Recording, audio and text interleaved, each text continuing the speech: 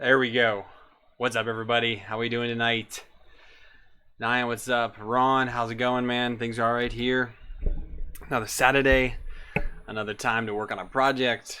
Should be good fun. I just want to make sure we get a good audio check. Make sure everybody can hear me okay.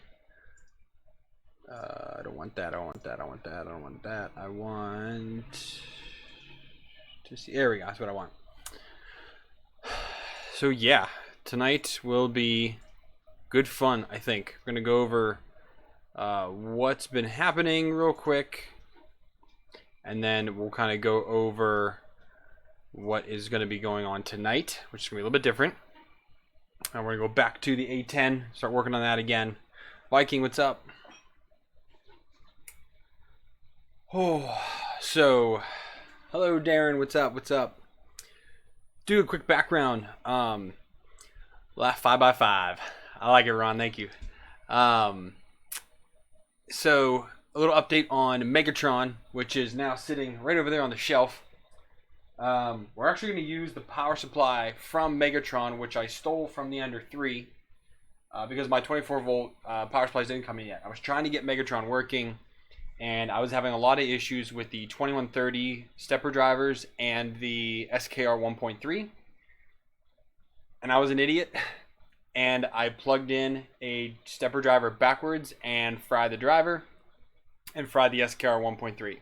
So I now have no board for the Megatron, and I ordered a new one with some new 2209 version 1.2, I believe what those are now. Is the newest version. So those will be coming eventually. It's a pandemic. Things are coming when they get here. There's nothing I can really do about that. So that's okay. We're going to wait for that to get here. I have a few actually. I bought a few 24 volt power supplies that will fit. They were actually very cheap on Amazon, and I came very highly recommended by one of my patrons. So I went ahead and ordered a few of those to have, number one, for spares, and number two, one to replace the Ender 3, one to put on Megatron, so I need two just for that, and I think I'll have one or two spares hanging around just to have. But yeah, I did wanted to get something that was well recommended, but I did not want to spend $40 on Meanwhile. Sorry, that's just too much money for that, for all the different printers I need to work on and fix. So new board for that, power supply for that, new drivers for that, and there's a few parts we had to modify and kind of update. Well, we being myself and Aaron. So I went ahead and modified the power supply. It was a little bit too short, so I fixed that. So there's a little more space in there now, and there will be more room for the switch, the fuse switch that's in there right now. It was going in there and just kind of barely hitting it, wasn't seating just right. So I went ahead and fixed that. We also went and fixed the issue with which I didn't notice until after the stream actually. The extruder could not home because it was hitting the electronics box. So I came up with an idea, and I asked Aaron if he could model it, and he said yes, and he did. It looks fantastic. That is on there now, so it basically moves the electronics enclosure back and out a little bit. So it actually sits behind the X-axis motor. Very cool design. I like it a lot. And it looks fantastic. It's strong, and that gets the electronics out of the way. The other thing that we kind of experienced on that is that I was trying so hard to get the max Z height. I mean, I wanted to squeeze every single millimeter out of the Z height that I could from the extrusion that I had. In doing so, we made the Y build, the whole Y, too low, which meant that the extruder, the hot end and the ABL probe would hit all of the motors when it homed, and it went to the max X. So in order to fix that, we had to borrow the idea from Bear, which I went this way because it was faster than me reprinting parts, and I'm getting really low on that green PETG, like dangerously low. I'm trying to get some more from Sunlu, but they only have it in their China warehouse. They don't have it on Amazon or anywhere else. So I have to order it from China. It's going to take forever to get here.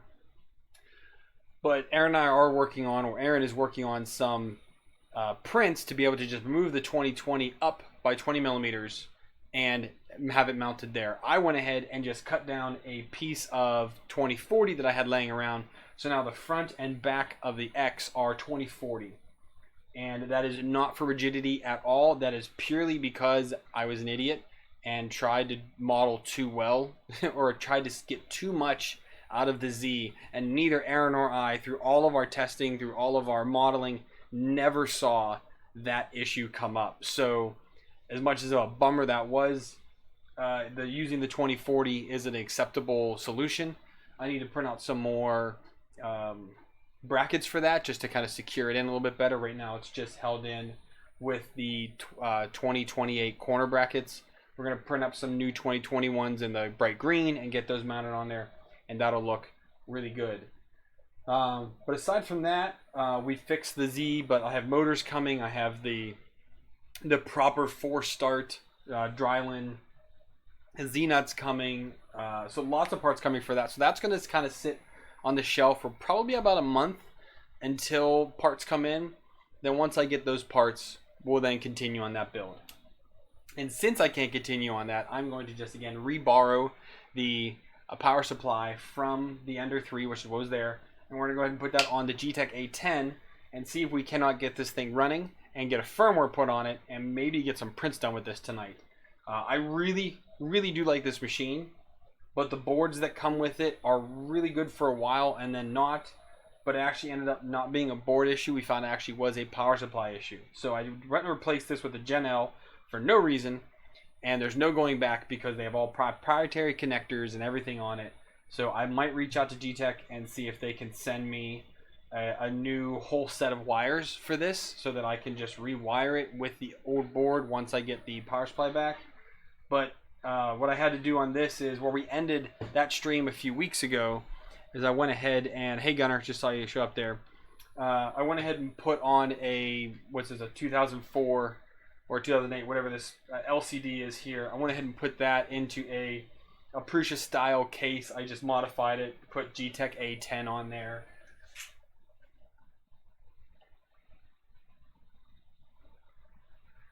There you go. So I just put Geeetech A10 on there because why not?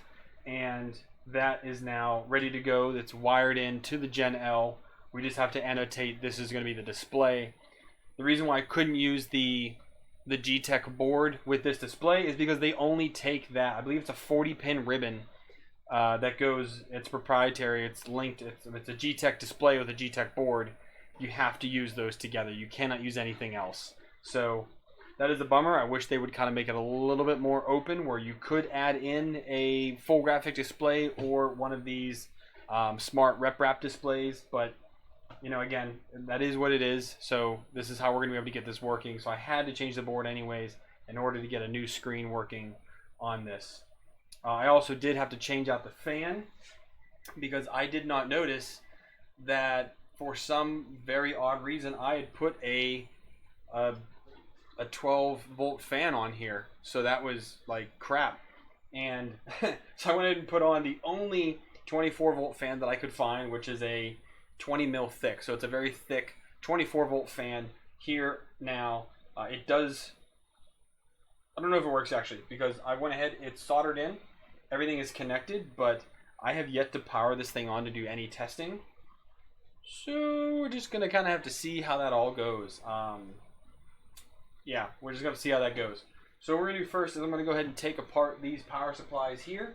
So what I have right down here is this is the power supply from the Ender 3. And I'm actually glad I took this off because on my Ender 3, which it's actually been a noted issue, the XT60 connector on the Ender 3 is fake. And because of that, it has a lot of resistance and they actually will burn and melt. Mine burned and melted so much I had to cut this other connector off just to be able to get the power supply off the Ender 3. So that's going to be another thing I need to do is cut the bind. I mean, because they're bound together. Cut those off of the Ender 3, wire in new legitimate XT60 connectors, and then kind of go from there. So that should work out pretty well, I hope. What's up, Dan?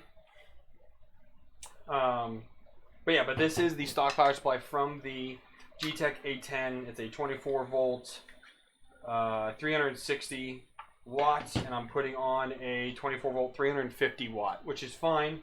They'll work out just, no issues there at all. And we're just going to reuse all the wiring harness from this on there. So I'll stop yapping and I can start disconnecting all these little bits. I see Nightbot is finally working again. For some reason I got deauthorized on my channel, and I've been meaning to make time to fix him, but Nightbot is fixed again, so it does my little reminders every so often.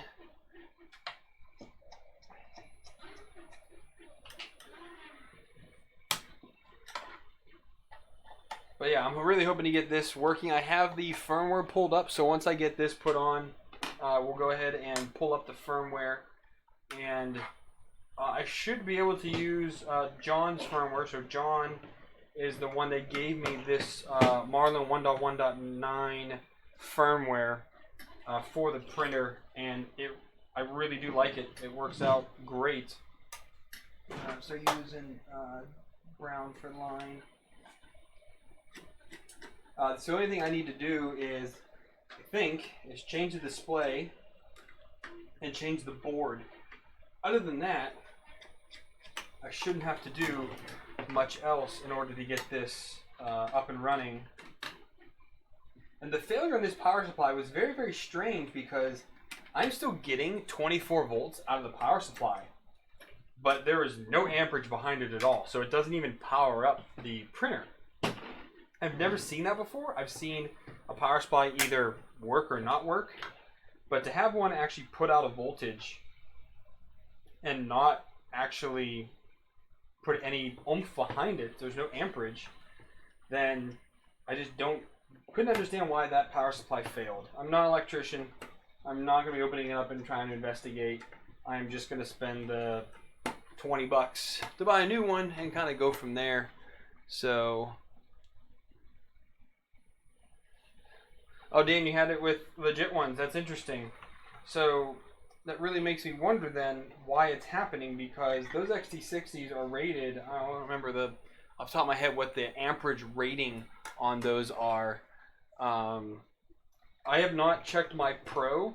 The Pro seems to be fine. I have taken that power supply off and used it to test other things. Like I used it to test out this printer actually whenever we were live streaming that about a month ago, I think that was, a few weeks ago, and it worked on here. So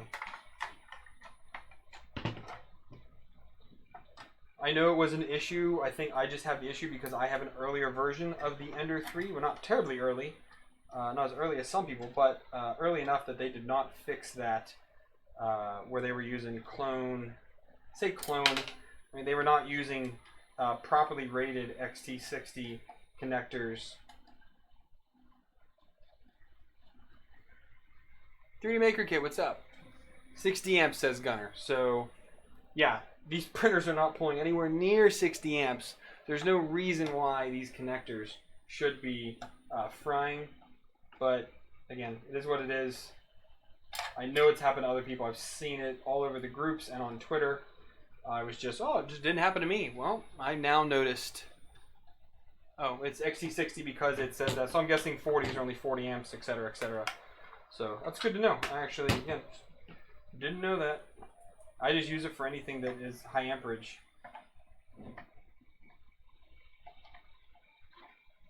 If you guys hear a printer in the background, I apologize. I am printing some very long projects, so that is going.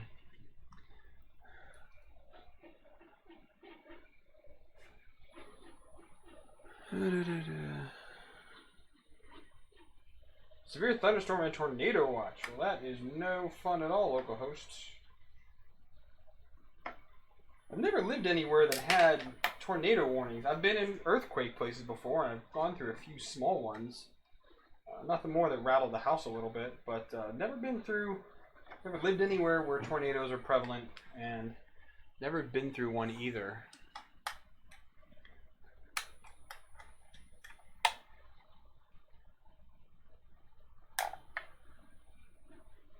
I'm going to say Martin because I can't pronounce your first name. They are soldered. I did check that on it. It is soldered, but I know some were crimped in the very, very beginning, but I got mine so long after that. I mean, the Ender 3 had been out for a good, year and a half before I finally got one here. So just only the really big channels had gotten those first. I was not very big then. I'm still not now, but I was not large enough of a channel to warrant an under 3.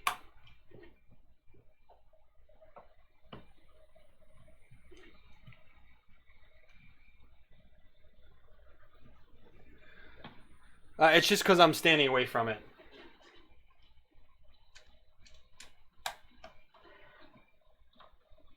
It's just while I'm doing this build part. I'll be closer in a little bit.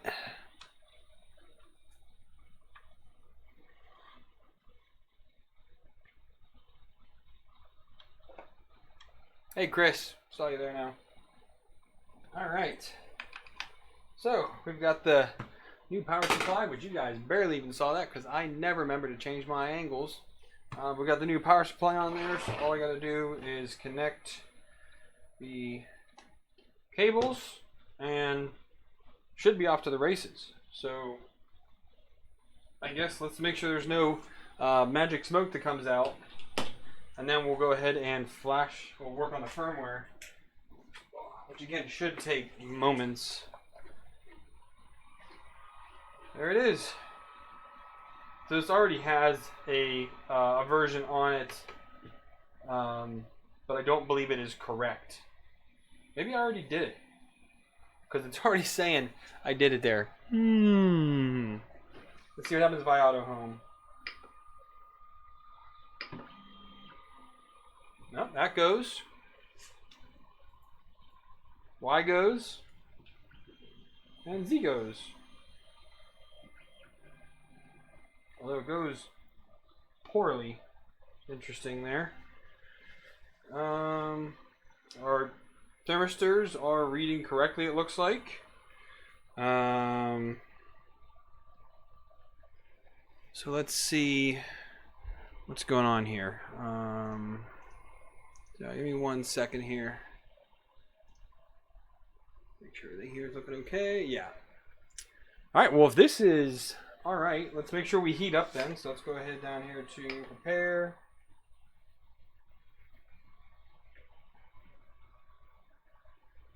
Preheat PLA. Preheat PLA. Let's make sure we actually do that, and then we'll go ahead and home this. Man, this fan shroud here is like, look how close this is. I mean, that is almost touching my, I'm going to move that forward a smidge. It's almost touching my spool holder because this humongous 20mm thick fan. I did buy some cheap 24-volt fans off of Amazon.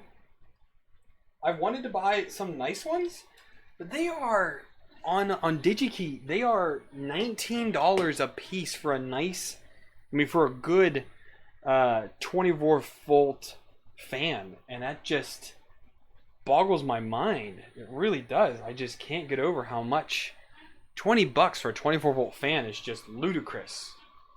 Absolutely ludicrous.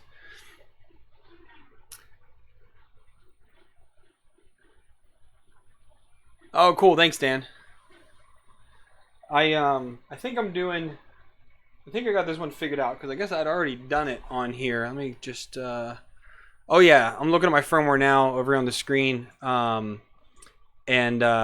Yeah, I already set this to the MKS Gen L. So I'm guessing I already did this a few weeks ago. That's good to know though. As long as we heat up okay. Original PIDs. TH3D has 24-volt fans. Ooh, hey Brandon. Let me where am I at here? Let's go TH3D and check that out because I just put an order. Are they good, Chris? Like, are they good fans? Because I wanted to get some Sun-Ons.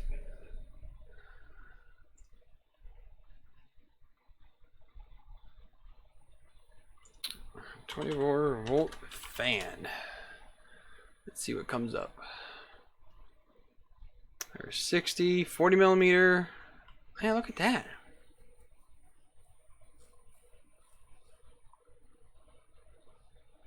I have 24-volt blower fans. What does he just have for 24-volt stuff? Let's see here. Yeah, see, he's got the good Meanwell power supplies. I don't think he sells anything else anymore. He only sells the Meanwells now.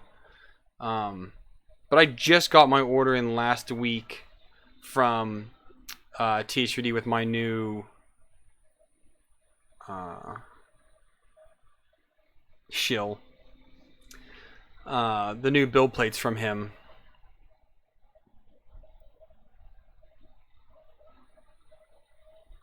I mean, I can't... Honestly, Tim does test everything that he sells. I know, I remember a long time ago when he was originally looking at fans, he ordered... God, he must have like 10 or 12 of them that he ordered in. He got samples of them all. So he was able to just kind of test all of them out. And I remember talking to him on Facebook about that. So I do know he tests everything that he gets. You know, he tests in order to order... He obviously orders stuff from China. Everybody does. But he at least tries different ones out and tries to find the best ones. So I give him props for that. And I was looking at getting a Titan from him, but I did find a fix for the Sidewinder. I had more issues with the Sidewinder again. So, but I did get a fix on there through the group, so I was happy about that. That's not too bad. Yeah, I would definitely have to take a look at these in a hot minute. So, whoops. Eating E1 failed. All right, we might need to do a PID tune here. Wait, isn't this issue I was having before? I was having an issue last time with this.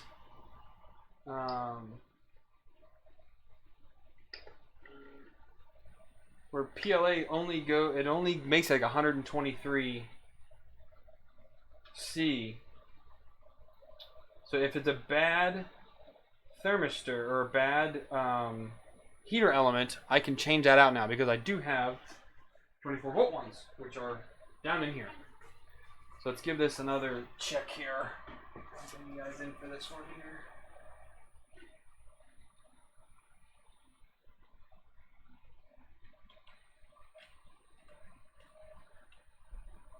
There you can see that. I think it only is going to get to like 123, and then that's going to stop.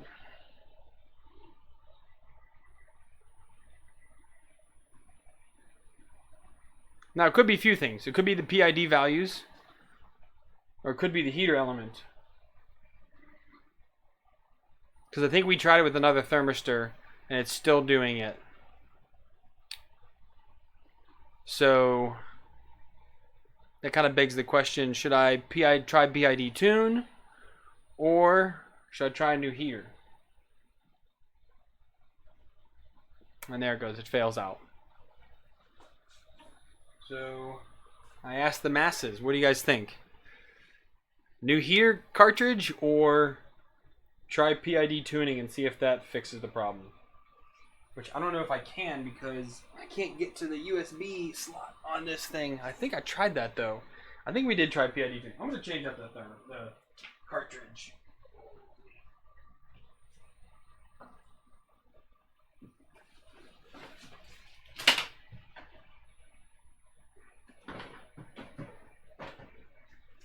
I know where everything is. I've got the new ones here.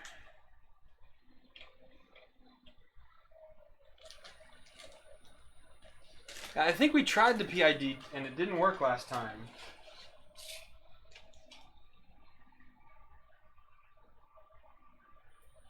I'd have to go look at the old stream, but I didn't actually take any notes.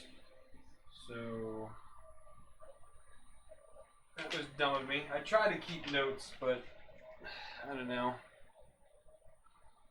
It's like a choose your own adventure game. Yeah, Dustin?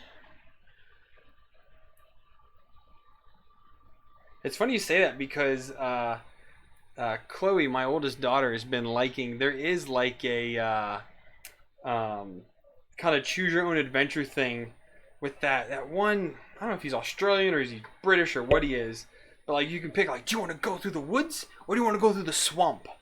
And like you get to choose like, where basically you get to choose the path you want to take, and he does both of them. He'll go either one.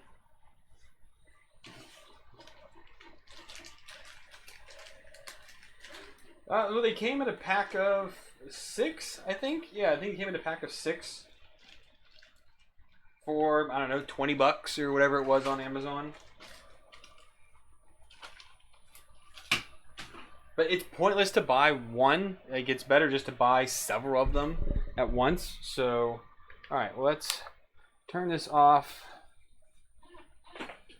And we're going to try, see that's the easiest way to do this here. Because I do have a problem.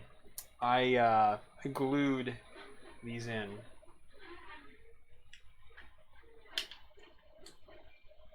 I could try to take it back out. I don't think it's going to work though, and I really don't want to break this thing because then I have to reprint the mount. I'd love to avoid reprinting the mount. I think I just put like a dab on. I was like, oh, I can break that later. I am Shane. I can.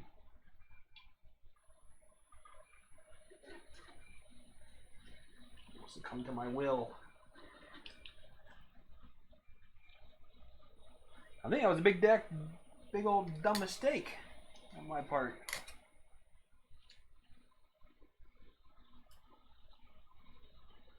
Because with that on there is no way I can get to that heater element. What's that? Oh yeah, that. It's pointless.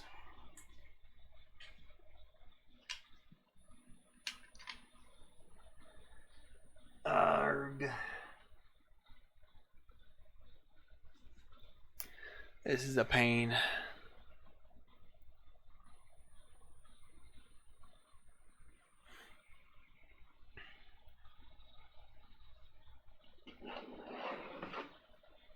I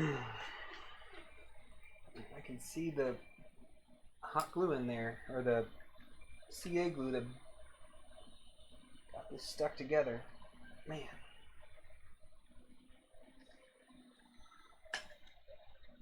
Why did I glue these?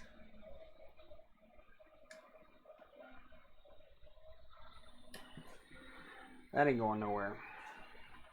It's a dad joke in a bad way.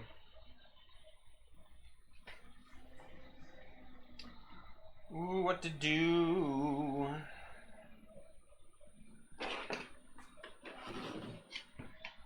Raise this up.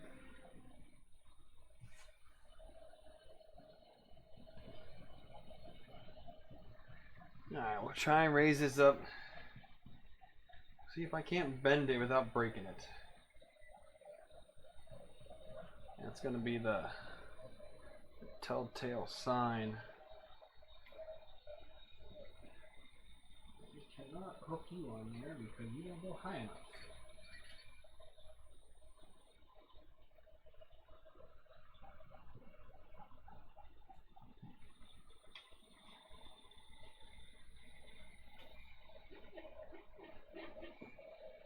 Definitely some of these cables are not long enough compared to other ones.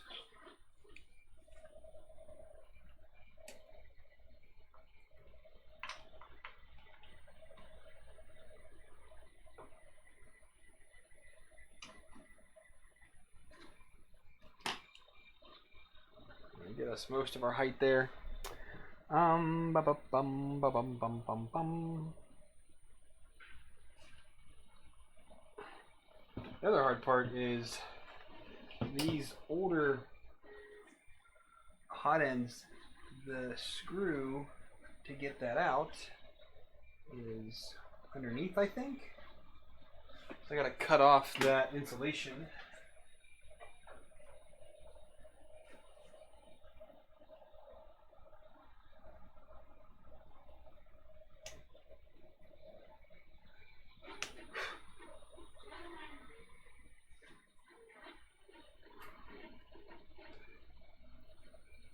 Seems a good idea at the time. That is very right, Ron.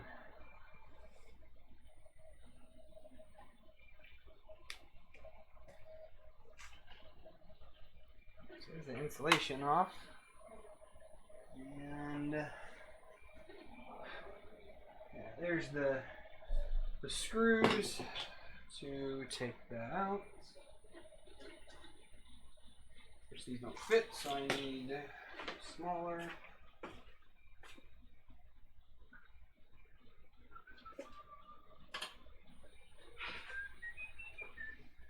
Okay, let's see.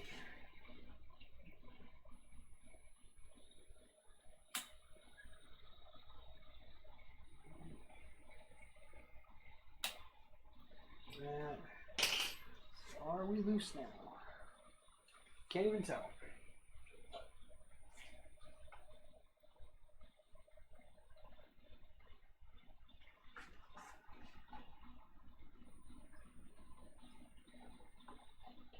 Yeah, because I think I also tried the thermostat. It didn't work. Alright, it's loose. How can I get you out? So anyway, if I break this.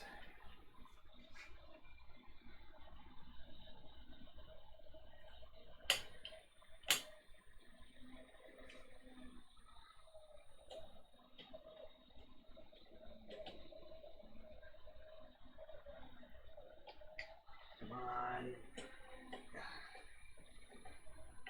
Ooh.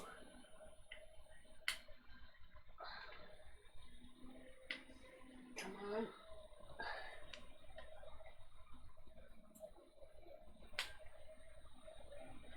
Why am I stuck? Come on, why am I stuck?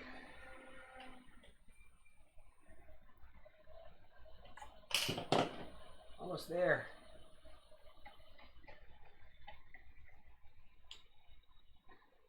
I'm so gonna like smack my hand up against this or something.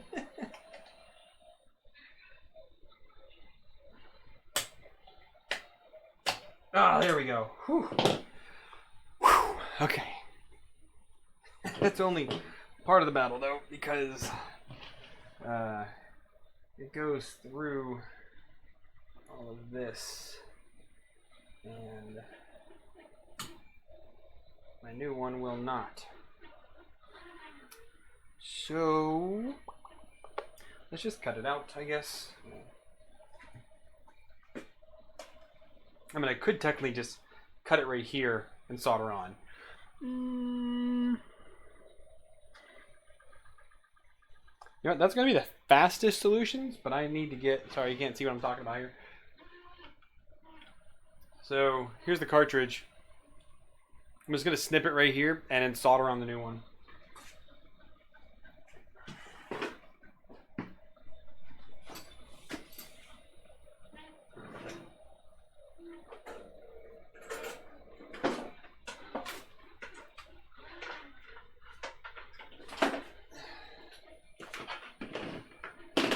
Good day whenever you gotta get out the soldering iron. Go get some water real quick.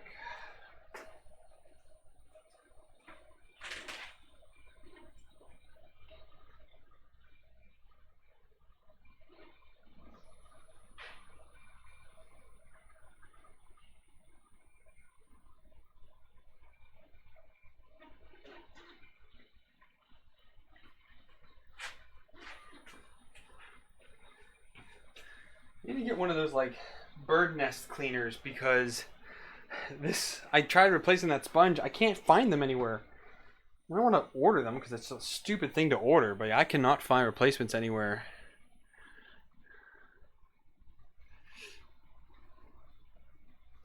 It wasn't bad before, it is now. That's right. Yeah, I could use other connectors, but there's not a whole lot of space up here, and I don't have any XT30s. So that might be a good thing to add to my Amazon cart. Go Amazon real quick. XT30s.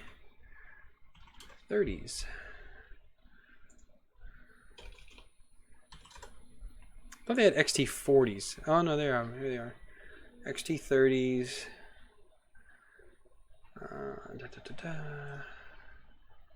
And we'll add to cart. I'll buy that some other time.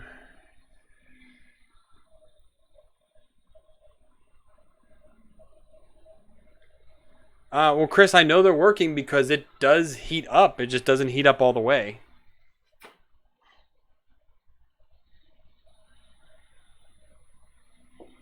I mean, yes, I do. I can take it apart. That's your request.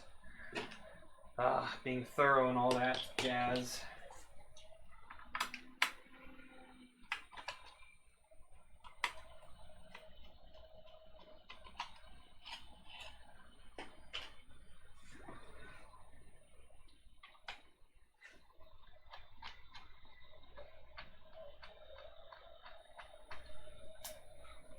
What's up, Tim?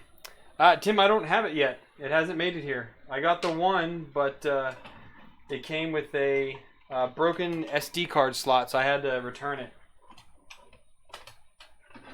The new one is on its way. Alright, so I should be able to just do it through the terminal block.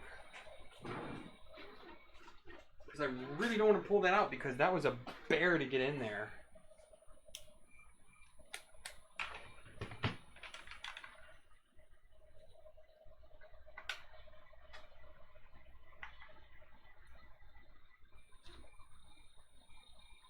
Tim, somebody told me to buy your 24 volt fans. Are they any good?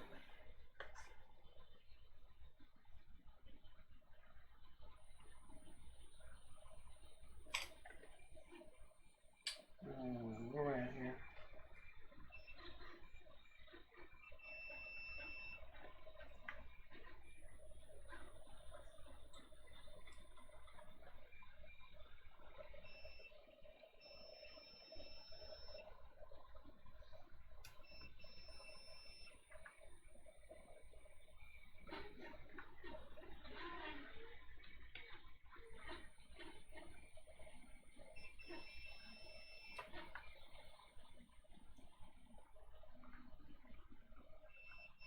Yeah, the wires are good.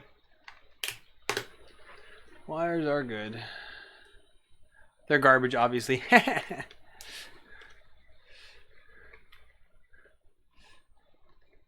Well, everyone here's I just got recommended them. So, hey, TH3D is going to send me some 24 volt fans.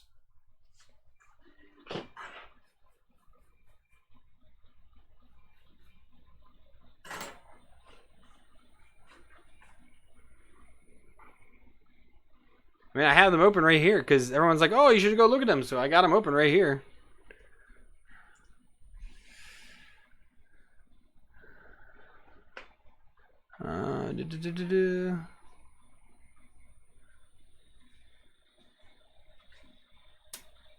Okay, that's almost heating up. I gotta get some shrink tubing real quick.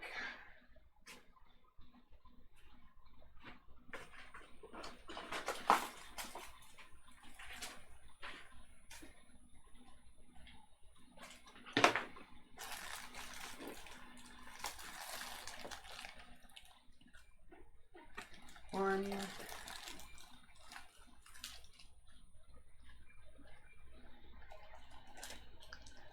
Too big. Two. There we go. No, the 40 mil ones. Because I've got a big fat 20 mil on here right now because that's the only other 24 volt fan I have laying around. I have no idea what it came from. It came from one of my printers.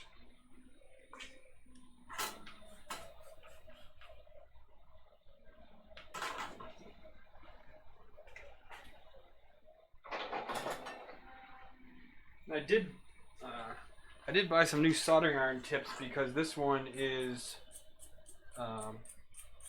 really starting to get some bad scale on it.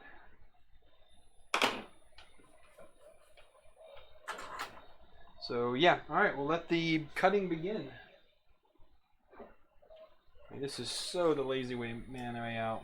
Wonder if you know what? Let's yeah, no, because I don't want to reach in there again.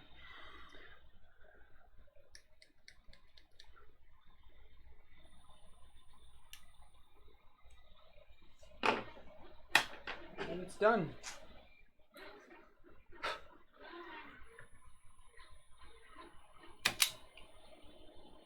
Of course, I didn't leave myself much space here.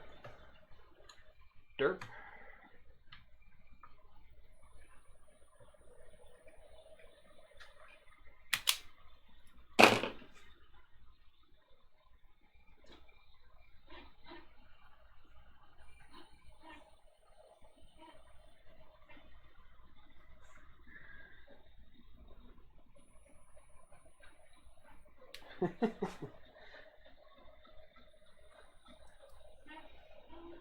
Well, Tim, how did your stream go today? I missed it because you stream during the day and I can't be there for that.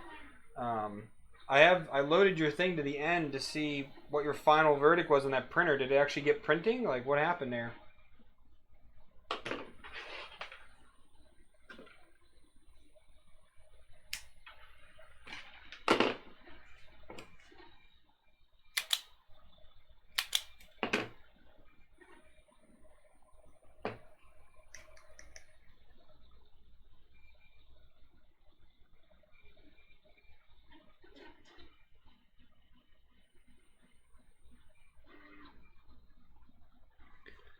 Charm was good. Did you get it printing?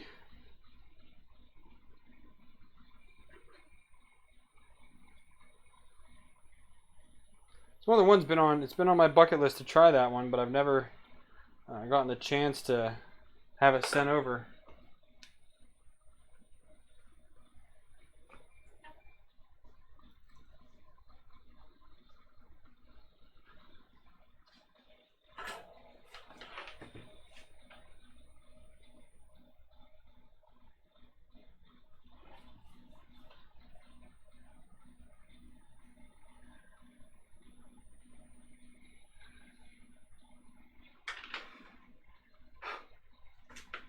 I gotta clean those up some more. Man, I freaking hate these cables.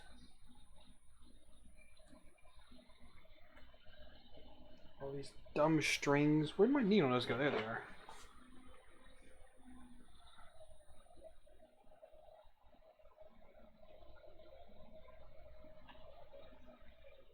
So I did attempt before I started to stream today to do this on Twitch as well, but the app that I tried using, I think it was called Restream, it didn't work. It didn't like it. So I may try a test one later. I've always wanted to be able to stream on both Twitch and YouTube at the same time. Try and maybe like broaden my audience a little bit, but did not work this time. So I don't know if anybody is using Restream or not. So I'd be interested to hear your thoughts on it.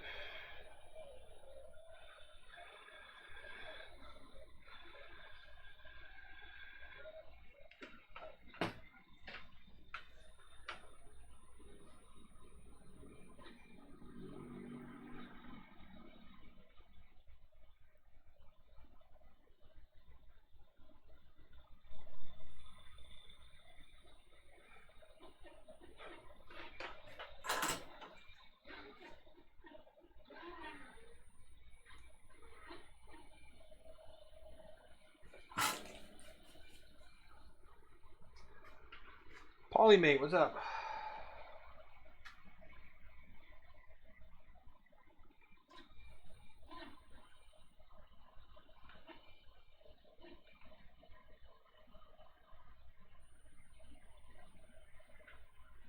I just don't feel like getting my heat gun out, which is why I'm doing this the poor man's way. I do have my lighter there.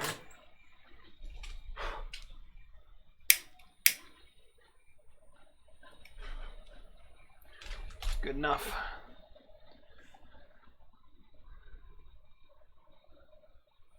Formax was a nightmare. Well, that is it's kind of a relief because that was another one also. I was like, ooh, I've been trying to get a company to send me a decent enclosed printer because I have the FT5, but the mods to do that are not necessarily cheap, but not necessarily expensive either. So I've been kind of trying to get one out of the box that could work, and I have not been successful. All right, let's try and get this sucker back on, or back in here, because this is going to be an absolute bear again.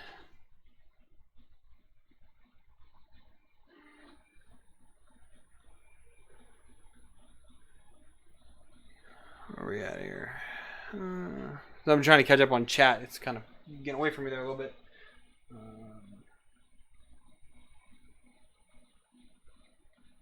Let's see if I can get this back in here.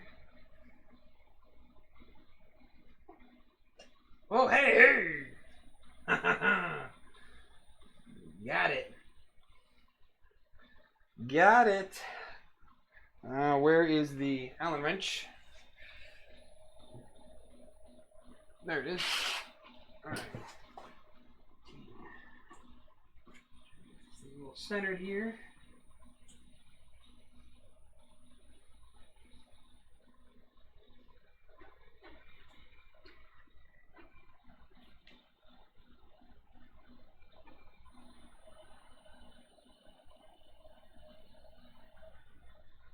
Okay.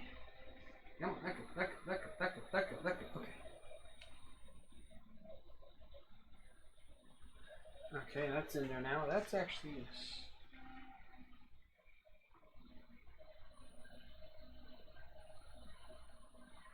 it's a smidge on the loose side. I'll have to fix that later. All right. Well, let's see. Can it even heat up?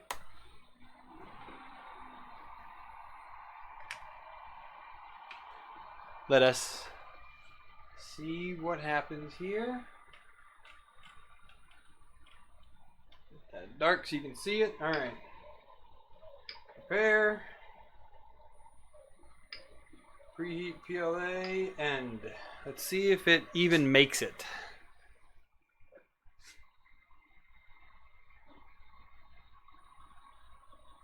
Is that in focus now? Yeah, I think it's in focus now. Hey Paul, what's up, man?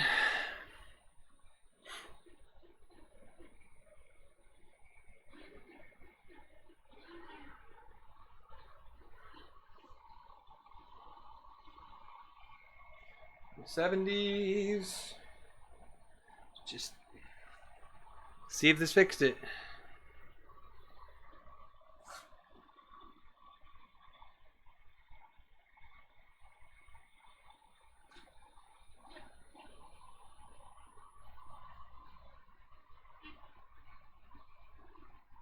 $122, $123. Nope.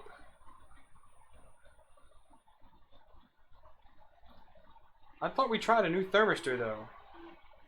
Unless the thermistor in the firmware is wrong.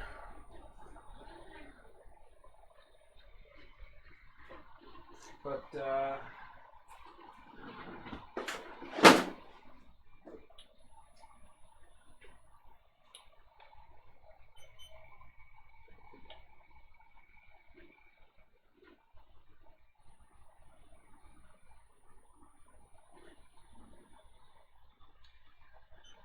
yeah, that fails out. So maybe the thermistor is wrong for this machine in the firmware? I mean, I have it set to the generic, 1. I mean, it could be, what, 5, right? But I thought they were the same.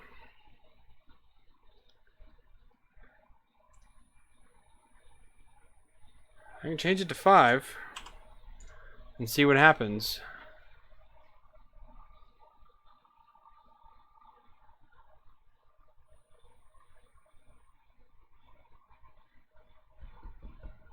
I'm guessing, yeah, maybe 5.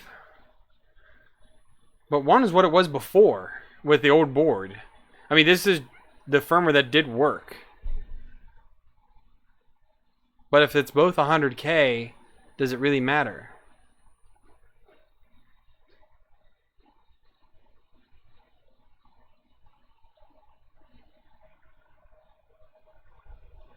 I really don't know.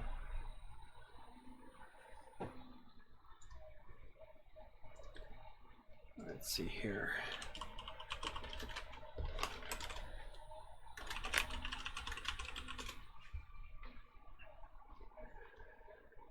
Yeah, it's 100K.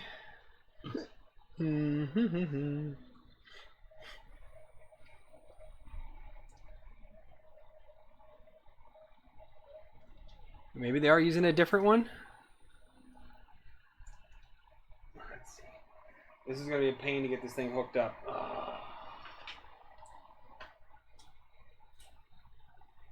Because this board does not match what the old board was.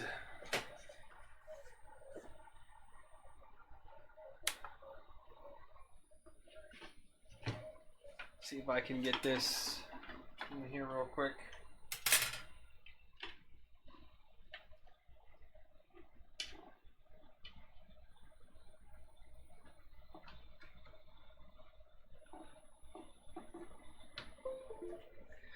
Tim, you're the firmware king. What's going on here, man? Well, this isn't an E3DV6. This is the Geeetech one. And it has a resistor in it. I do know that. Tools. Alright, we need to change this to Mega. And then port should be 7. Or is it 5? Actually, might be 5. Ah, YOLO. Let's see what happens.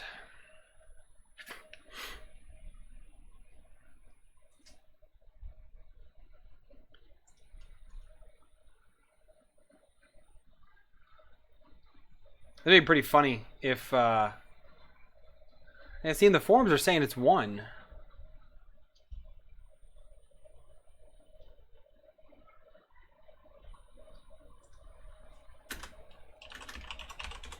And Marlin.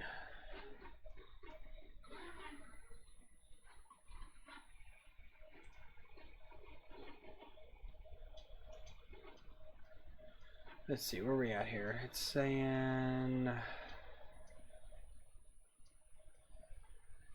And they have it set to 1 in this one as well. Tim had to leave, that jerk. I'll ping him on Facebook.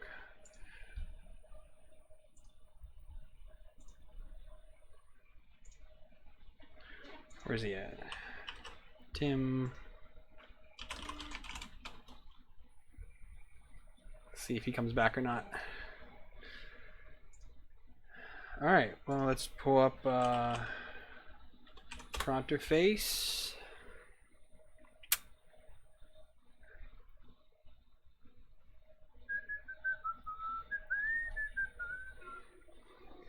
Turn this on. I say this is COM 7. Connect. Baud rate 25. Connect. Okay. So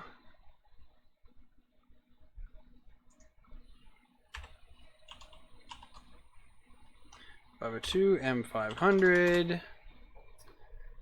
And let's set it to 215 and see if it makes it.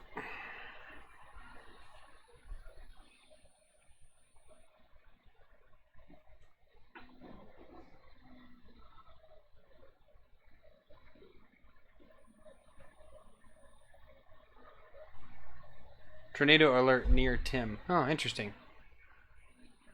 Someone was saying that somebody else has a tornado alert near them. Now, if we make it past 123, we're all right.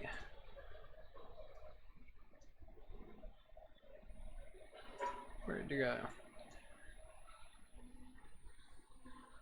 115, 116. I mean, could the PID be that far out of whack? I mean, it did work before with this exact same one. But now we're doing worse than we were before because it's only at 116. Yeah, heating failed. Okay. Okay, what to do now?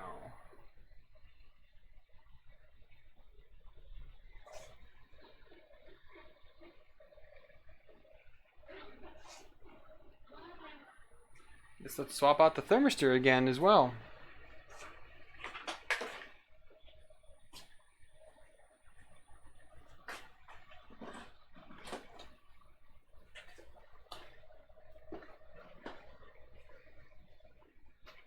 I mean, I have more of theirs that they sent, but they said they're these little things you have to solder in, and I really don't like it.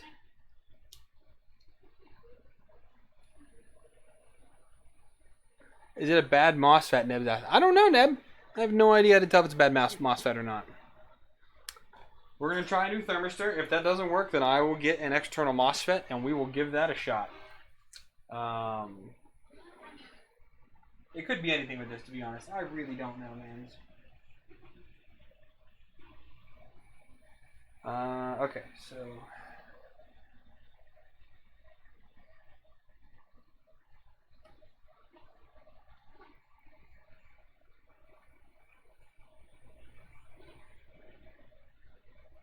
broke that one. Okay.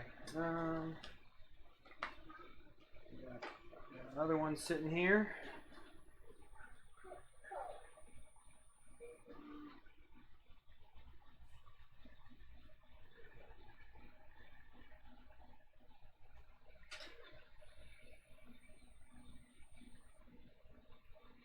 Let's see if this works. So we gotta go. Keep losing that little Allen wrench. I keep setting it down somewhere.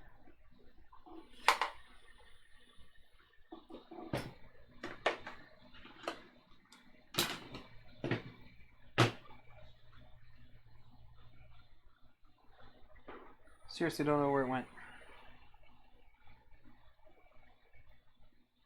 It's not a. I mean, the bed heater. It was functional before. Order.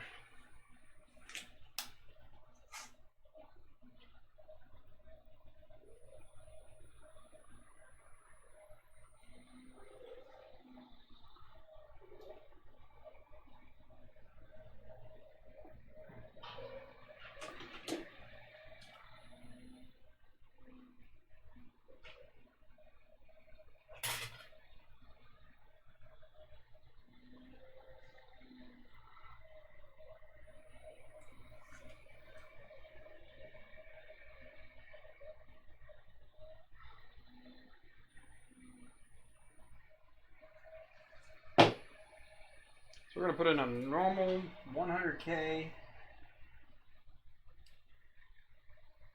one and see how it does.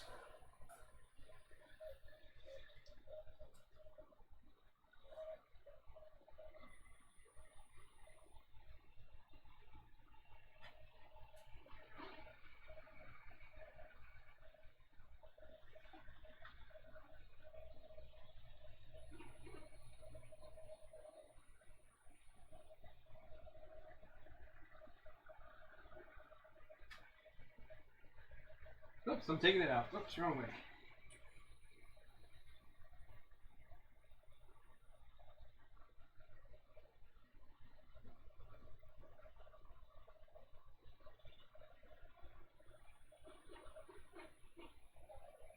Okay. Now let's try prepare PPLA preheat end. Well, I guess I'm in here. I can just set this to 215. My temperature graph up again. Come on, why do you do that?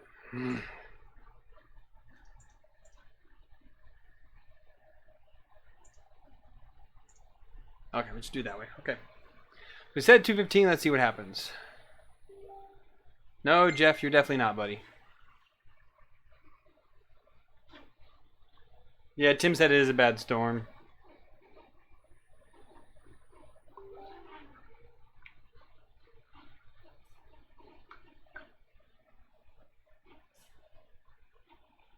All right, 115, 116. It's slowing down too much. I don't think it's going to make it.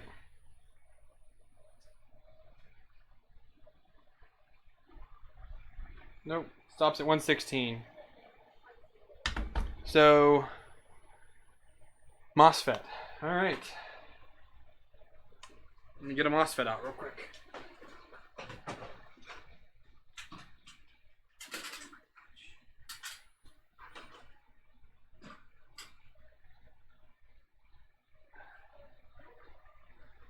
Didn't I try this last time?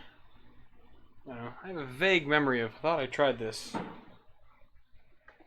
Alright, that failed. Alright, turn off the power. Disconnect the USB. Since I have the new thermistor in there, we're going to try this again and see how it goes here.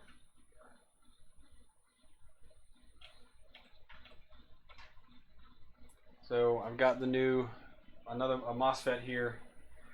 Should work. I've used it before to test things. I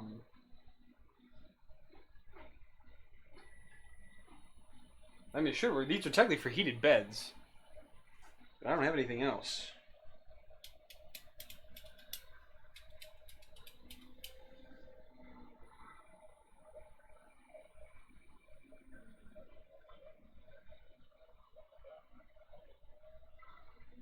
I need to apply power to it.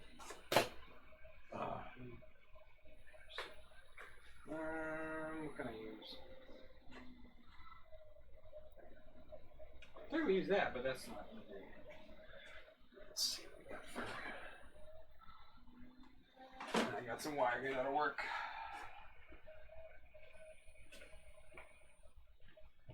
Have to tap into the power supply to get this.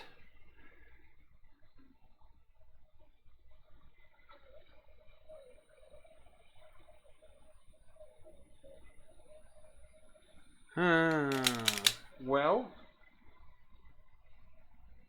Oh, this has 2 heaters on it. So what if I do that? What if I change? Hold on here. This has 2 extruders. What if I change to extruder 2 instead? So if I go to the firmware, let's see here. Where are we at? I can do that, right? If we just make this 0, and let's temp sense 1, make this 1, and then oh, Ron, you're killing me here. I don't want to do another board. I don't have any other boards that'll fit in there. I have an SKR Mini. I have an SKR Mini here.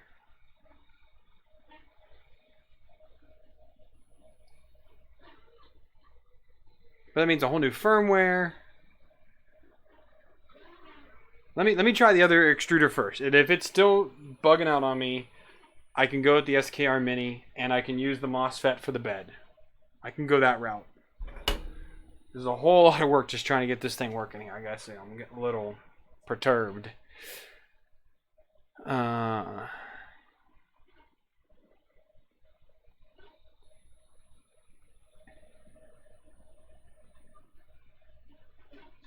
Well, then I wonder if I should just go with the SKR instead of using this thing. Just go with the SKR.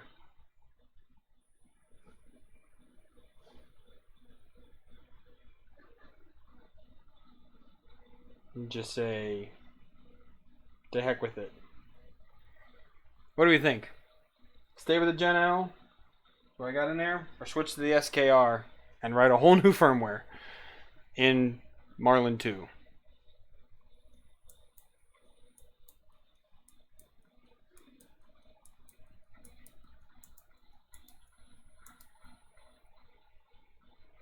Oh, man. This is killing me here.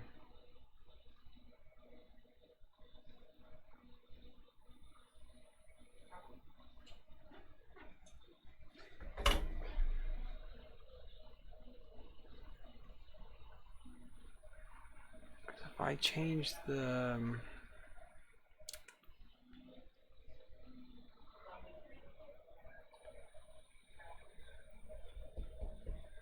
just says board issue. Right here, stay with the current board.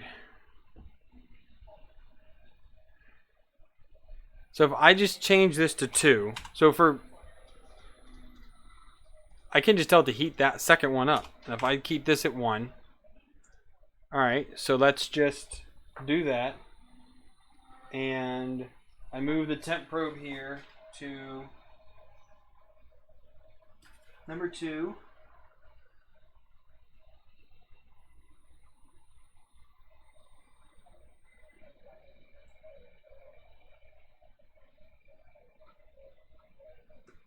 I move that to there.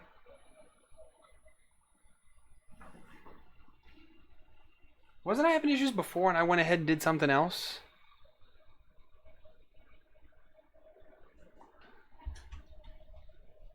Let's just see this. I think there was another issue with this board from the last stream and I just don't remember it, to be honest.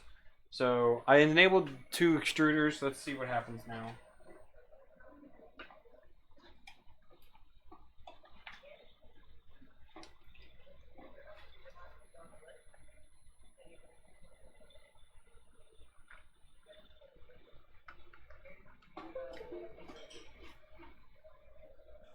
Let's just throw this at it. And then I'll switch out the wiring and see what happens, or I'll just add another heater. Oh yeah, I'll switch out the wiring. Let's just take a second.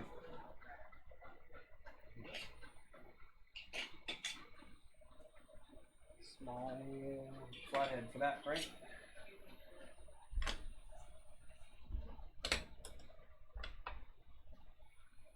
Yeah, this might end up going with SKR anyways. Well, I was kind of thinking about putting the SKR on the Mega Zero, but if it gets this printer working again, that's kind of what we're looking for here, is to get this printer working again. Oh wait, what happened here? Oh yeah, we're still going. Okay. Whew. Yeah, the Chimeras, a lot of people aren't able to get those. Alright, so if we power this on, yeah, I've got the second one there, so let me power this off, disconnect the USB, and move my heater cartridge over, which is going to be an absolute bear to do.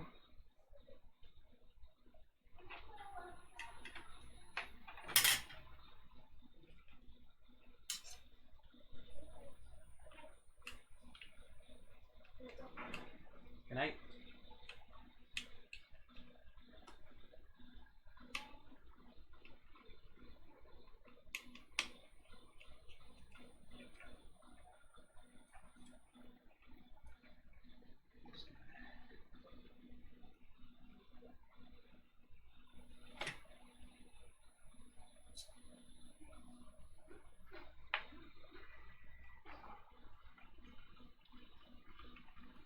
One cable.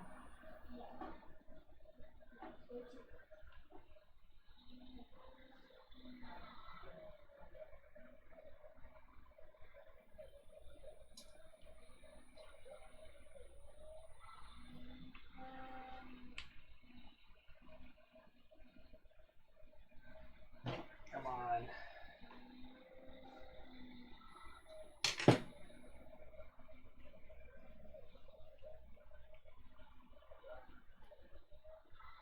Alright, so now that that's all connected, I turn this on. We go down here to prepare, or let's just go to control, temperature, nozzle 2, let's pull this puppy up to 11.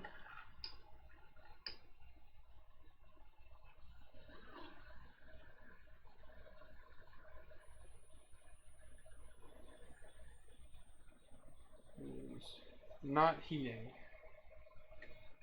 Wonder if I didn't put that cable in all the way properly, like. You came out of your connector. Look at that.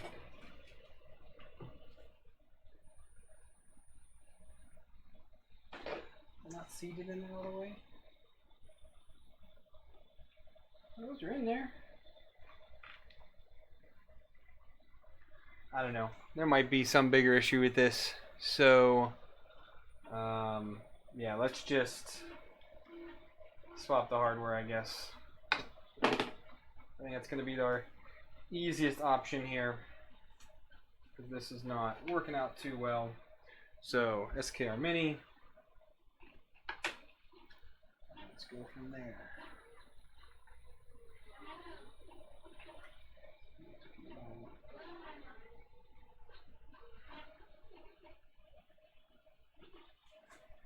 I need to look up the wiring diagram for this. So SKR Mini. What is this one? This is a Mini 1v1. 1.1. Pin out. There we go. Open image in new tab. All right. So that is the LCD. Which one's EXP 1 and 2? 1 is at the bottom. Okay.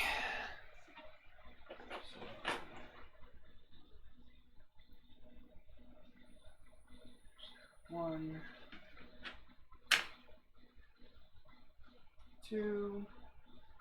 Alright, now we've got our limit switches. So, which way is our 5 volts at here?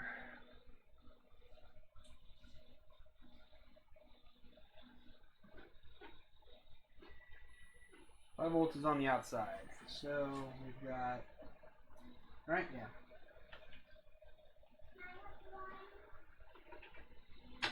This is X-Men.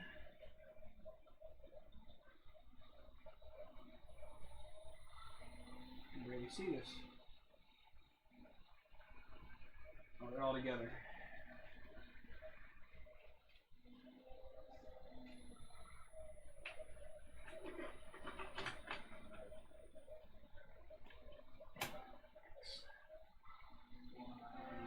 Z.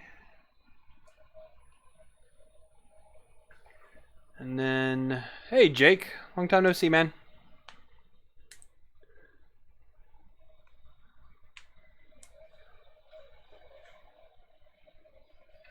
We have our thermistor.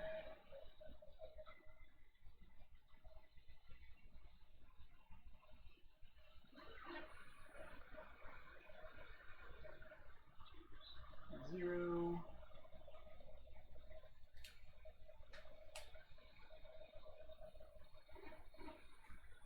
It's such a weird board because it has an output for a thermistor for heated bed, and it has, you know,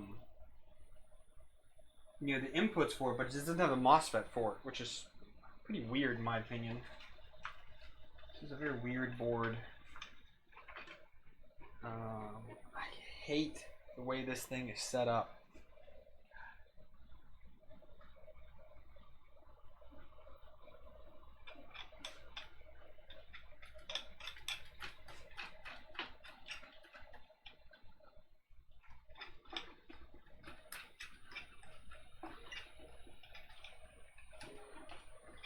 Just wheel out of the way. Yeah, I have one here. It's just, again, it's just a very weird way that they have set this board up.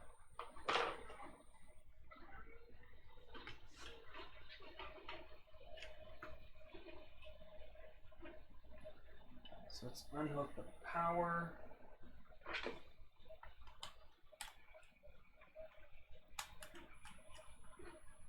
Bed.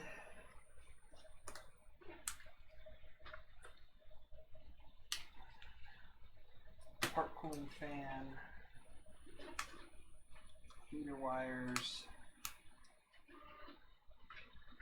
Now we've got a few more degrees of freedom here.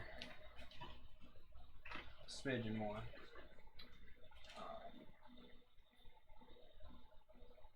We're gonna end up wiring this in this orientation. I lost a cable.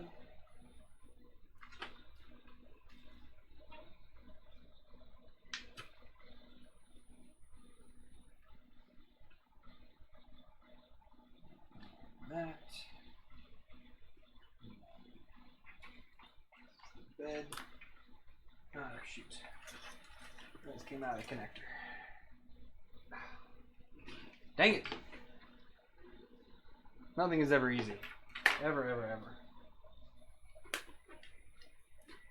ever. I never know why I spend so much time fixing these machines.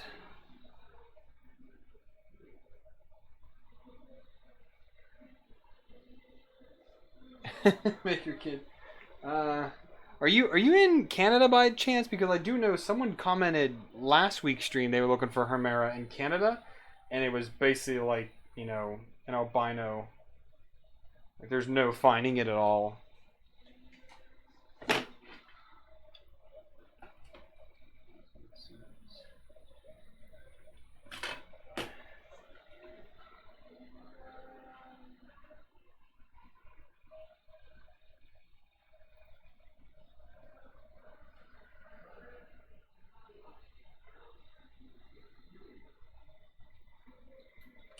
We've got the extruder,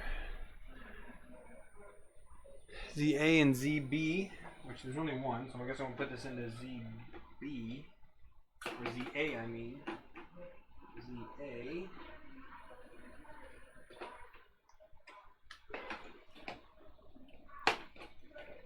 Y. And then X is there.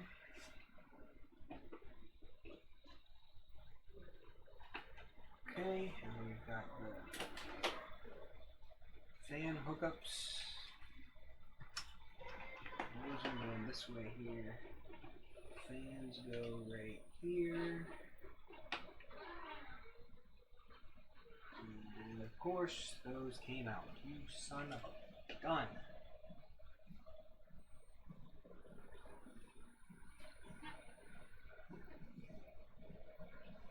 Which ones of these were which. So we're just gonna see if this works.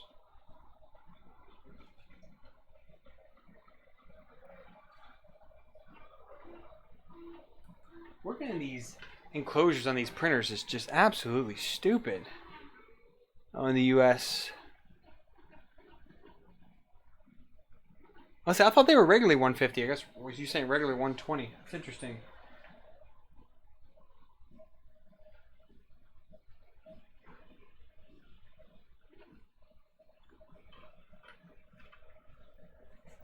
Cover.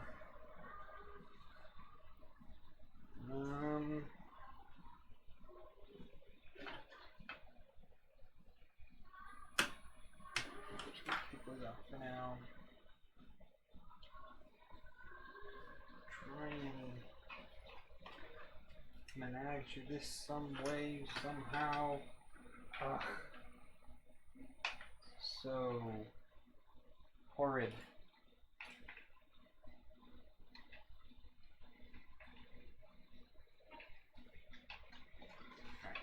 Shove this in here and try to move the bed.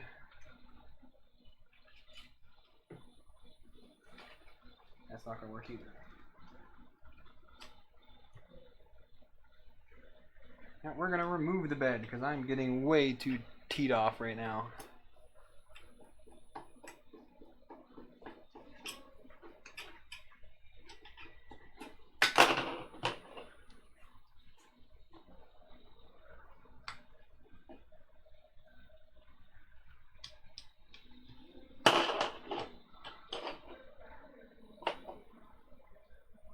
Actually super glue these in this time.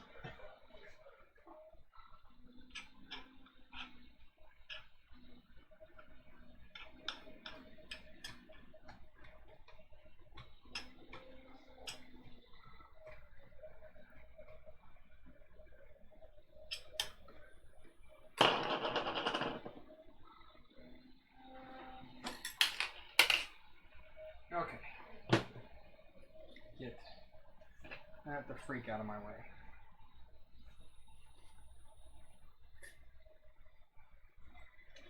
Another spring go. I'll find it later. So now we can go here, I guess.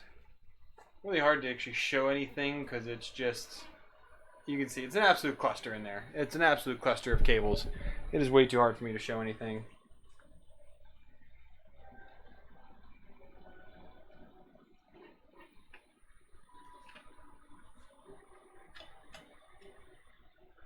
This is from the bed. Where'd that connector go? There it is.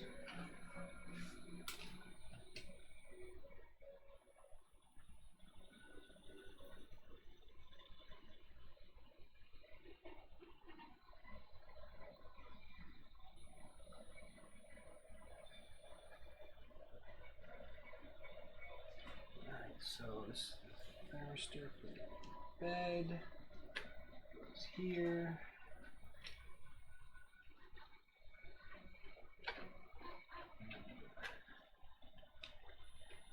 The cables will go to the MOSFET, which will take care of that. Not right now, because I don't really care. I want to see if this extruder is going to work. This heater is going to work. Main power, where'd you go? Where'd you go? Main power. Right here. So I want this board oriented this way. And good golly, oh man, this stuff is just everywhere.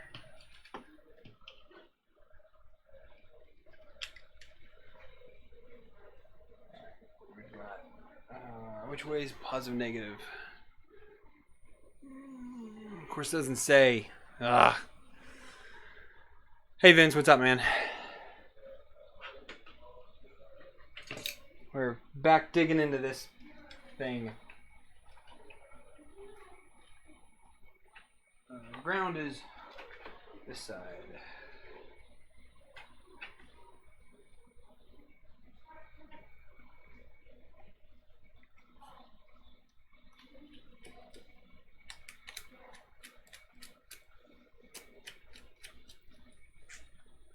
Let's see if I can get these in here.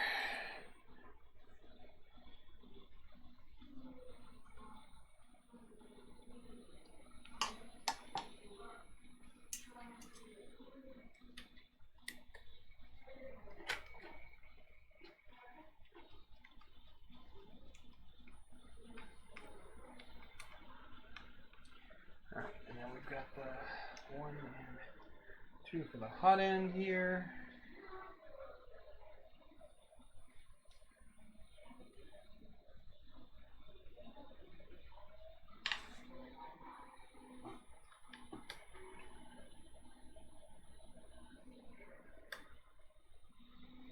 Board is microscopic though, my god.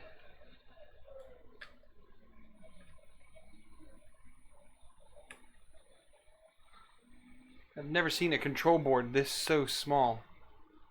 Okay, so those are in. And then we've got this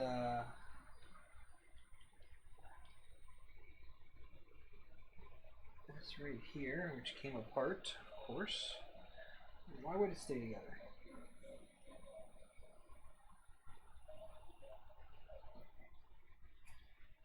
This is gonna be, does this give me? Does not. So this is the fan right here. And then this is the control for heated bed. Let me see if I have a cable pre-made for that.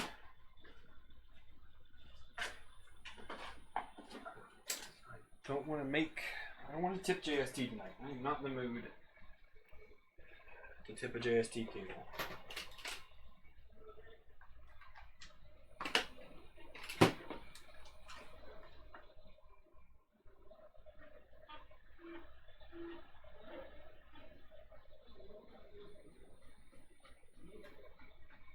That's going to be a big fat negative. So we're going to go the cheap way. And see what we can do here. Gunner, the other board, we think it, consensus might be that it was the board is having issues. That Gen L that I have is having issues. I don't know. I've had it for a while. I can't confirm if it was good or not. So we're just going to go this way here. We're not worrying about MOSFET yet for that. That's fine. So let me just confirm I got everything connected here. Heated bed, not yet. But everything else should be connected now. Those end stops are correct. Shoot, which are these again?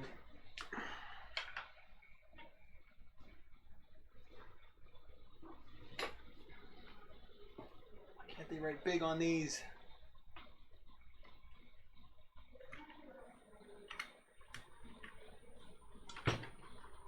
We're just going. We have to hook the board up anyways, because I got to make a firmware for this.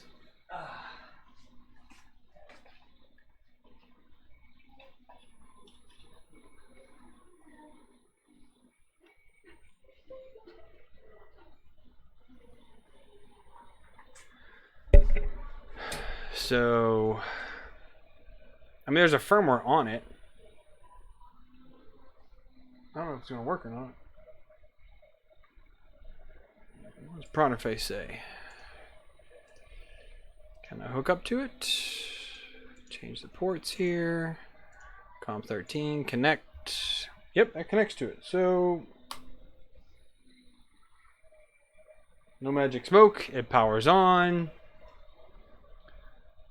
I'm getting a temperature readout.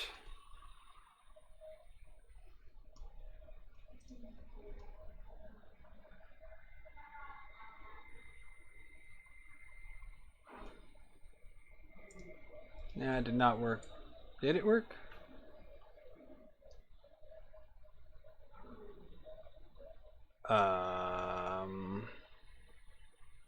Yeah, I don't know. I'm gonna need to find some firmware for this, I guess. Try and get chalk up the LCD here. Do it from the LCD. Did that just air it out on me? I told it to go to temperature.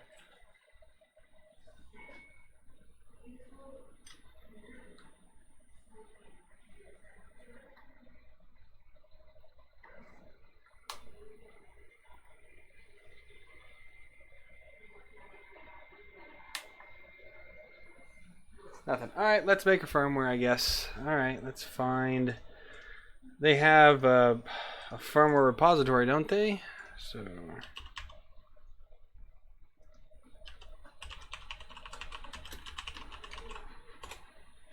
Big Tree Tech firmware. Okay, so Big Tree Tech. We need the SKR Mini.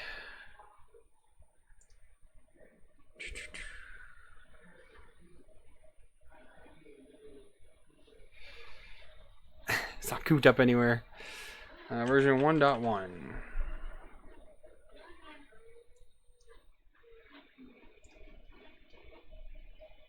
SKR Mini 1.1. Firmware. Alright, let's download this zip here.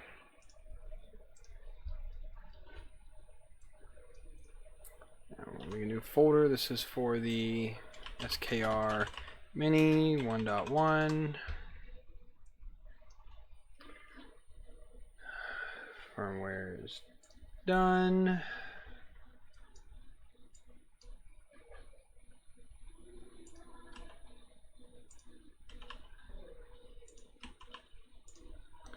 Bring up Visual Studio. This is gonna be fun because I hate compiling firmware. God, it just drives me crazy. Hey Andre, what's up?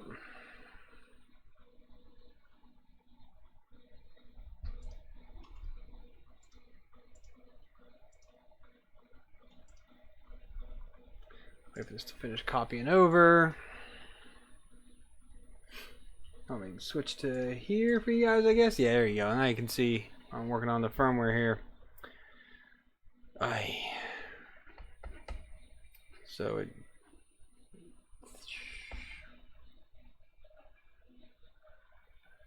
I could just try going back.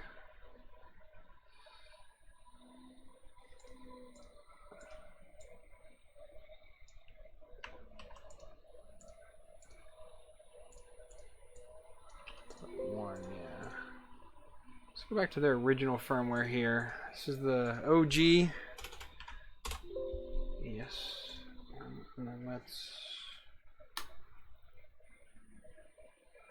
boot it up.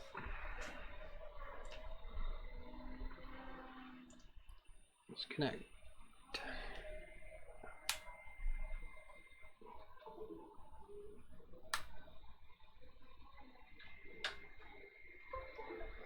Alright, so we will port 13 on this, connect. Can I set it? No!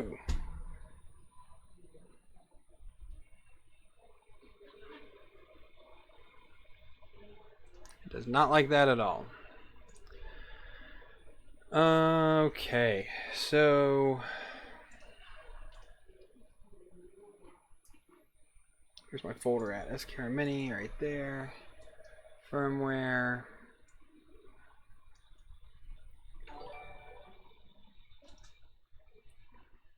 Uh, 120 at 64p, I guess, right? Oh, it's just a firmware.bin. Oh, shoot. There's no source code here? Oh, here it is. Okay. So, we need to go to... What? Import Arduino project. Mega. And then I need to find my project here. So here's here, share documents, 3D printing, Arduino.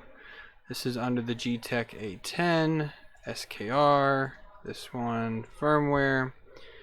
I guess we're gonna go to this one here, I guess. And import. Okay, so Marlin configuration. Oh my god. Alright, let's see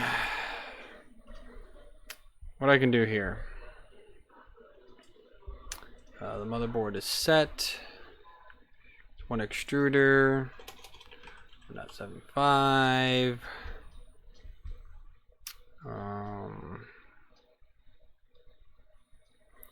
I'm gonna think of something that I need to set quickly just to get this running. Say it now. So I can just want to give this thing a shot and see if we can even heat up.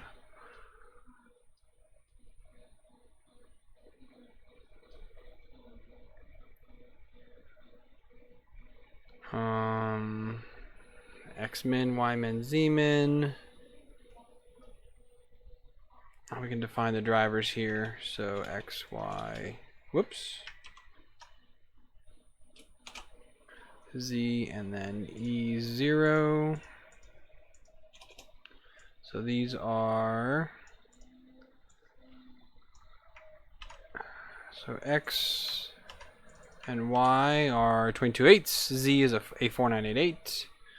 Aaron, I am messing with SKR Mini now because I think the Gen L is not working in the A10. So I am trying to muck around in here, see if I can get this thing to work. We don't have a Z probe, that's fine. Let's go down to LCD.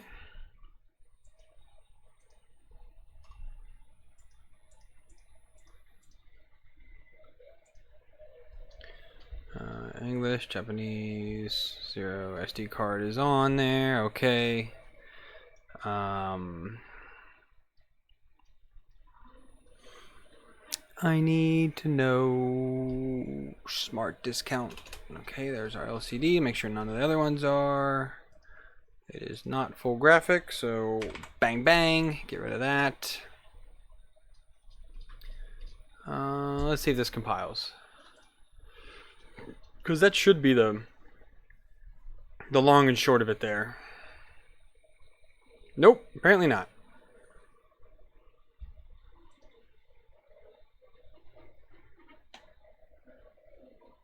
You're kidding me, right? Oh my god. Okay, so we're just going to save, close this out. We're going to remove that.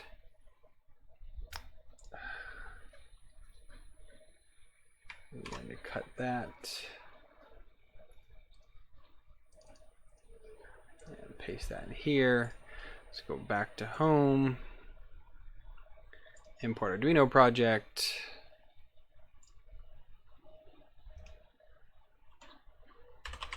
Mega. Document. Chain. 3D printing. Arduino. Geeetech A10. SKR. Marlin. Import. Okay. So let's try to compile that again.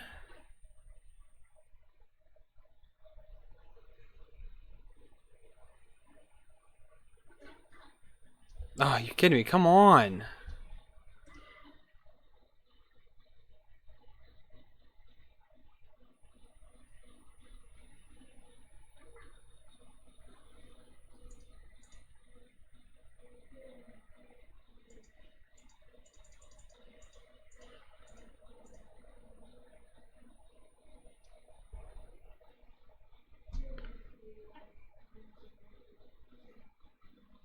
I mean, no such directory. It's right there. I don't get it.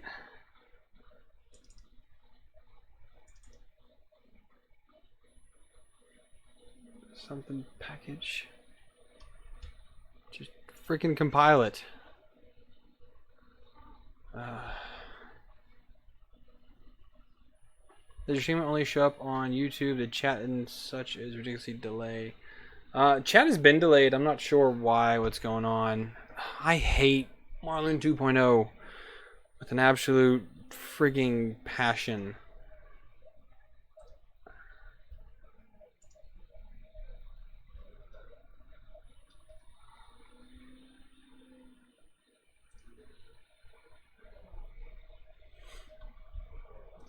Let's try to open the project then. 3D printing, Arduino, Geeetech A10, SKR, this one, open it, Marlin, configuration, build it.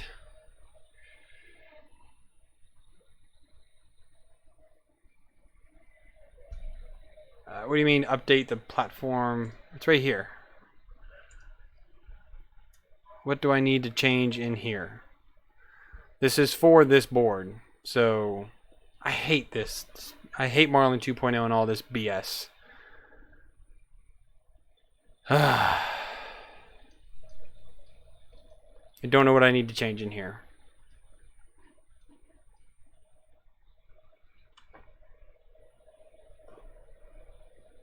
Try adding the whole Marlin directory, not the project. I did add the whole Marlin directory.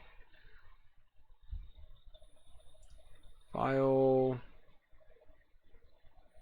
add folder.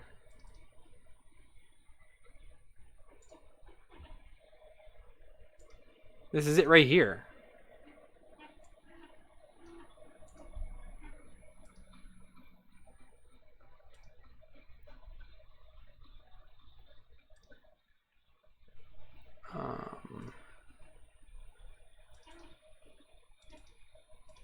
That's not what I wanted. Select folder. Don't save. Marlin configuration. Did this update with what I did?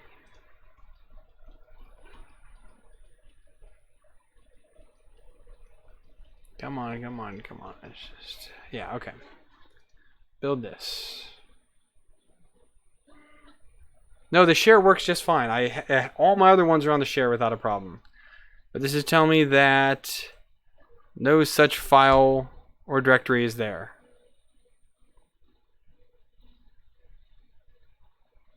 I hate this with a passion.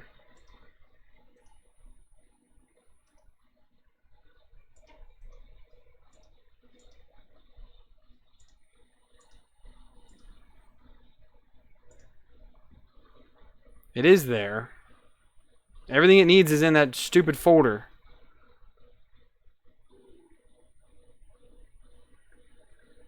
It's right here, Gunner. I'll send you in Discord. Hang on. I'll put it in the 3D printing channel.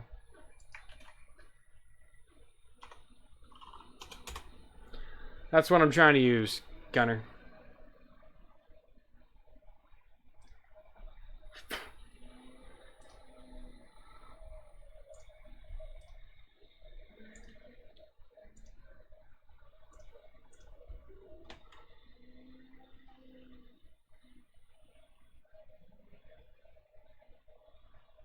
Let's look for some FlashForge interface board. FlashForge interface board LCD.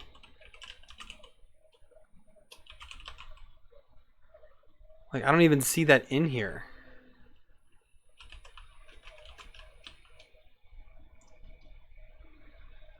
It's not too deep, Jeff. Again, this is exactly where all my other ones are.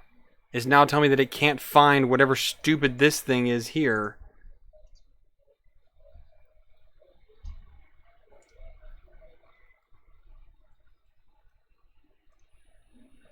But to make everybody happy, I will copy it And I will paste it on the desktop.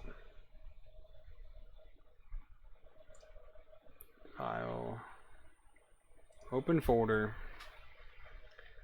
and I will go to the desktop here.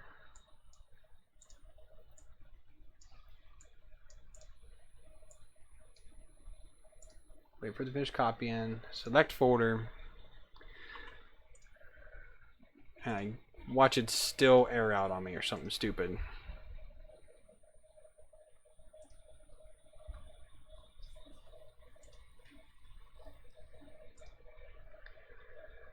Alright, well now it's compiling. I hate it. I'm guessing that they're naming convention because all my other firmware that I'm using the VS Code for is sitting on that server. Everything else is on there. The fact that this one's having a problem with it, I don't know. It's got the generic display gunner. But it's building right now. Let me see what happens here.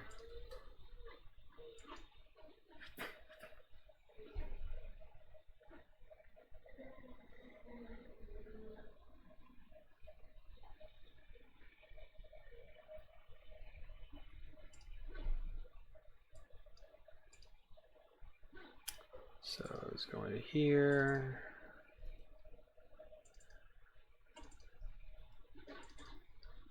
Code build here. Yeah, let's wait for the. All right, it finished.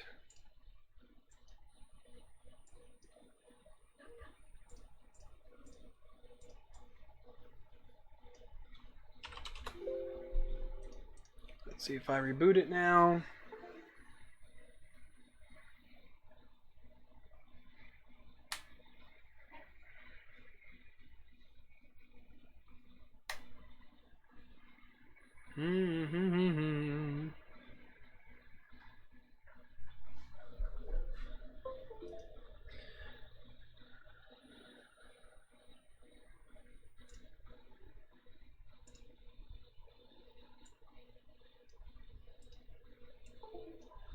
Okay, it's rebooting again from the update. All right. I go to pronter face, connect to it again. Let's see if it heats up. It is taking it now. So the extruder is heating.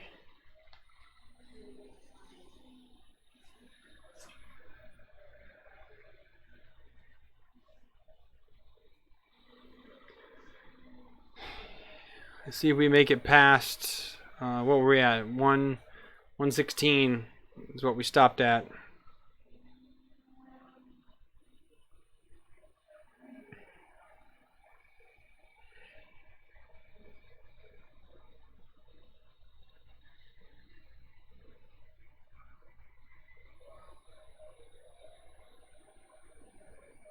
Oh, we're past it.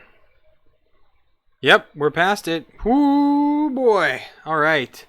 Looks like this was the right path. All right. We're at 150. Holy cow. All right, let's let this go all the way up. And then we'll need to do a couple things. I don't have any drivers in it right now because I don't know which way they go. So I'll make sure I put the drivers in. And then we will connect the heated bed with the MOSFET. Which I don't know if it's going to fit in that enclosure with that thing, but we'll figure out what to do with that later. But we are almost there. Oh, man.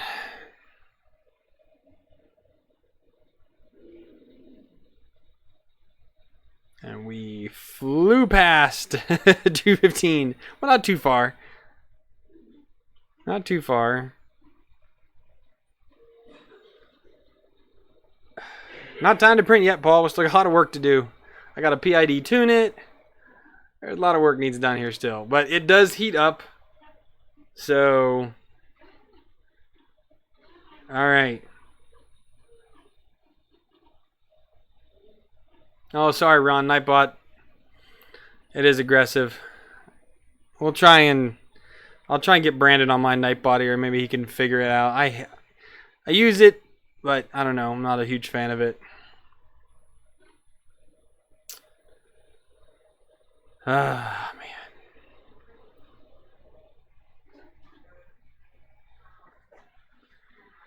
All right, well, now let us turn the heater off.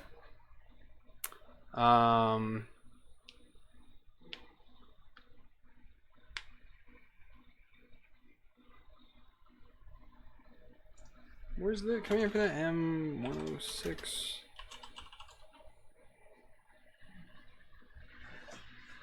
I'm gonna turn those fans on real quick to lower that temperature right quick. And let's see here. Let's wait for that to cool down. And yes, I do need to go get me a drink and turn the fan on because I get hot in here. I'm getting flustered. My hair is long. Old filament in there still. Okay.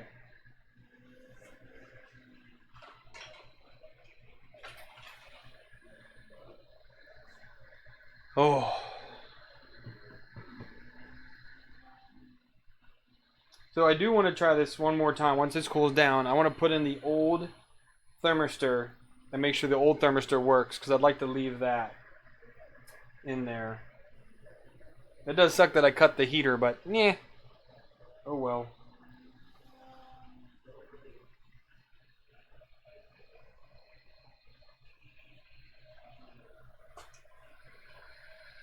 Try and get these fans to cool it down. They push so much air. I don't know why I put dual 5015s on this thing. I don't know if you guys can hear the fans, but they punch out there. I never go above like 50% with these things.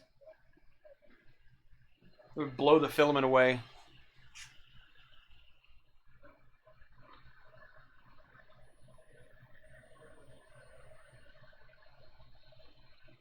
A little bit warm.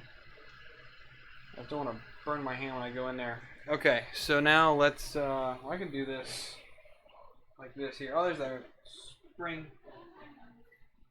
So we find that wee little,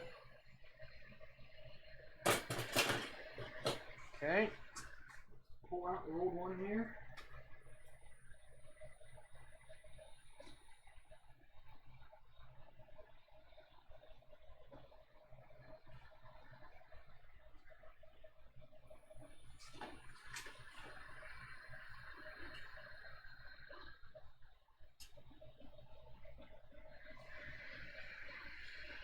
Whoops. Come on.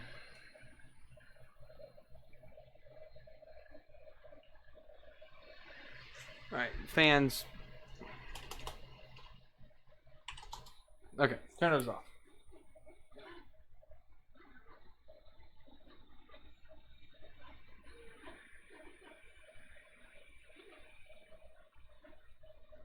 Okay, that's secured in there. I can take this one out now.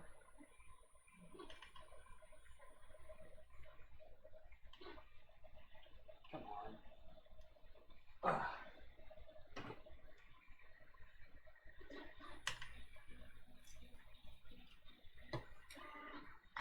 No, I can't. It's tangled in the wires. Plastic me.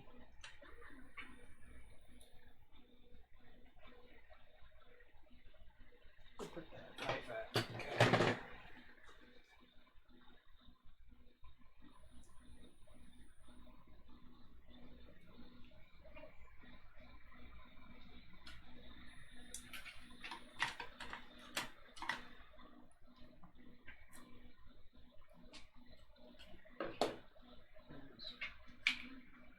That's fine.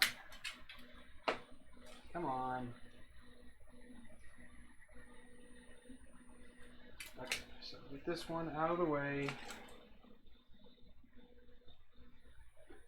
The other one should work. We confirmed that it's not the thermistor, it's not the heater, it was the board. The collective knows. I buggered this this DuPont here.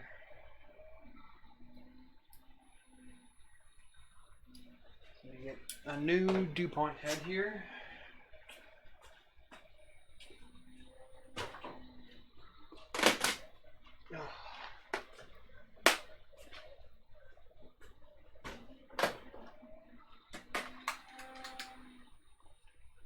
Okay.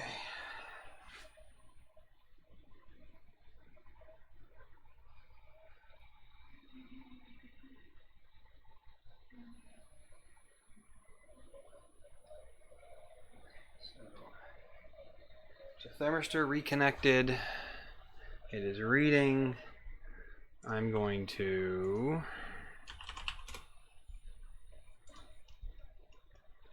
log in here. Let me just fix something here real quick.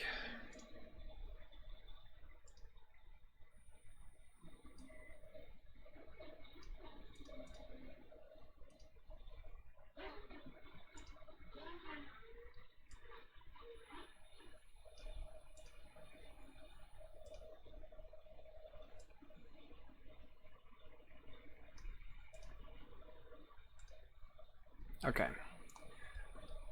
That should fix that part. I'm going to delete all these old firmwares because none of those work. And all right, now let's see if we can figure out this bed here. So what I need to do now is get the bed hooked up. So the thermistor for the bed is hooked in there. It is reading, so that's good.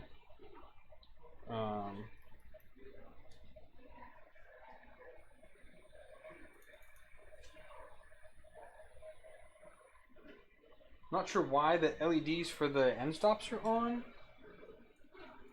Are they supposed to be on all the time? I don't know. It's a M119.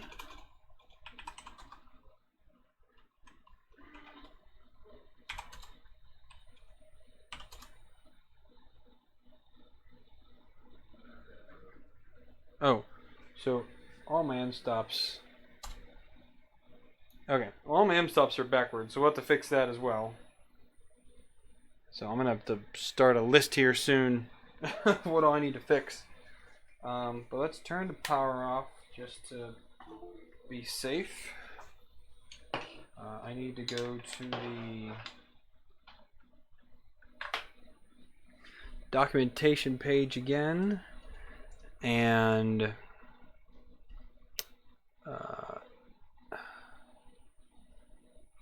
which way do the drivers go in?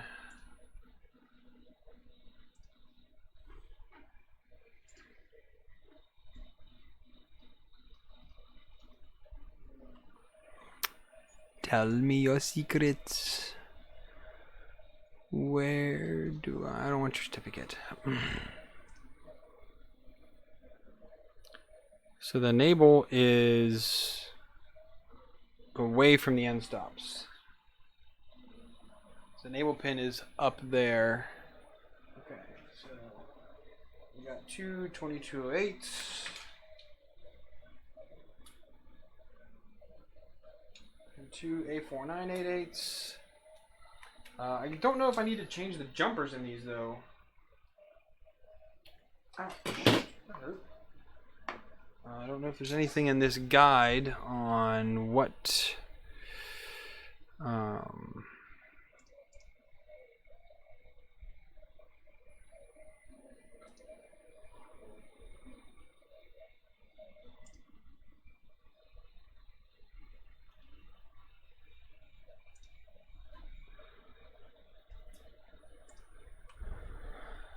yeah, I don't know what the jumpers should be for the drivers.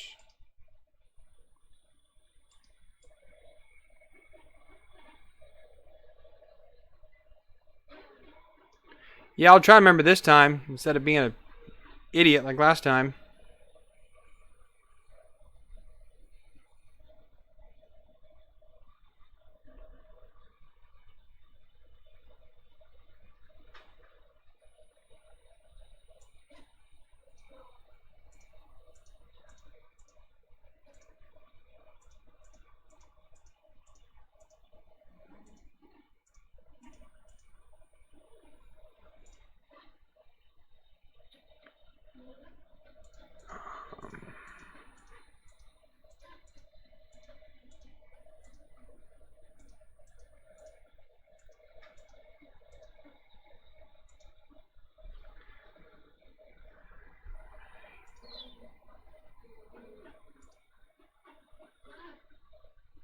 What's that? Yeah, 22/8 face up. But what is the pinout supposed to be for the jumpers? So SKR Mini version 1.1. Jumper settings. Oh, Chris did a video on it.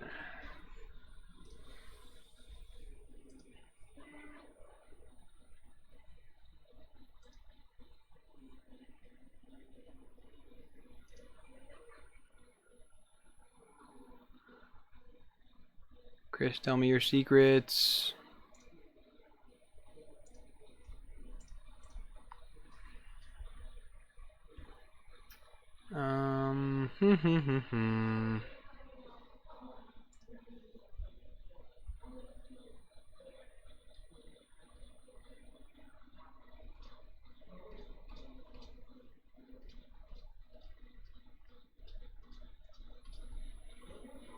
Nope, nope, nope.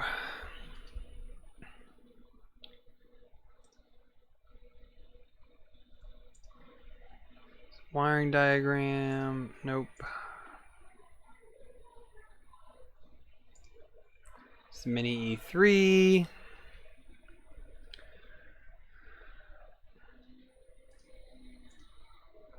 If anybody knows what the jumper should be, please speak up now. Because I do not see them. 1.1 TMC 2208.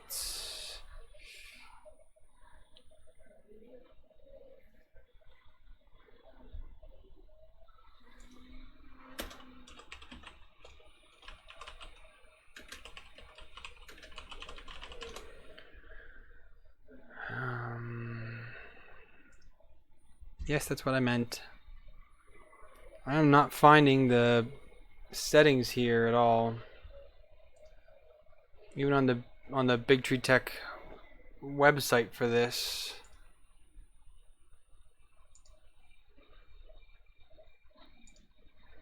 I mean, they just say where everything goes, but they don't say what the jumper settings should be. I'm guessing SPI. They're just TMC 2208s for X and Y.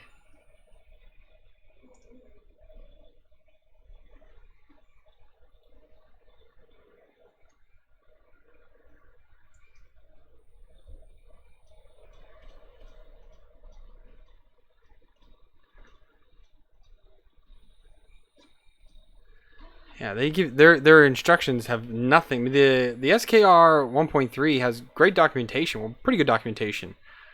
But I'm not seeing anything here for what the jumper should be. Hey, Darren.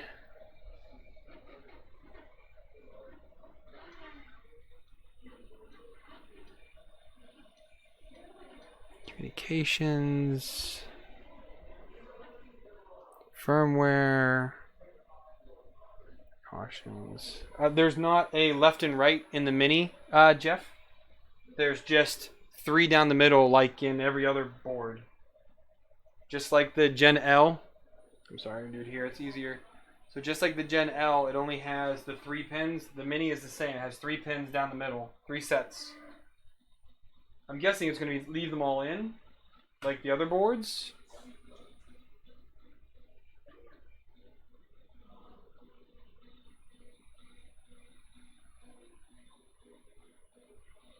Jeff, if you hop on the Discord, you can send it on there. The link for Discord's down in the description.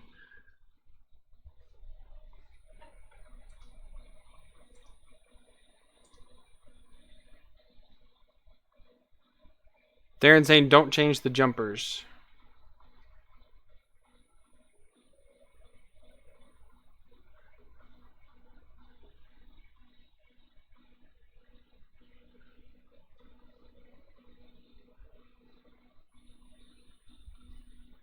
Below those are 4 sets of pins. There's nothing below those, Jeff. This is the SKR Mini 1.1.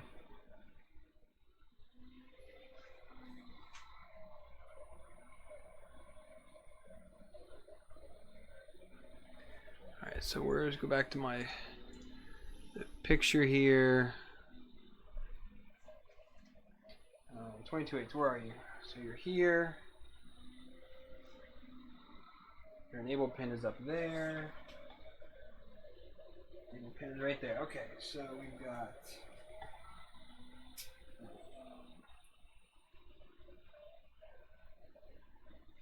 X.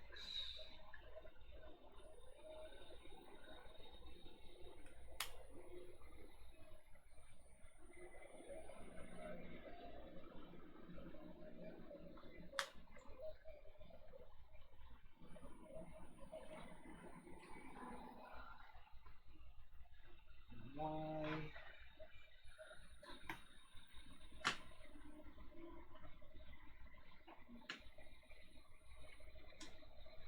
Ready for 8. Enable pin is the opposite direction. So it goes this way.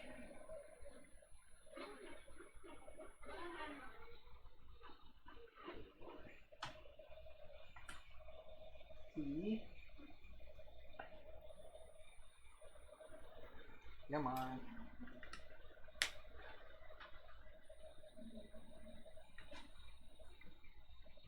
Look at that. Sockets for these are pretty crappy.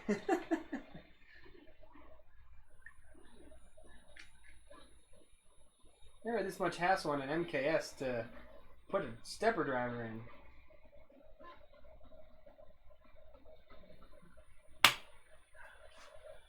A lot of resistance put those in there. Okay, so those are all in.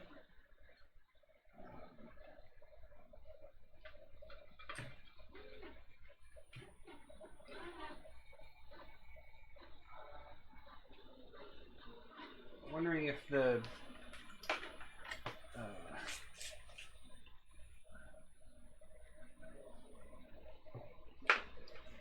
the cables are reversed on the display here, because I'm not getting a display before I powered it off. I'm not getting a display, so I'm wondering if there's a issue with that.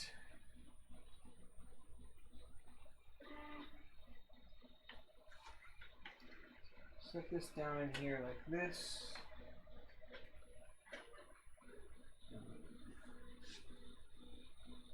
Got all of everything there connected. I just need, oh, that came out.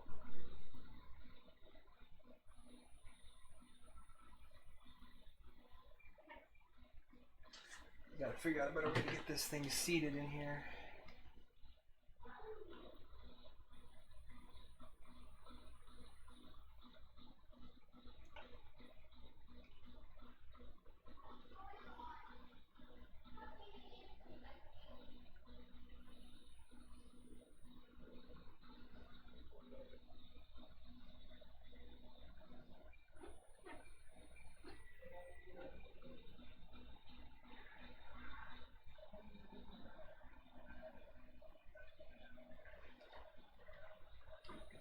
Here, that.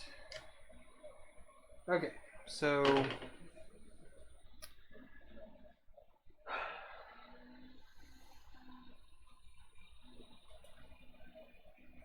got some wire here for the bed output.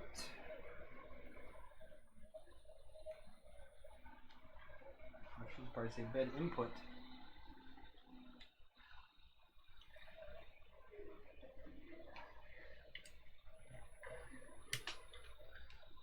That, and we're going to cheat. Just twist these together for now. I will make a cable if all this ends up working out.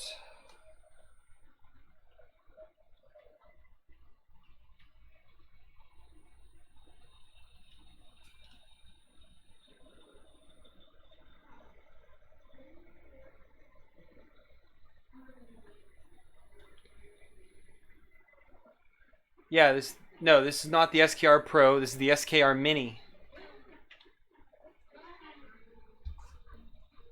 SKR Mini version 1.1.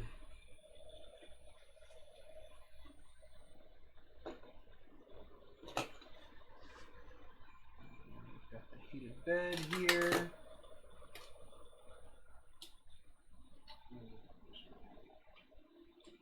Screwdriver.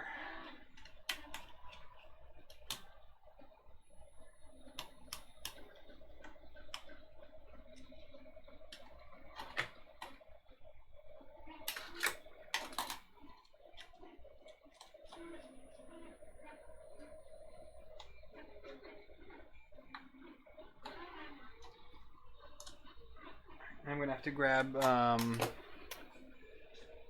Hey Dan, different board worked, so yay. I need to get out some heavy cable now, though. Give me a second.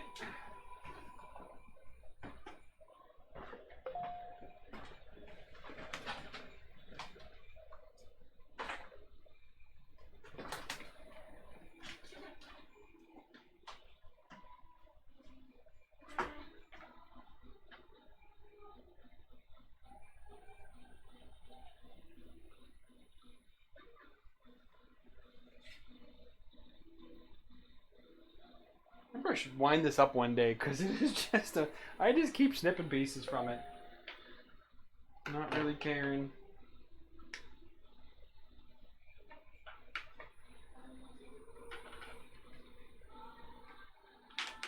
Make that a quarantine to-do list.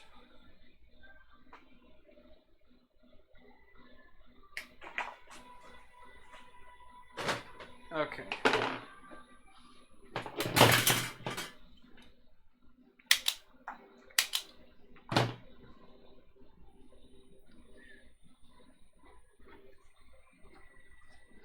Alright, so we've got this screwdriver at the back. That's positive.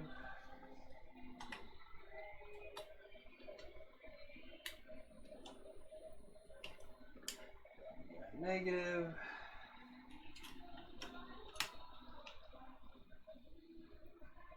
Okay. We can just feed these out the bottom here.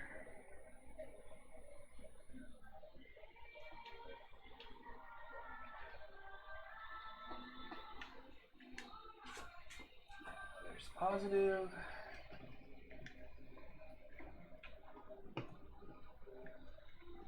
There's negative.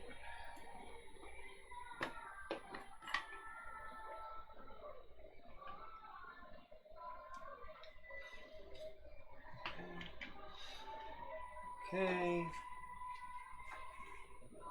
Turn over here a little bit.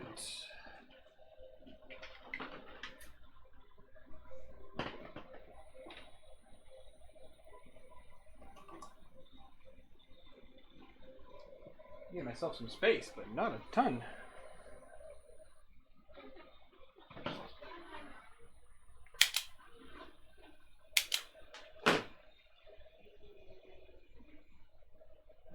SPI leave all three. UART remove one for this. Yeah, we're gonna leave an SPI. That's fine. But I need to take this power supply cover off now so I can get power to the MOSFET.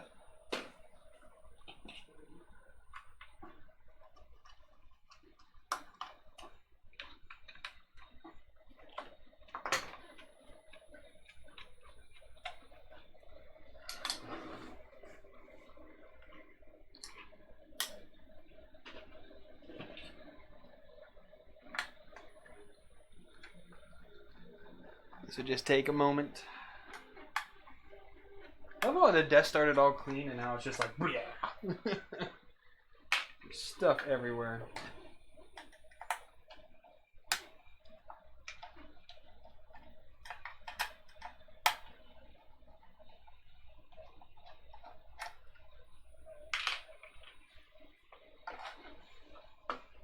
Okay, so pass negative and positive.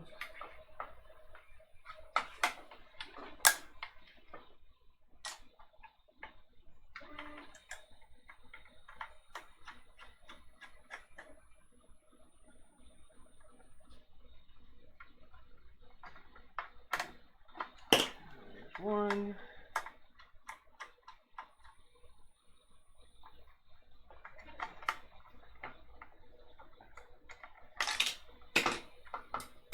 Two.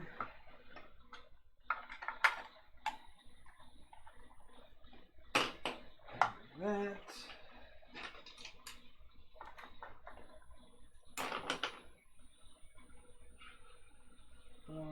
Where did I put it? Right here.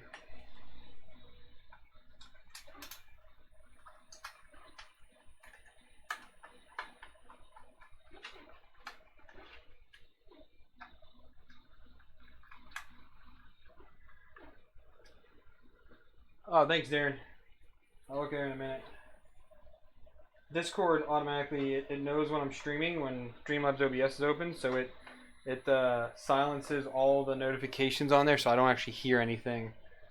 So unless someone tells me to check Discord for something, I won't know.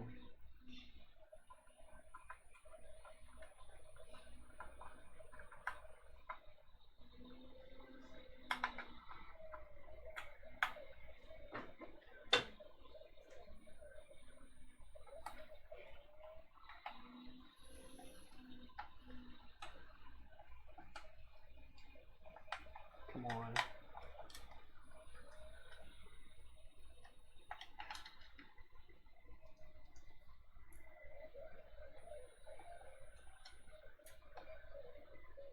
Line up screws to save my life.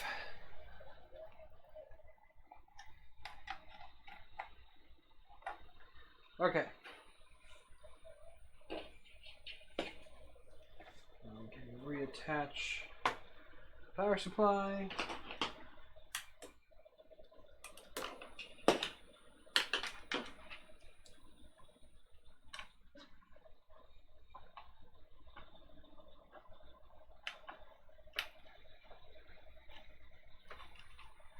One.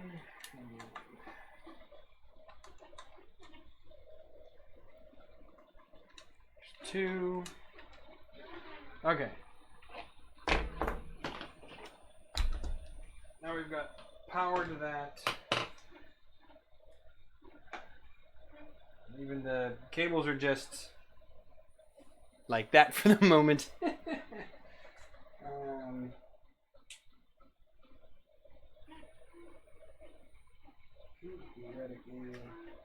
Yeah, I'll have to make a cable for that. Alright, so back to the firmware. All of my end stops are triggered. So let's just reconnect here for a minute. And confirm a couple things in Je Pronto Face.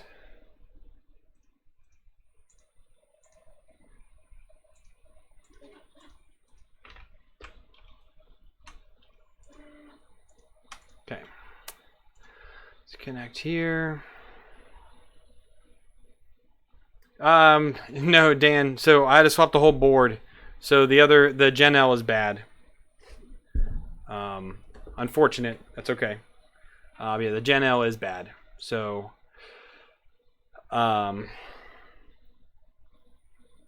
yeah, but I do know when I do M119, all my end stops saying that they're triggered. So I do need to flip all of those in the Marlin config.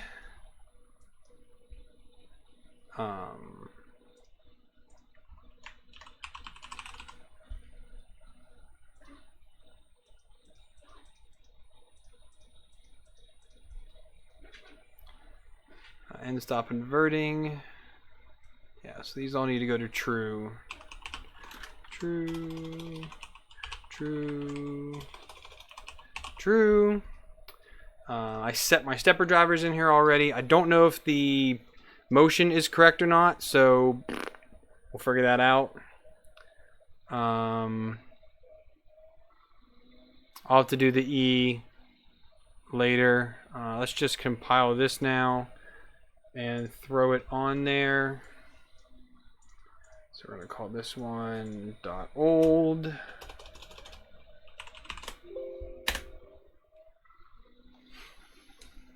Wait for this to compile here.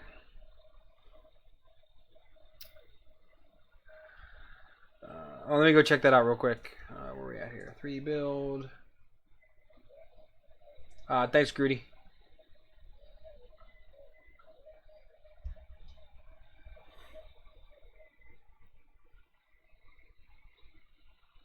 You are moving that. Okay.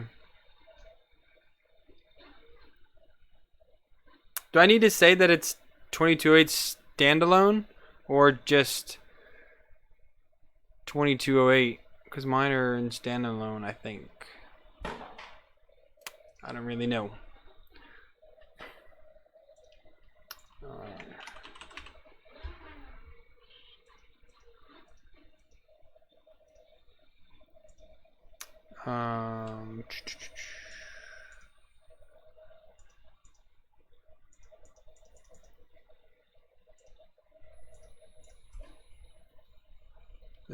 The dynamics are in there. Don't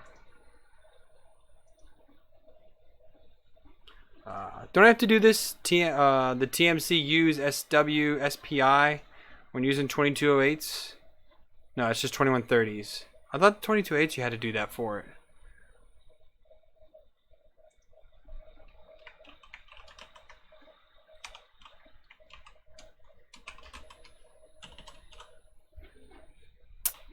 Stealth chop is enabled on those.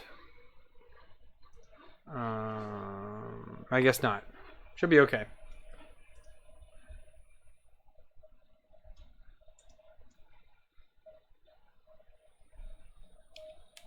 So, leave it standalone or remove standalone?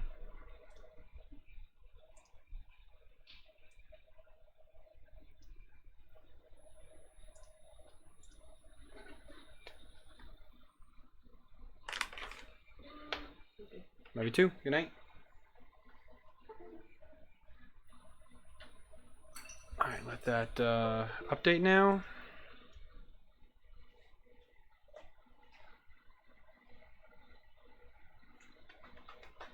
You get a drink here in a minute.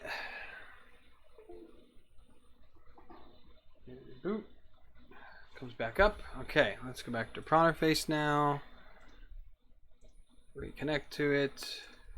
M119, they are open. I trigger X. Okay, Z. Z's not registering at all.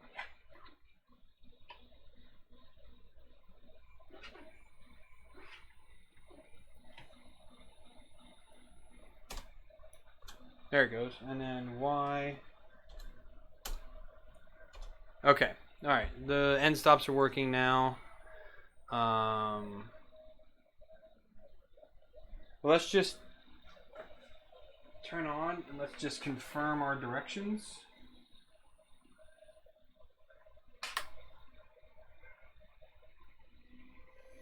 I'm still not getting a display, so I'm going to have to figure out what's going on with the wiring on that.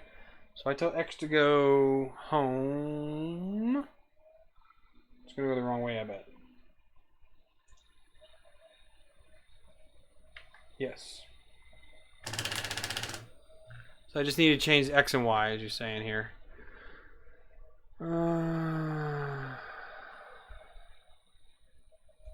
That was the wife, Dan. She's off to bed. She does not stay up anywhere near as late as I do.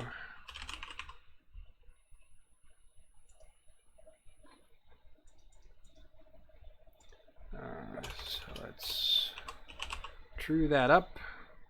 Actually, should check Y real quick before I compile this again. What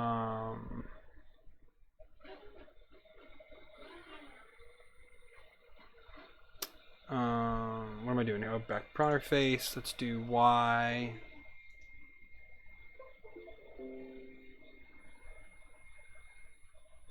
Connect. Oh, come on.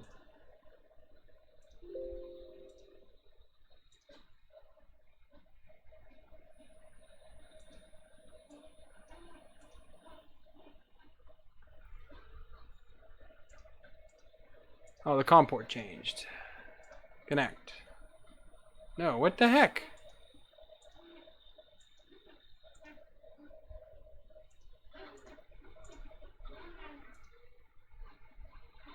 What the heck just took over my thing here?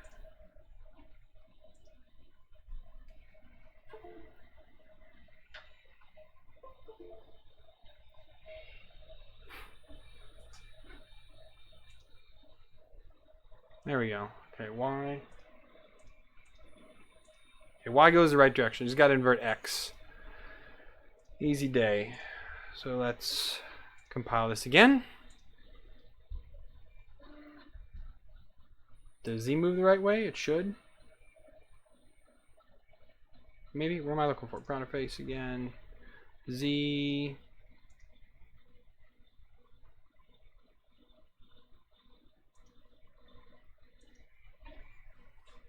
Can I home Z?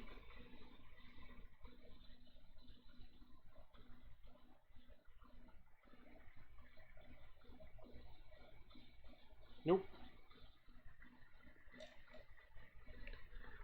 That's not working. Motor's off.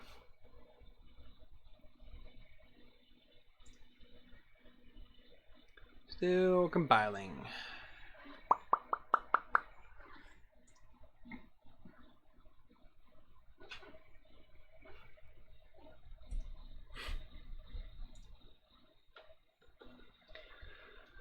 Yeah, we need to figure out all of those.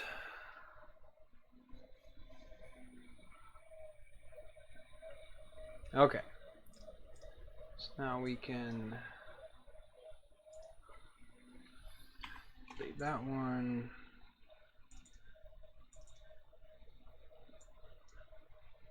Pull the firmware over. Alright, now we can reboot this.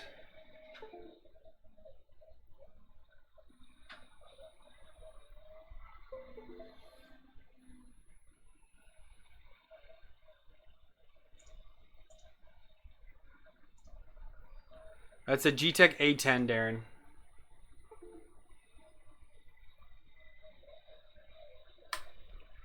Okay. So connect. I say home X. X homes. Nope. That didn't work. Why didn't that work?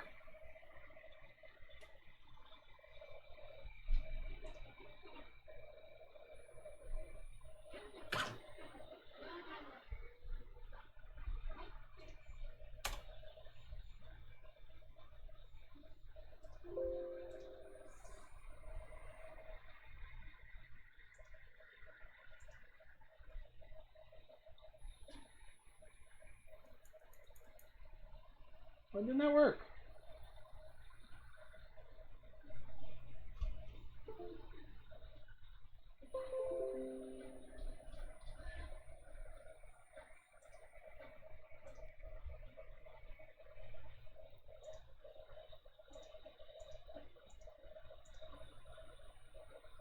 Come on.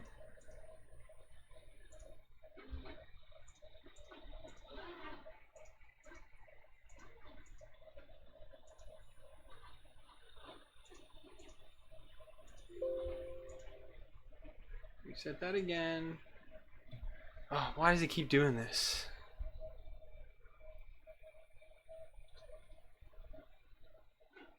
No, the motor's pair should be fine.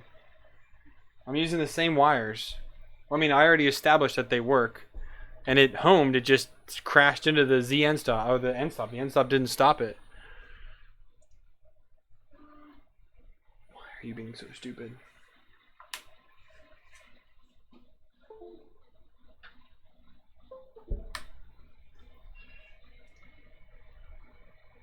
Okay. If I tell X to go... Okay, it goes the right way. If I tell X...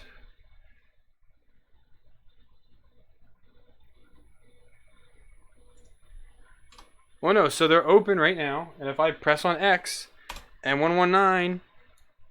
Oh, I have them backwards. Alright, so this is actually Z. What is Z? Z's. I have X and Z reversed. That's why. My bad.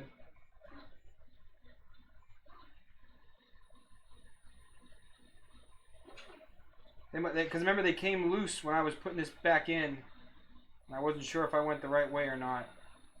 So now 100% my fault. So if I do this now, that's X, that's Z. Okay, so now if I tell X to home,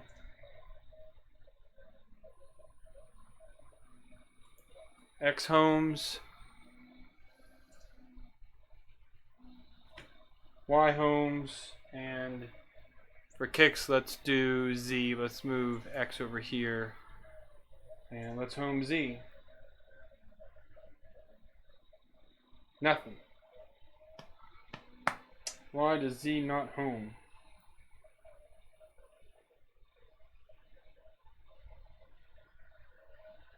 Doesn't even think about moving on Z.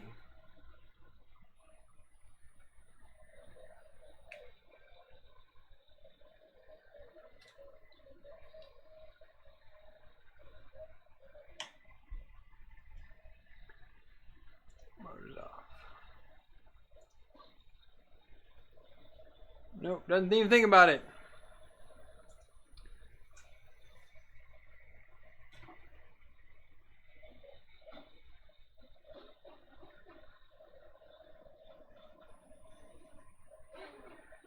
So, why does Z not move?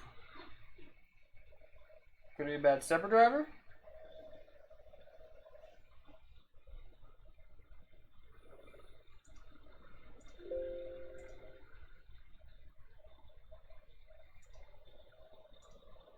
Alright, let me get a new stepper driver out for Z.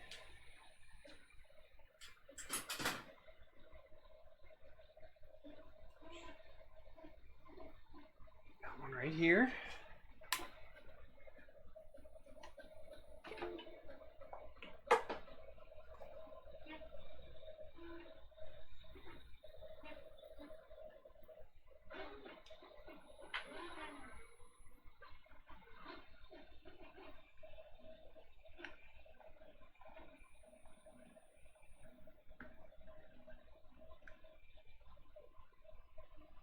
Okay,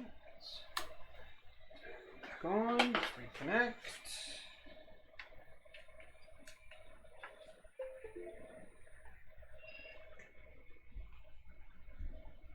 Connect again here. Home X again, make sure that still works. Yep.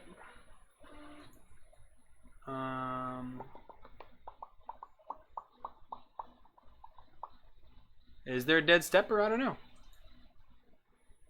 Can I move Z now? Nope, Z doesn't want to move at all.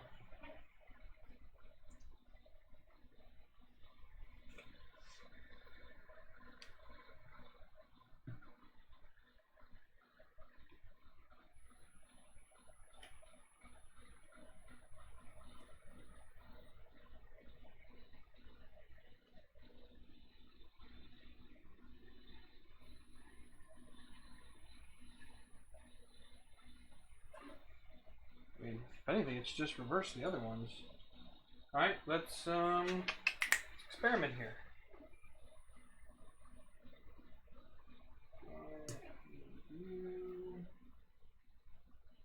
I can't get you to reach. Curse me and my cable management skills.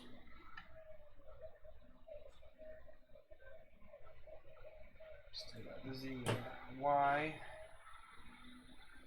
Y and Z here. I know Y works. Now if I try to move Y now,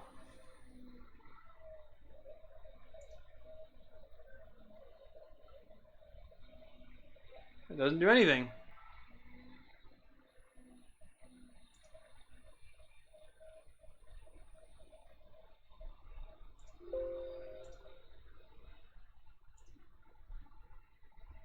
Huh.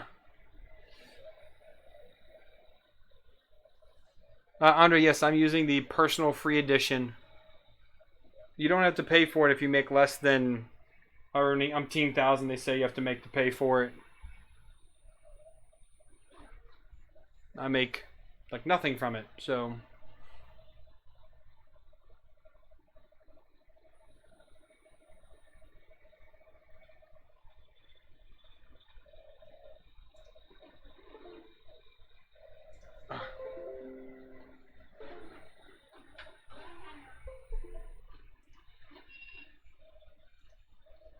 Okay, so let's try to home Y. Oh, okay, it's going, but the wrong direction. Alright, stop. Okay.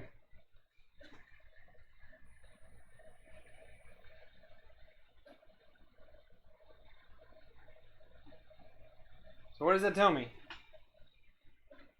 That it's that stepper again? Or is it just that it's too weak to move the Z? See you, Neb. I need a drink first.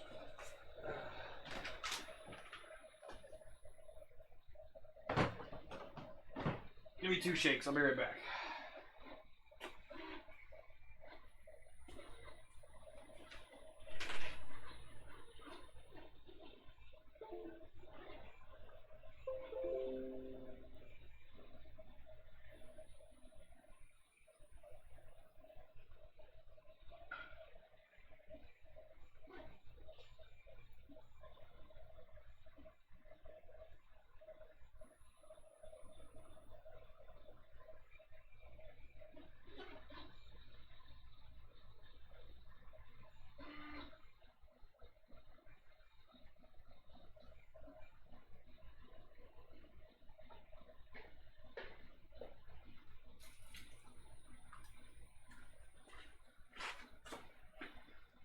Turn this fan on too.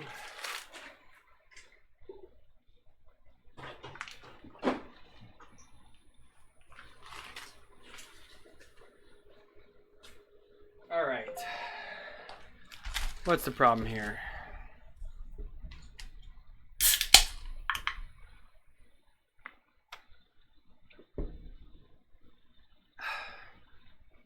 What's the problem? Could it be the motor wire? I can put a new motor wire on it. Could be the driver. I could try a third driver. Only use driver. Could be the wire.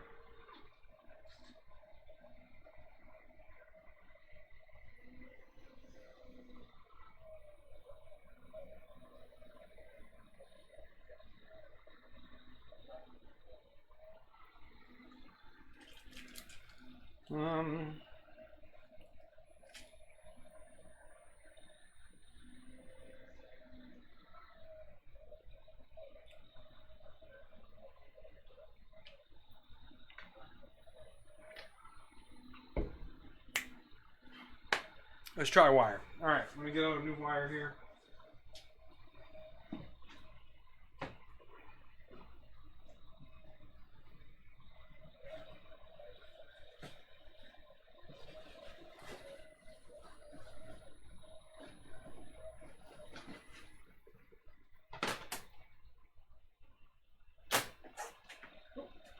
Okay. So is my wiring the same?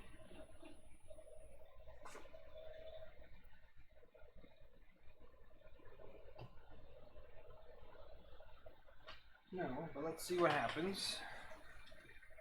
Back on the Y.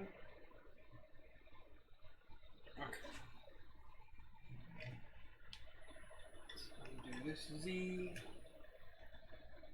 This one in here.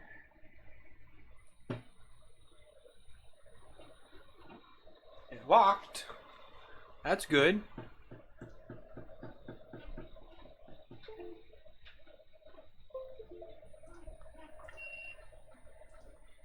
Okay, connect. Z home. Okay.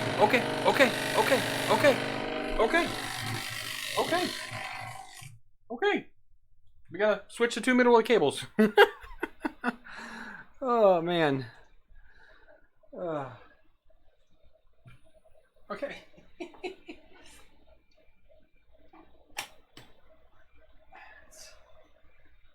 This was swapped on the other cable. I just wanted to see what would happen. Got my answer. It's not binding. I mean, everything worked before. The only thing that went bad was the stupid power supply and board, which is why I'm switching it out. Everything else worked.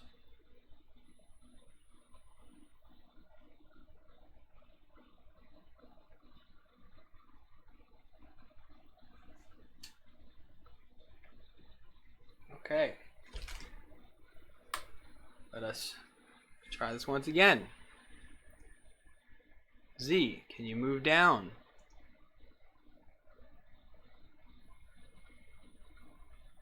Can you home?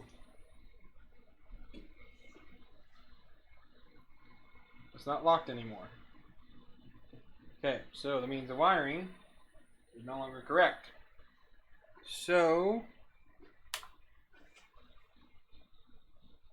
we're going to swap the outer two cables then, I guess.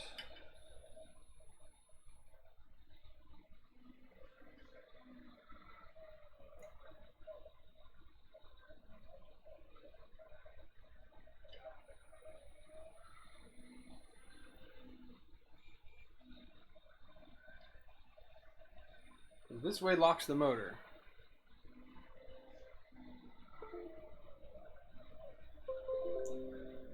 It sounds horrible.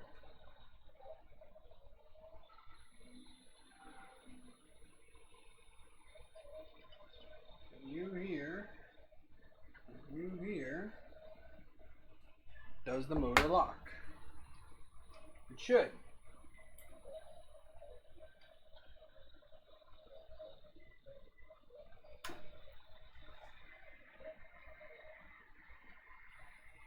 But it's not.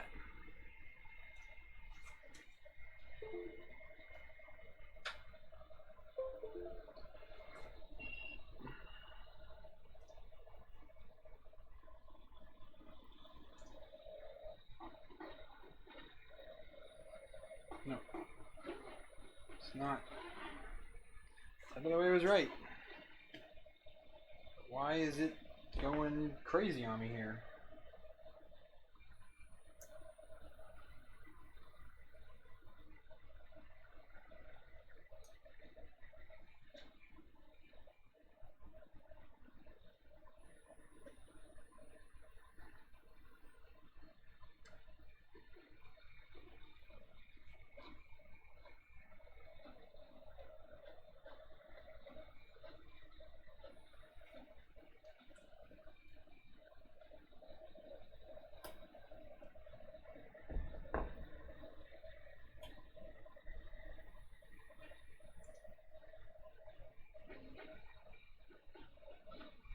What did I do? Why are you not even acknowledging me now?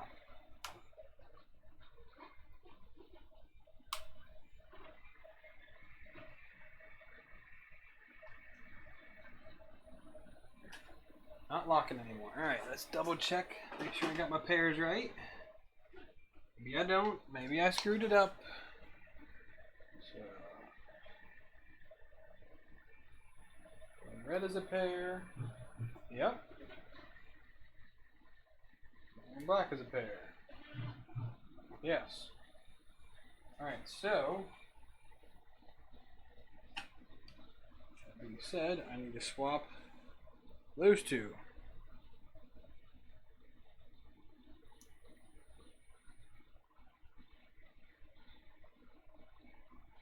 It's supposed to be green and black.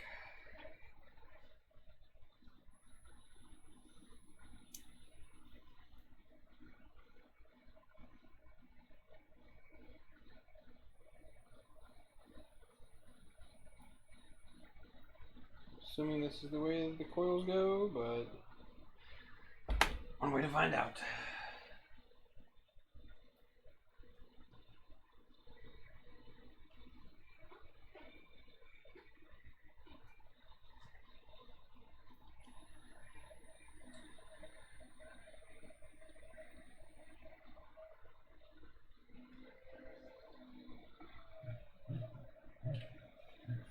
That's locking it, kind of, I guess.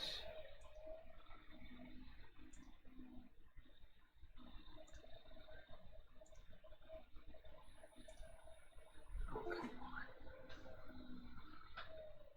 So tired of this thing not communicating properly.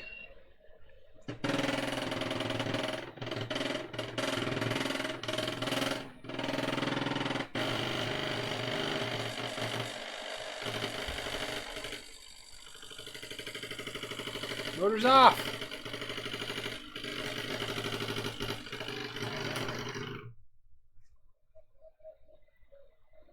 Why is it doing that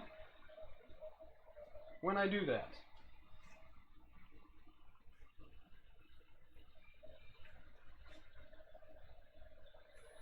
I switch these cables like every freaking way I can.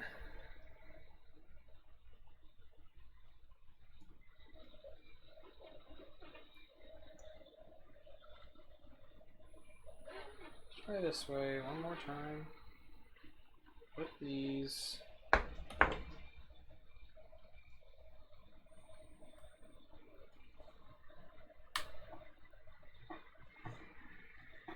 think this screws up the pairs though.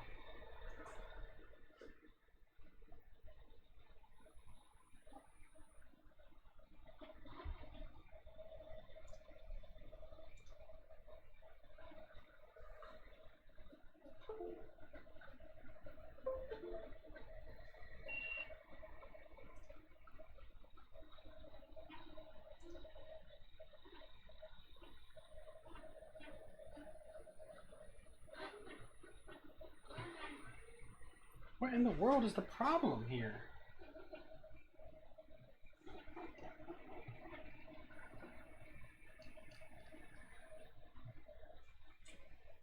I'm not understanding.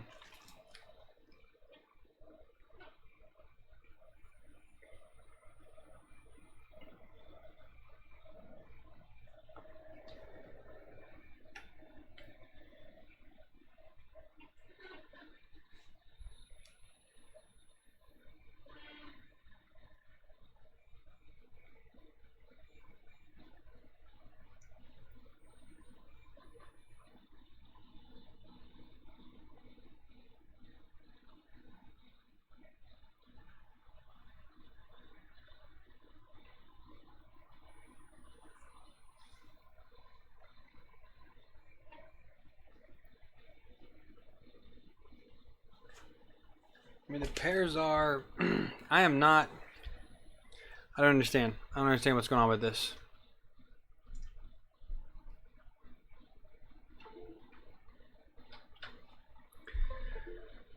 I don't get it here. Let's look here. So...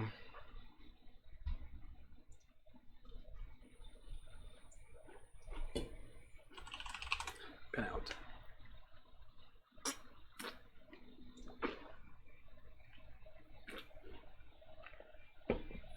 Not what I want. Go here. Here. That's not what I want. That's not what I want either.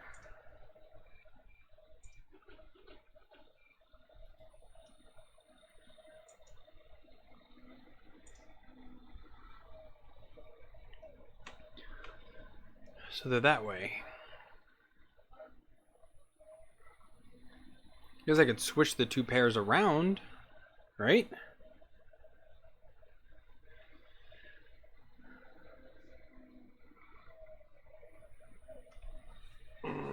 Fair enough, Darren. Fair enough.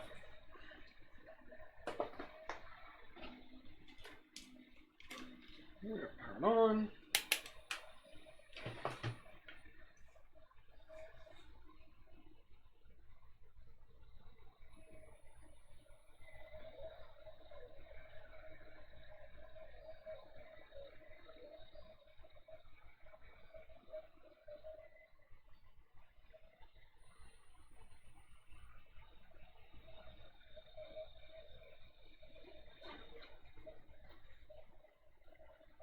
Hey, 2.5. That cannot be correct.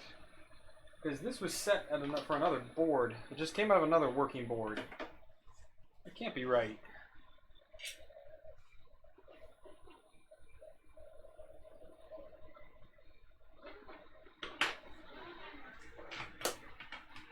Oh, come on.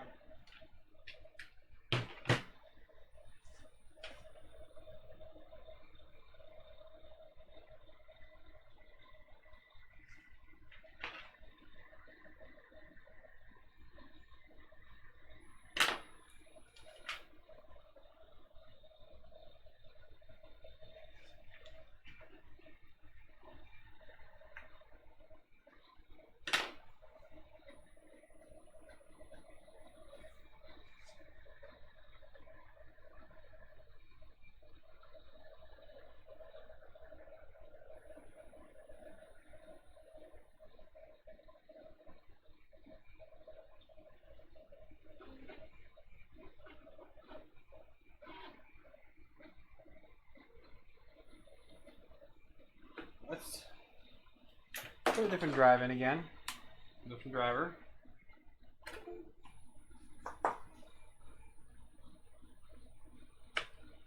I am doing the simple things first.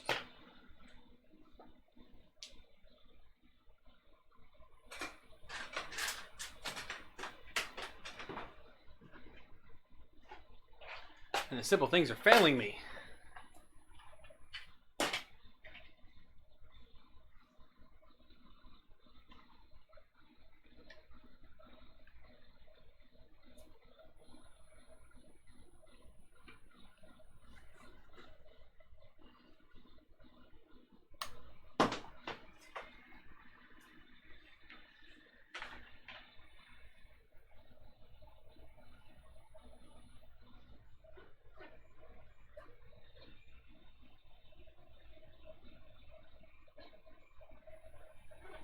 I'm doing one. I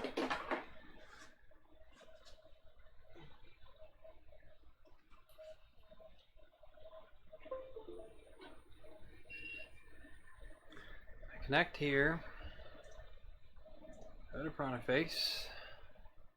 Connect.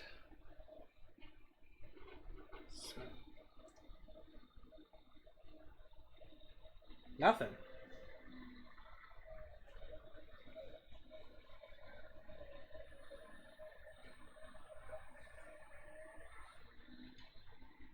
Oh, it's because I didn't plug it in. Because I'm an idiot.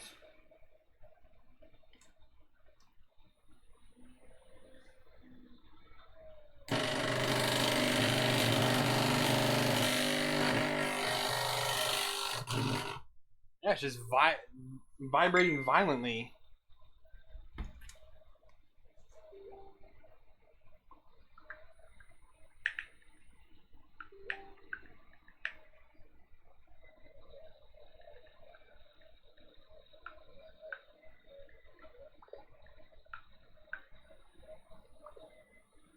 But if I switch, normally, okay, if normally the motor does that, you switch the two middle leads.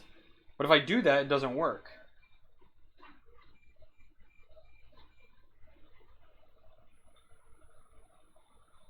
I'm at a loss with this right now.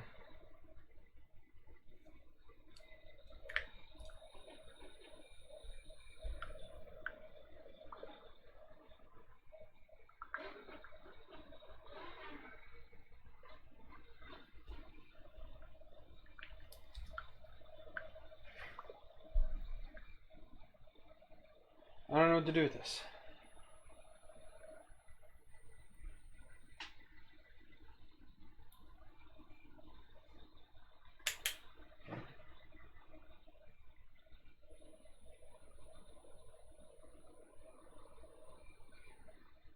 Localhost, it's not spinning backwards, it's just jittering back and forth. It's not actually moving in one direction.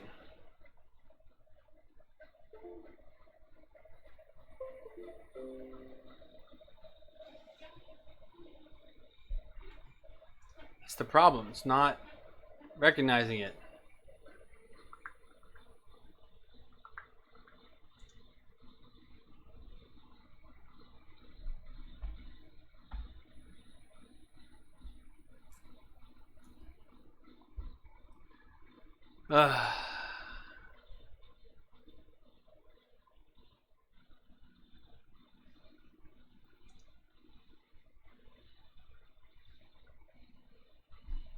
Yeah, but I've matched the pairs.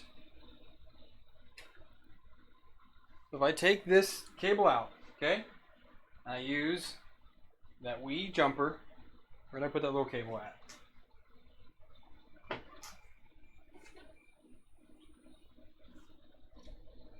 I don't know. Maybe I'm not on. Okay, we get a jumper out. And the pair should be the same. So here's blue and red side by side. Okay, so then that's not right. Blue and green match up. So let me swap these middle two again and see if that works. That'll put the pairs together. Because I don't know what the pinout's supposed to be with this.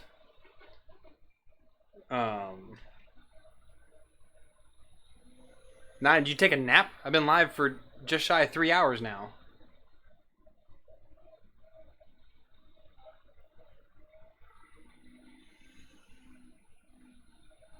So, localhost, the problem is not knowing which one's which. I know which two are together. So right now, blue and green need to go together. And I am... Where am I at here? Alright, so... Blue and green. So if I switch red and green, it's not going to work.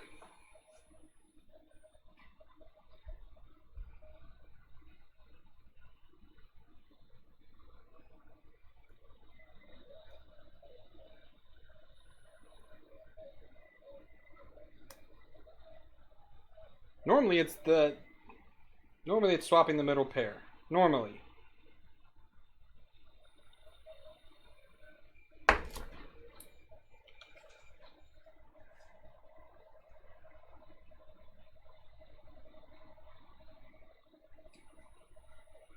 Just wish there was a stupid standard of motors. Yeah, that does not match up. So I put that back.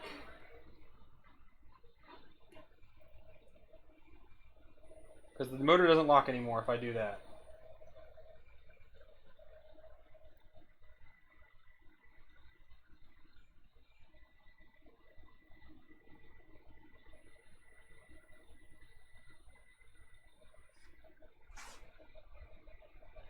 Yeah, the board, here's the board diagram. So it's 1B, 1A, 2A, 2B. So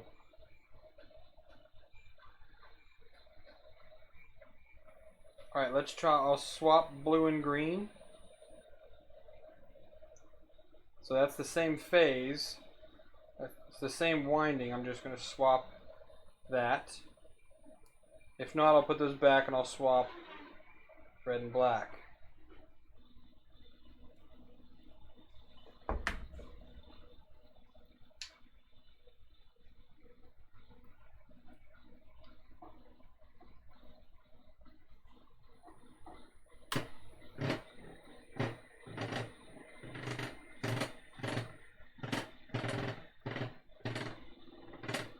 It's still trying to move it, it's still fighting it. So I'm going to put those back. We'll try swapping red and black.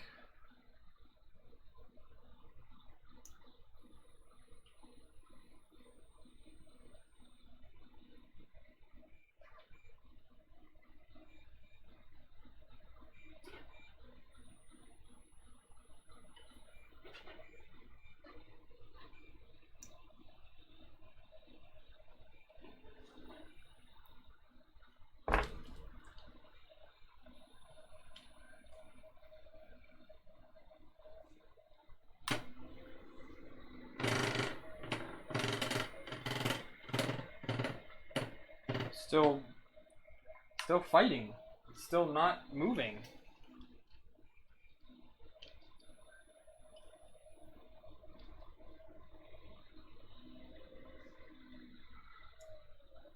I've tried that. So it's that doesn't work.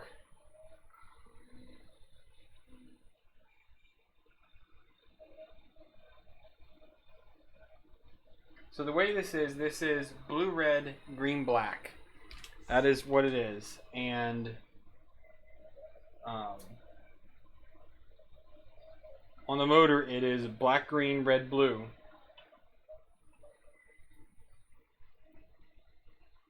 And that's the only way it locks.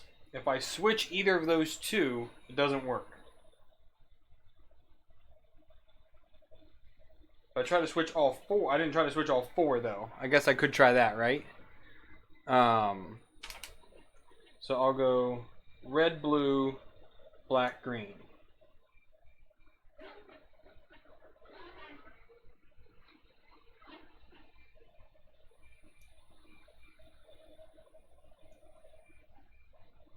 So straighten this out. So we're going to go red, blue, black,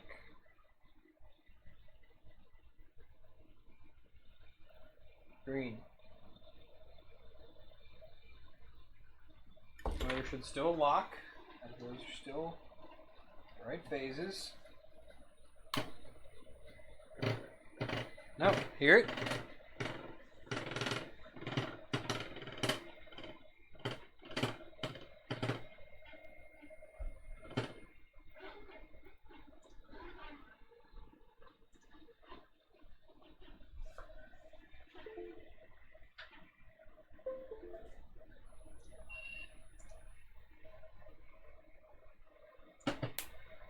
Whoop. Just fried that stepper. That stepper driver just went the magic smoke on that one.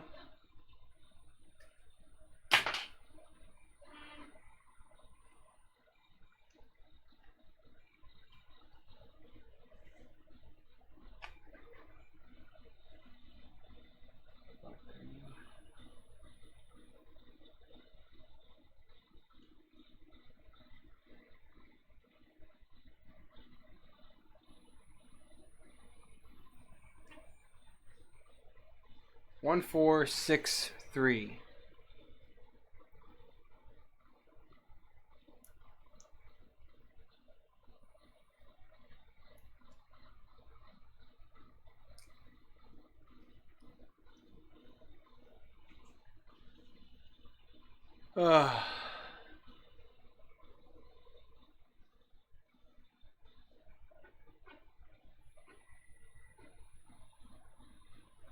Alright, so you said your board goes blue, green, red, black.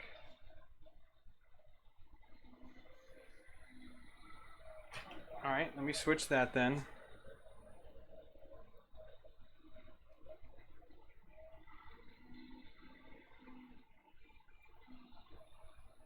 So you switch the middle two on here.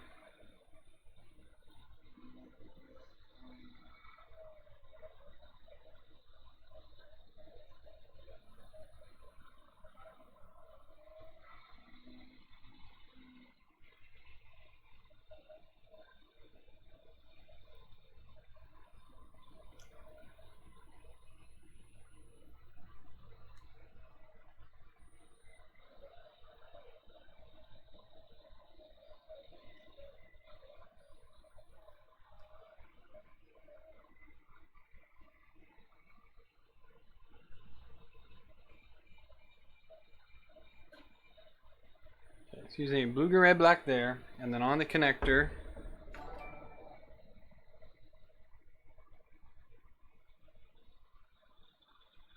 looking down at it, it goes in this way. You're saying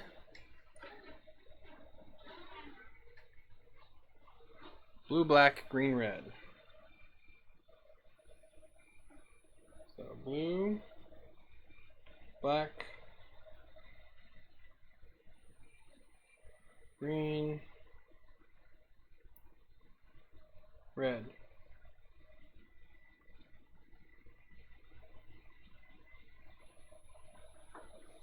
Let's see what happens.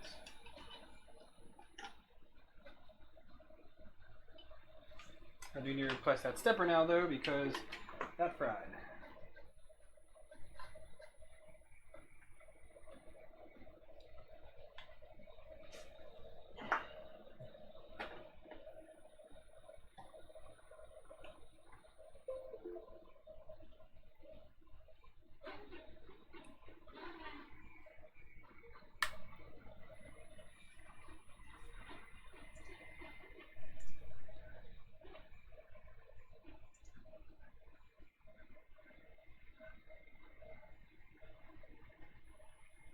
Yeah, so with that configuration I don't have anything.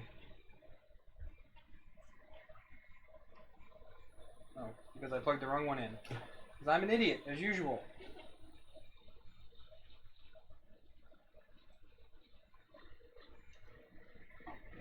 That does not lock the motor. At all. So that Jeff does not work at all. So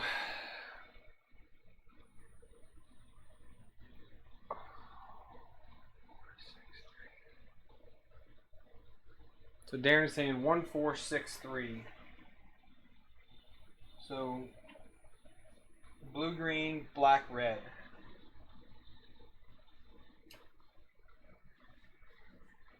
I'm blue, green, red, black, but that still should lock it. So pin 1 is blue, pin 4 is green. Yeah. That's freaking right. So 1463. 1, 4, 6, 3. That's exactly how I have it wired. 1463. It locks when I put a cable in, but when I put it on the stupid board, it does not lock. What the royal F? Like, why is it not working at all?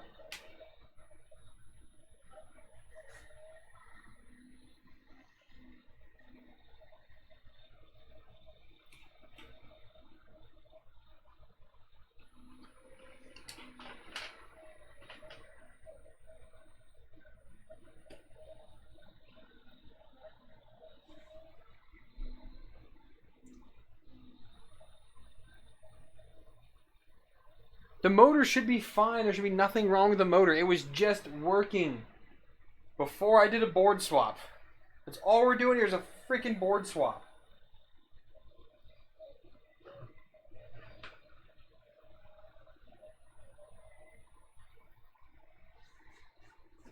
If I grab out another motor,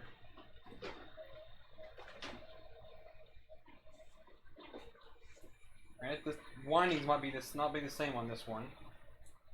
See if I can figure out the pairs on this one here.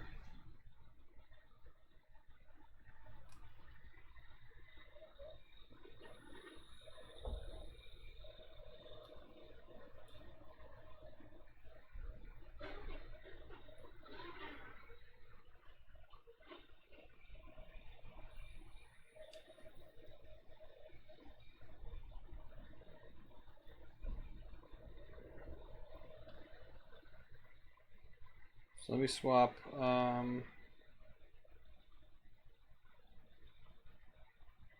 So black and blue are together. I just need to swap these center two. Okay, hang on a second. Let me see if I can get another motor on here and prove it's the motor or not.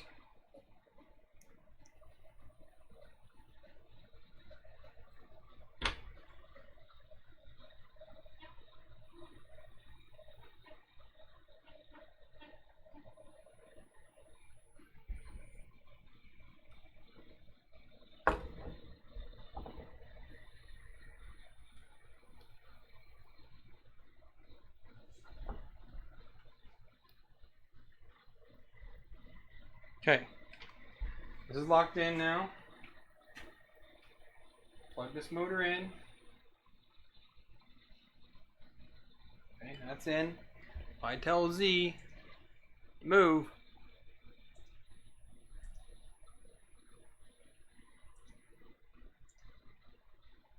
Still getting nowhere.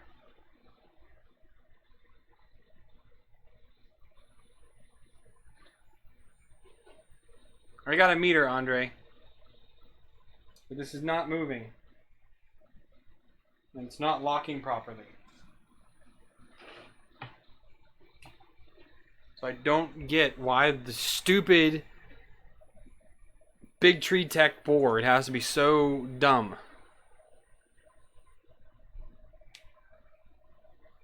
So I can try swapping the green and blue connector, because that's a pair, but it's not it locks when I have it here. It doesn't lock when I hook it up to the board. It does not make any sense.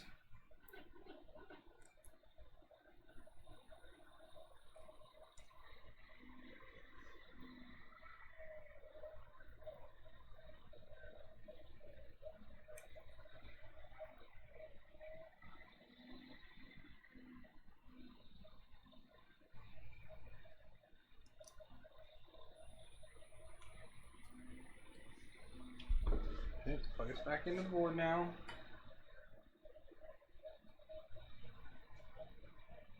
Still not locked. But those are the pairs, and that's how it's wired in the stupid diagram here.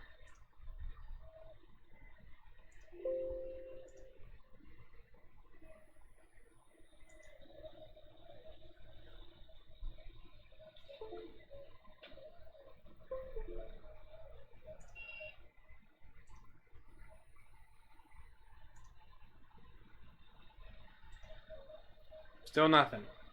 I have it wired exactly the way it's saying to do it in the stupid documentation. Still not moving, still not locking. This is an A4988. This is nothing special. This is a standard driver on the Z.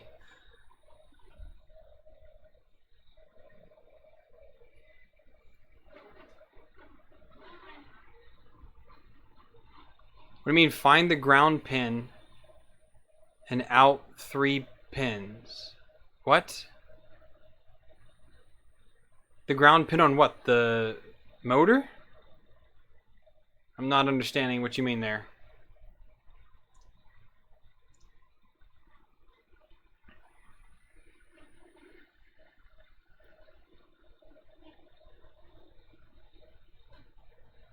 The jumpers are all in.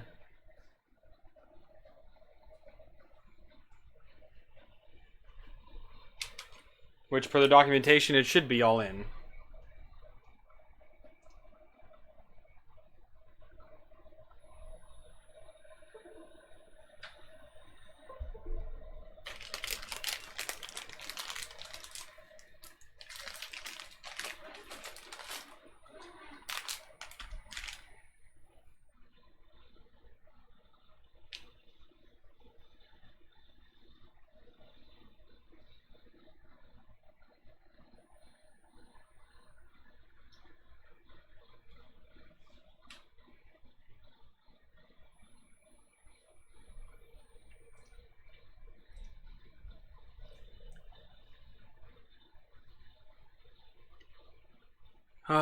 Why? Hey Nelson, what's up? Trying to figure out why this big Geeetech board doesn't like my Z motors or any frickin' motor.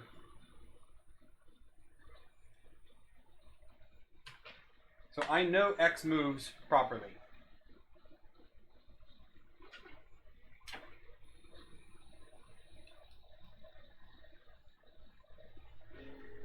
So I move X to Z, and I connect, and I home Z. Nothing.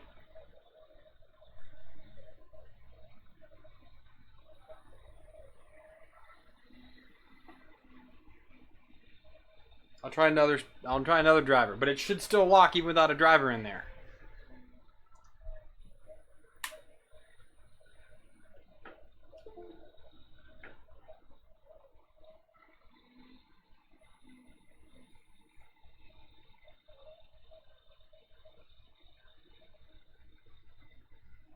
Andre, I'm sorry, I don't understand that. I've never done that before.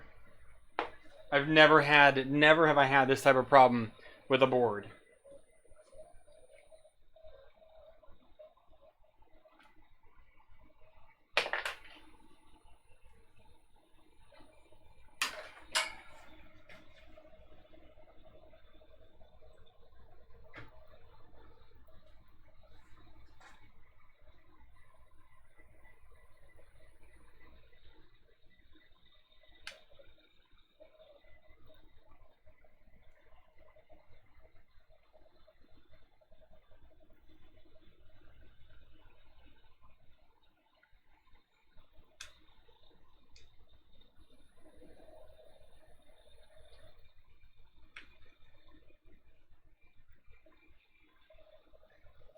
Back over here.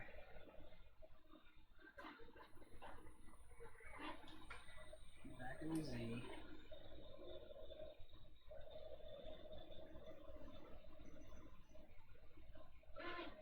I'm probably gonna have to fix those.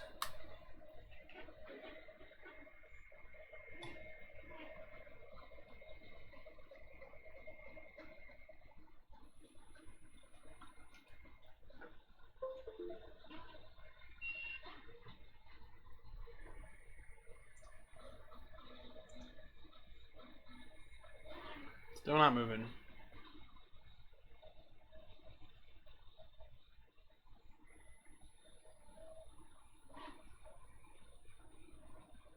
I'm not using 22/8 on the Z.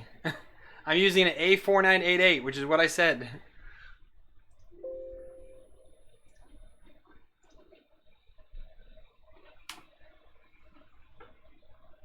I don't use 22/8 on the Z. It's not worth it. It's a waste of a driver.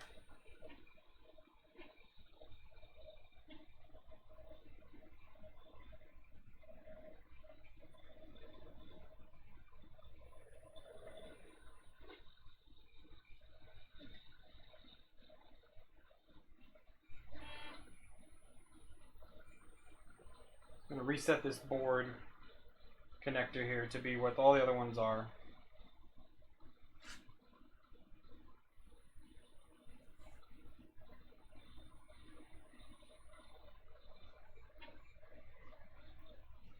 Which is black, green, red, blue.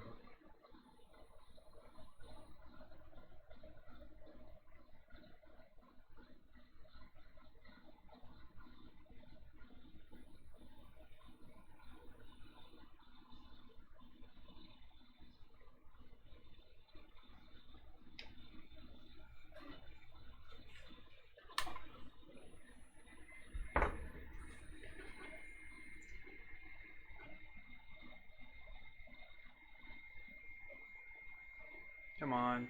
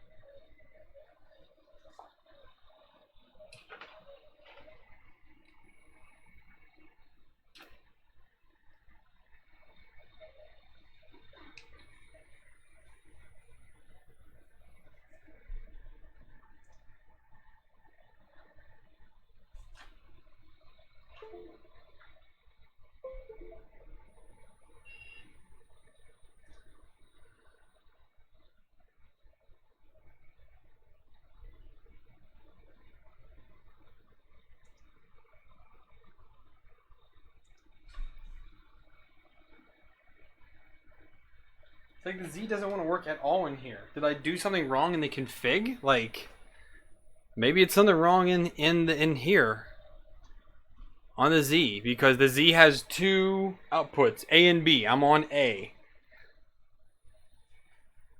It stutters for one, but like I have it on the Y right now and it doesn't move at all. It's not even locked.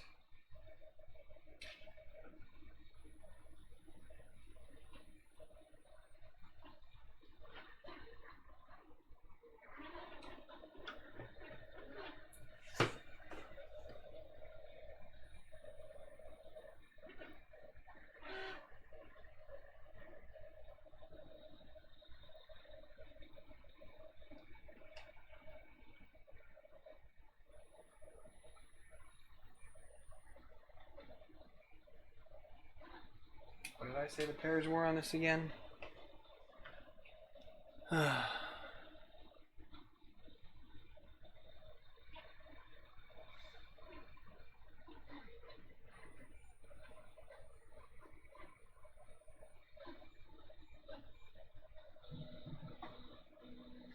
now black and blue are together.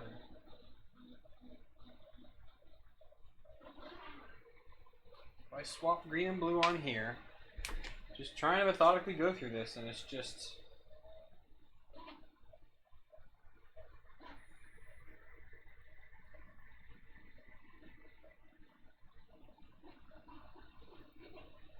So black and blue is a pair, green and red's a pair.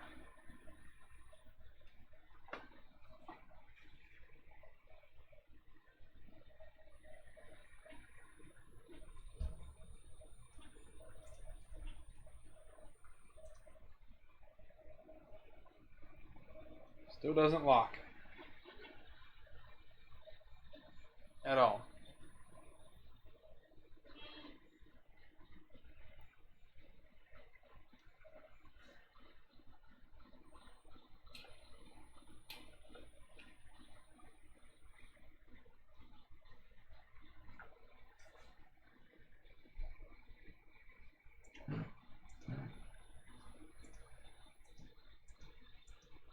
So when I put Z on Y, it works.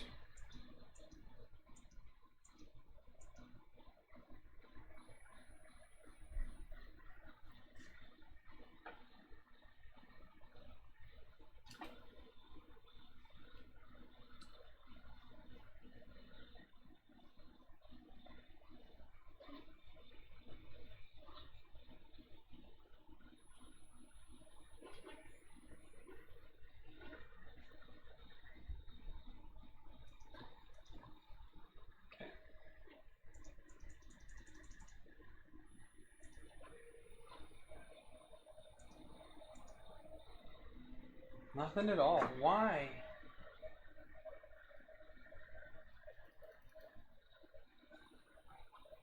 Why?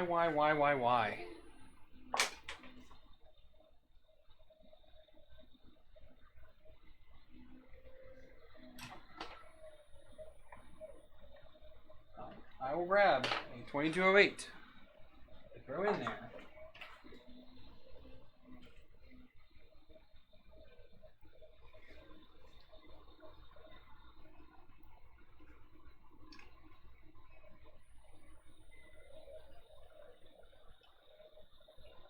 This motor.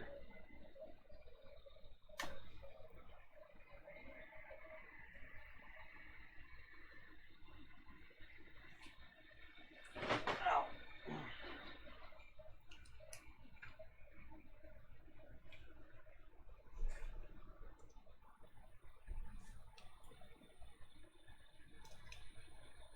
Whoop. Something else just fried on here. Magic smoke came out.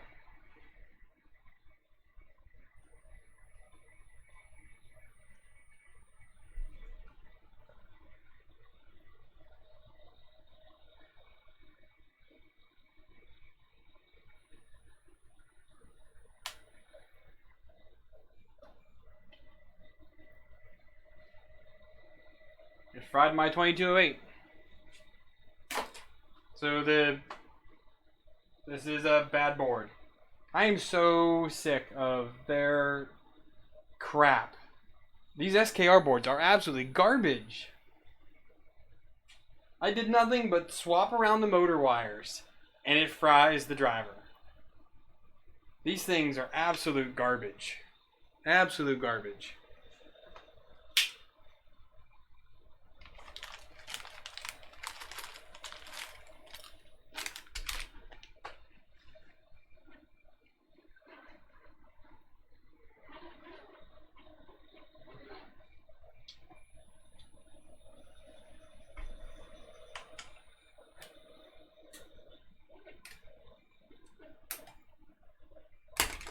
Oh my god. So done with this. Hey Brian. They're just here for me to rant on SKR boards now and how absolute garbage they are.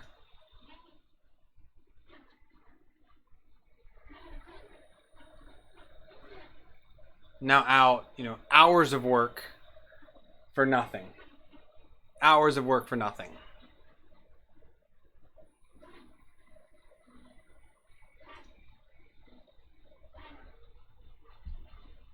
No, I shut it off every time.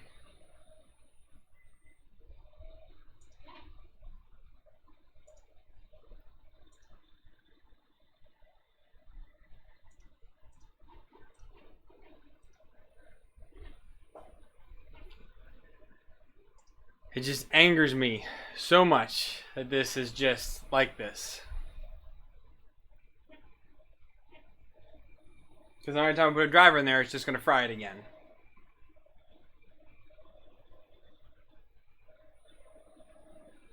On the 1.3, that was my fault. I plugged the driver in the wrong way. Alright, that was my fault. Driver's in the right way here.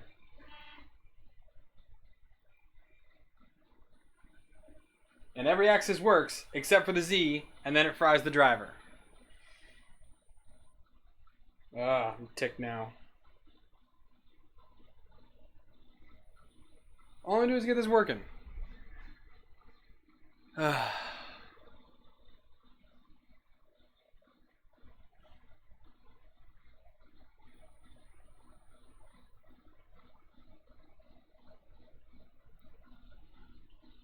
Alright, Darren. If I take this thing apart, I'm just ticked.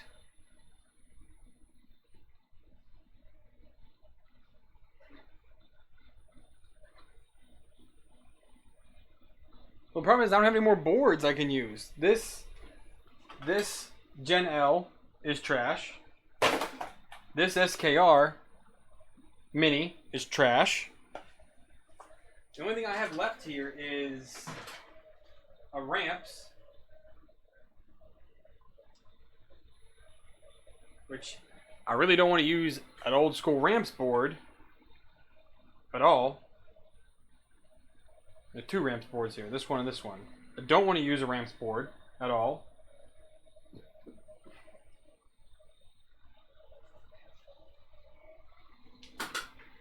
And I have the board from the...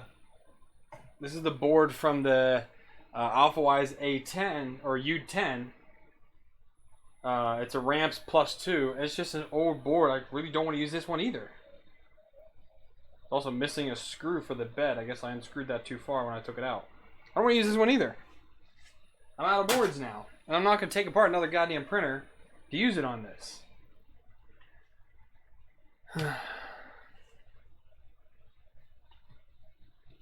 That's alright, Dan. Well, Darren, I have Geeetech boards. I literally have a bin of Geeetech boards over there now. But they're all useless.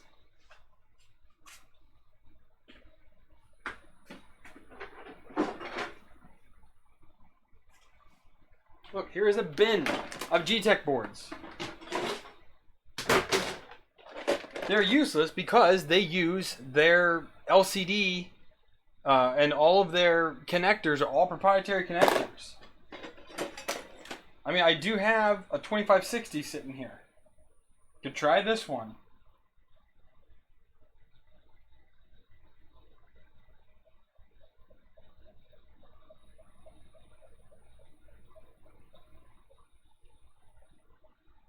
Yeah, I guess I could try this one here. See if we can get this one working. But I am just so over SKR's crap. Like, I totally thought that people were just bashing them because they're cheap and, you know, oh, it's a cheap board, you know, whatever. But, like, I cannot believe that they actually are garbage.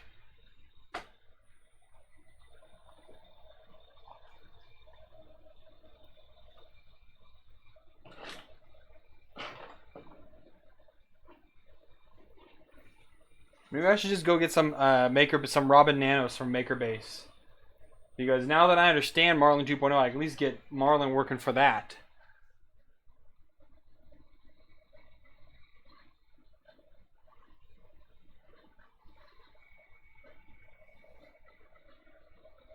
Alright, let's try this Geeetech board. The only problem is I don't know if I have a power connector for it anymore because I think I threw them all away.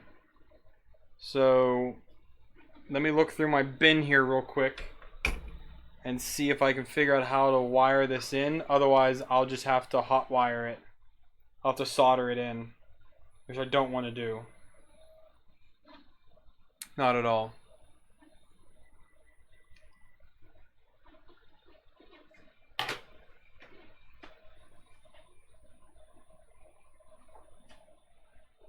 I've never had these issues with any other board.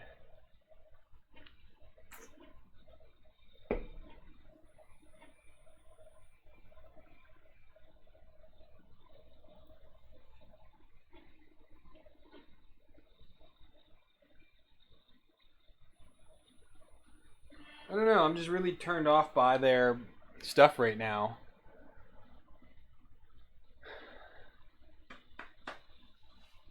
I really don't think I have any connectors for any of their power connectors anymore. I think I threw them all away.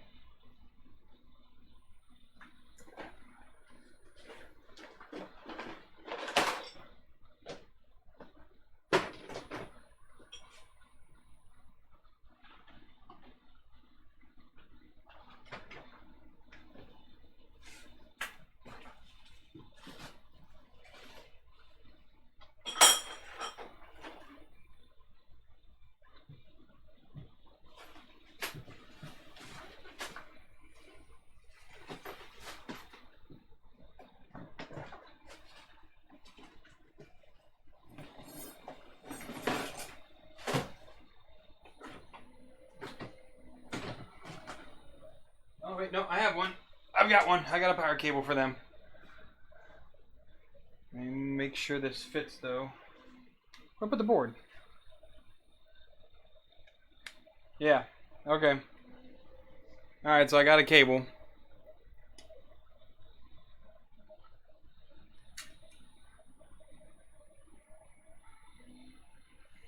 This isn't a mini E3, Best. This is just a mini 1v1. I got it for free from them. God, however long ago they sent it to me.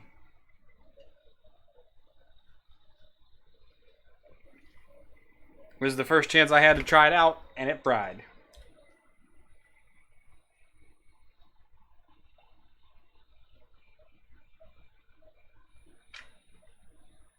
I don't know if these drivers are any good.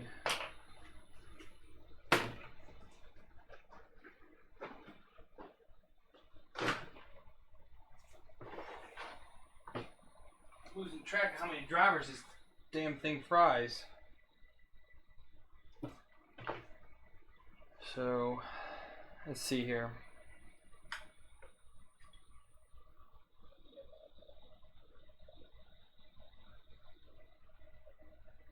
Alright, let me try and find the pinout for this board now.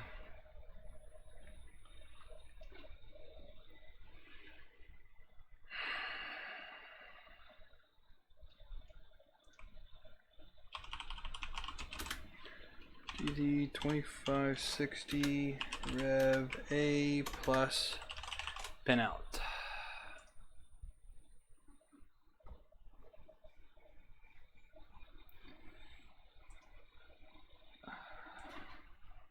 So they go down on the A498. So we've got X, Y, and Z, right? So I hold this way and switch to here. X is up top. So X, Y, Z.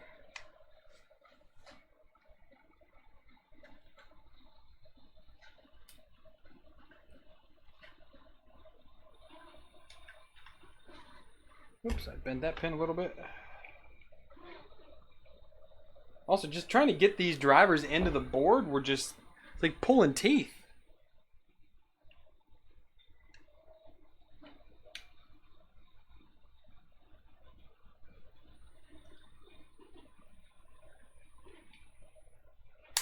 Even in the Geeetech, they just slot right in. I don't get it. I really don't get it.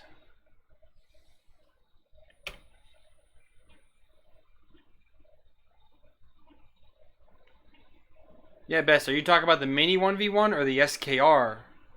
This is the SKR Mini. The Mini doesn't have a 1.3 or 1.4. Here's...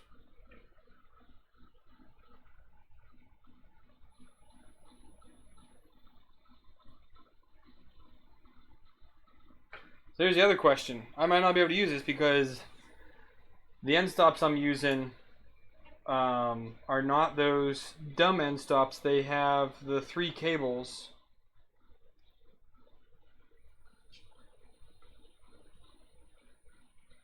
Signal and ground. Can I do it without the third?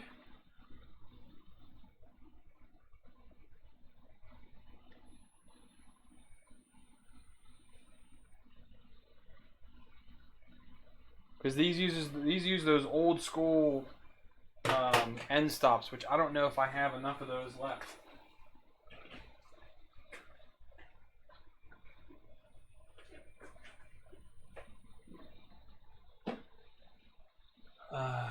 Where are they at?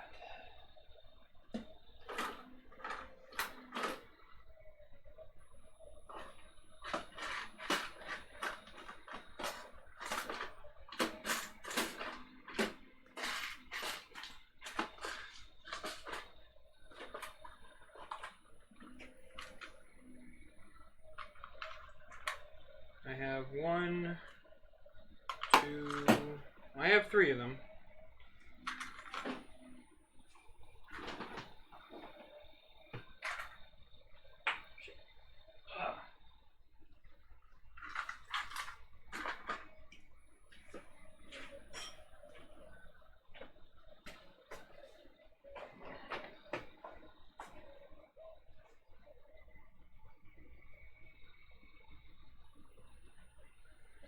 Yeah, but the question is, so these older end stops only require 2 cables. These other ones do not. So what I mean is, can they work without having the voltage connect to them? I don't know.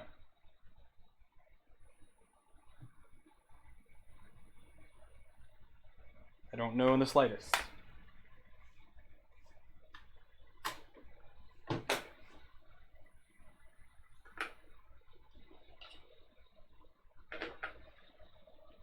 I know which ones are signal, voltage, and ground. It's just, can they work without having the voltage connected to them?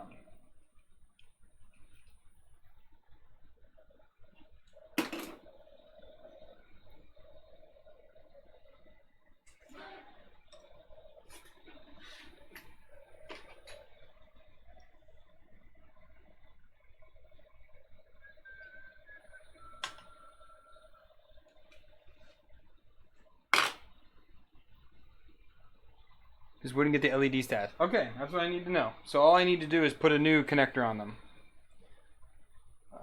Which I have right here. I can just swap a 3-pin for a 2-pin. That's an easy day. Well, actually, those are DuPonts, so I need to grab the DuPonts down, which I already have down.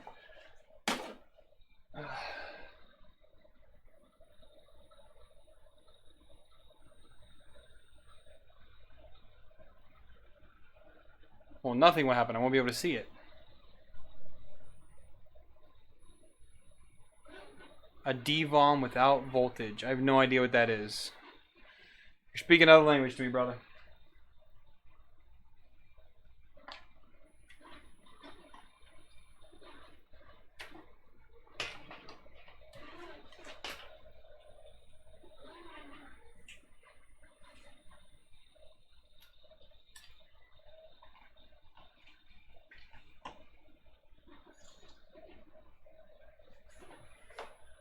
Thanks, Brian.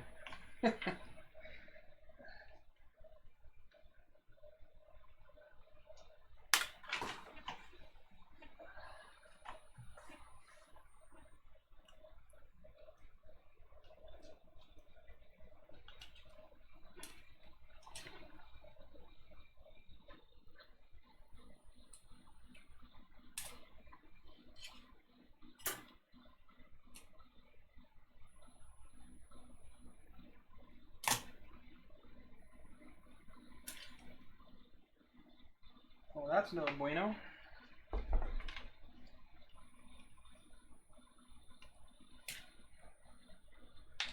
Fix that eventually. Alright, so let's just get all this stuff out of the way here. Man.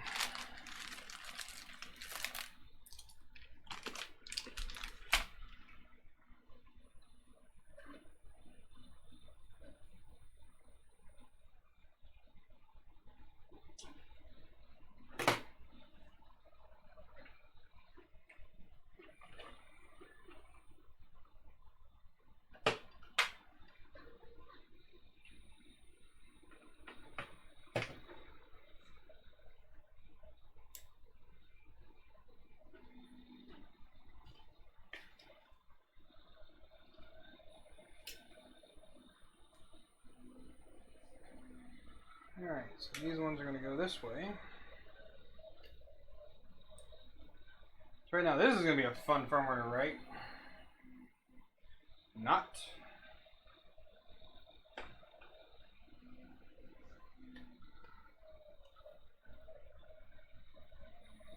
Alright.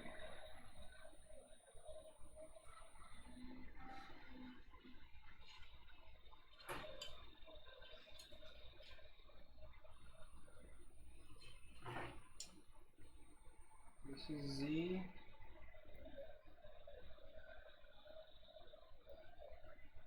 Y. Z. I guess I could bring guys over to the build here.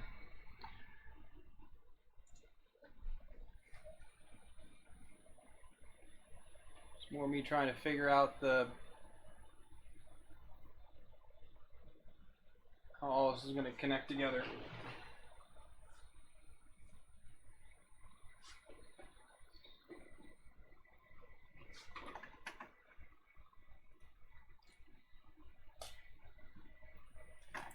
So X.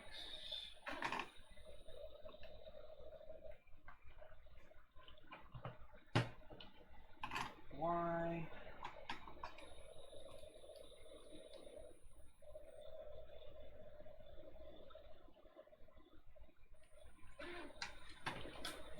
E.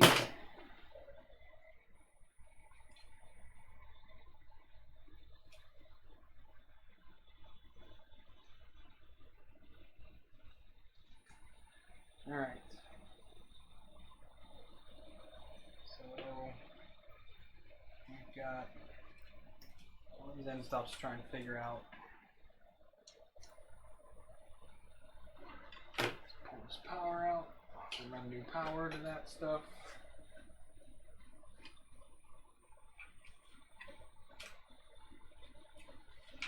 Oh, it's easy because it's right here.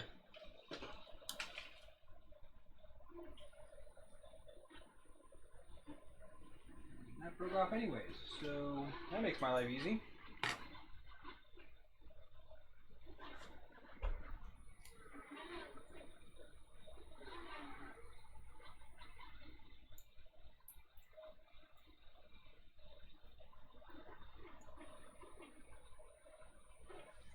And drop the red. And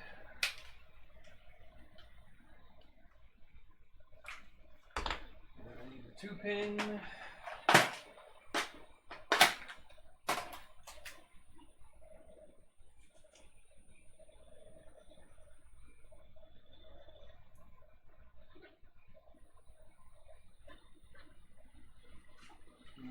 This is Z. Ground is on the inside. Right there. So that's one. This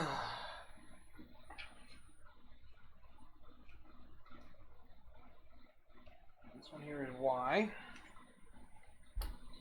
Take this out.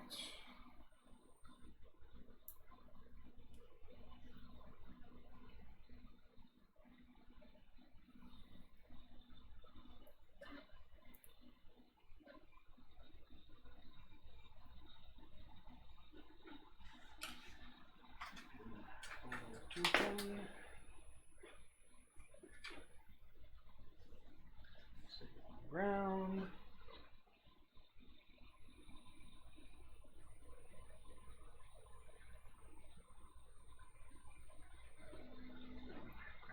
Middle, so this one is Y. Y min is here.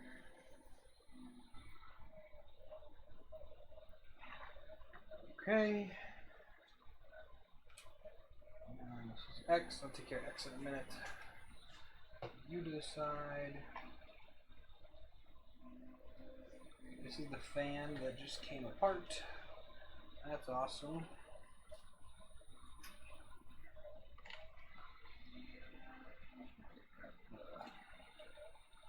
Heater. I can get this cable through here or not.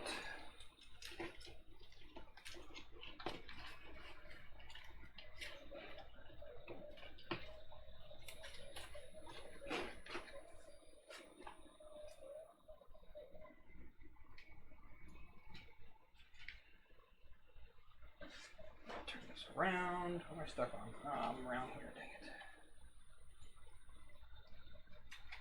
Alright, power cable through. Alright, we've got hotbed. Heater 1 is on the far side.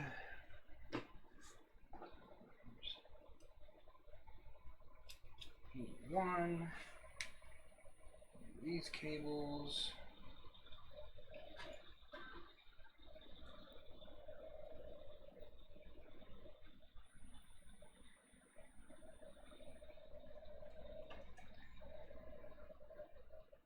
Night, Dan.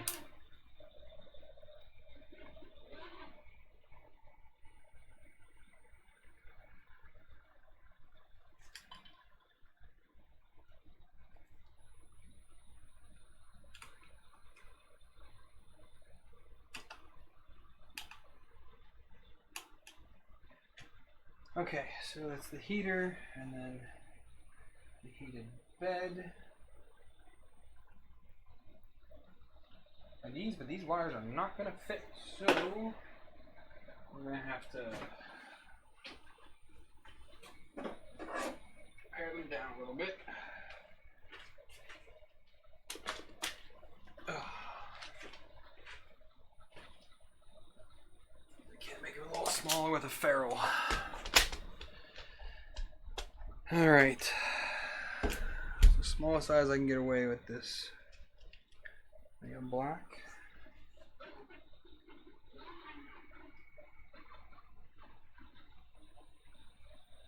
Yeah, this might fit.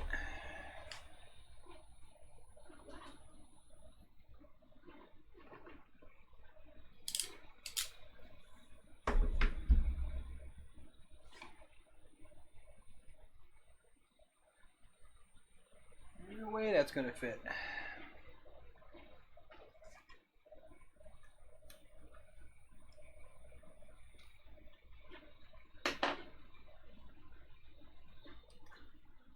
Nope. Oh, no way that's gonna fit.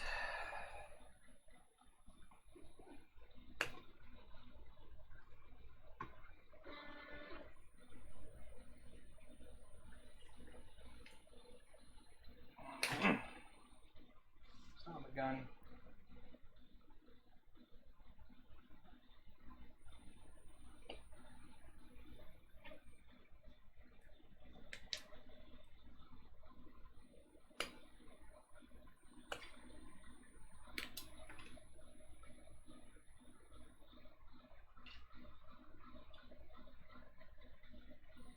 Figure something out for that, because those are too big.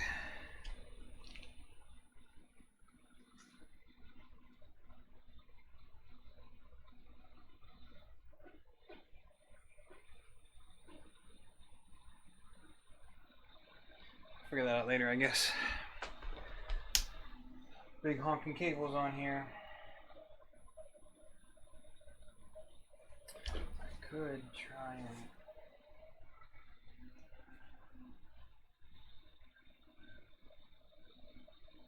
feed them a smidge.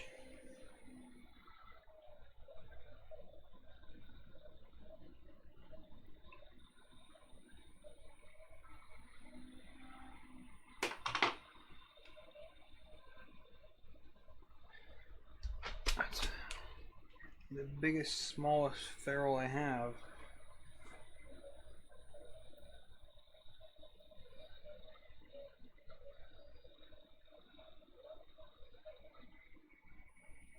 See if this locks on.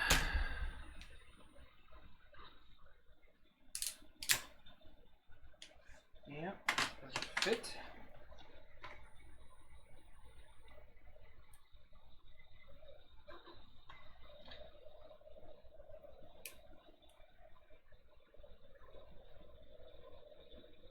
Nope. Man. Geeetech uses some tiny connectors on these things here.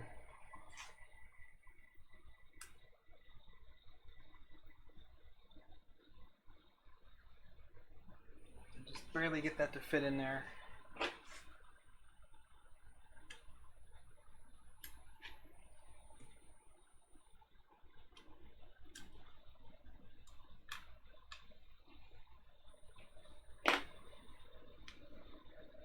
red in the same size one or not.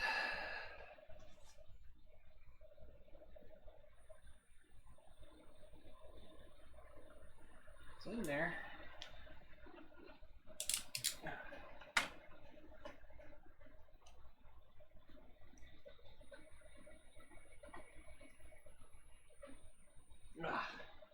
The bed, right? Yeah.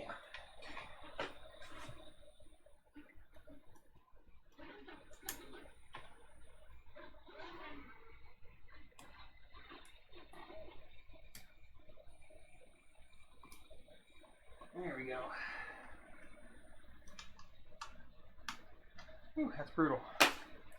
Alright, and then we've got temp 1, temp 2, temp 3. That's really, really, really useful, guys.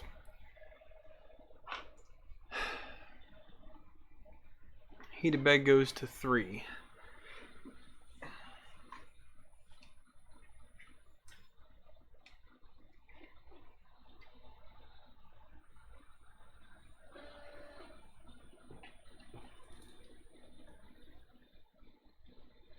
And then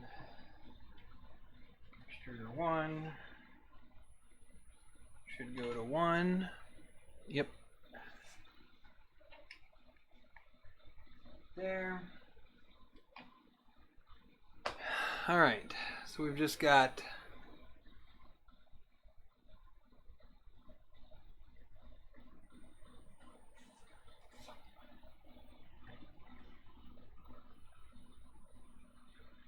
I'm going to connect the LCD still, and the PWM fan goes here.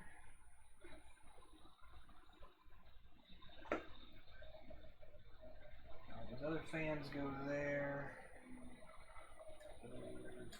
Work.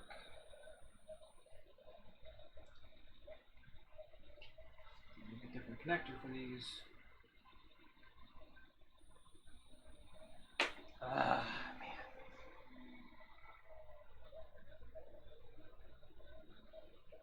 It's like, worry about that later. I just need to get this thing, see if I can even get it to power the freak on properly.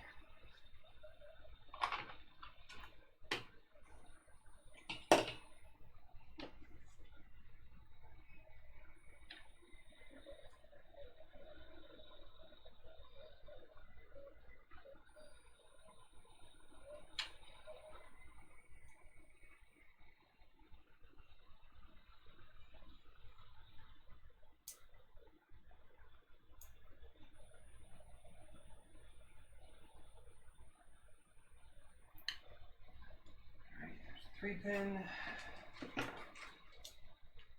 Get the 2-pin out.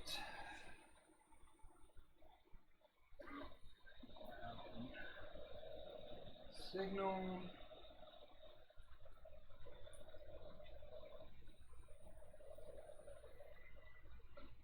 And this is for X. Min, which goes there. So everything's connected except for the fans. So I'm kind of okay with that right now. I want to try and get the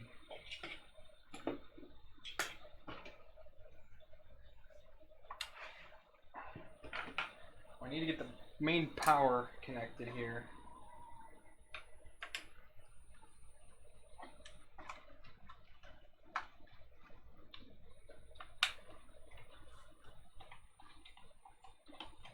As long as I get this thing to power on.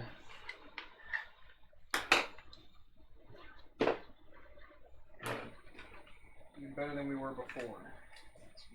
One.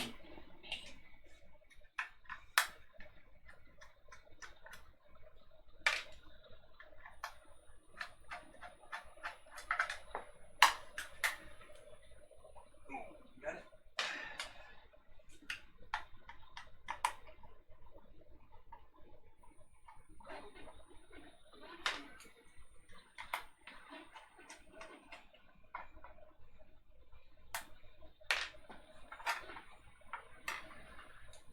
Okay.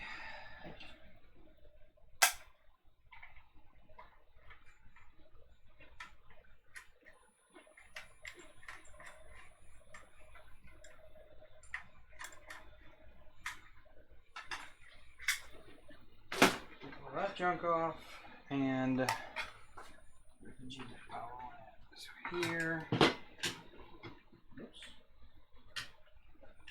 Sorry, fan, punch you in the face.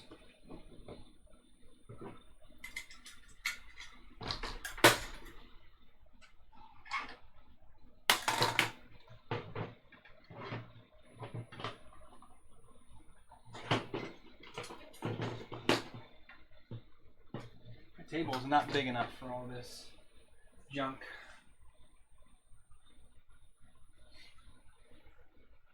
Red light, what up?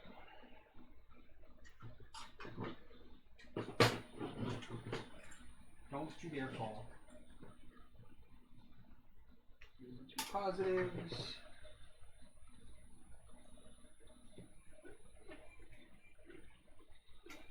Here. Here.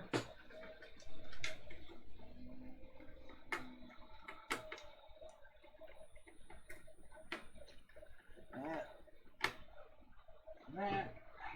Two negatives. I don't know why this board needs two positives and two negatives coming in. I don't know why it needs two. Why can't I just do it with one? I have no idea.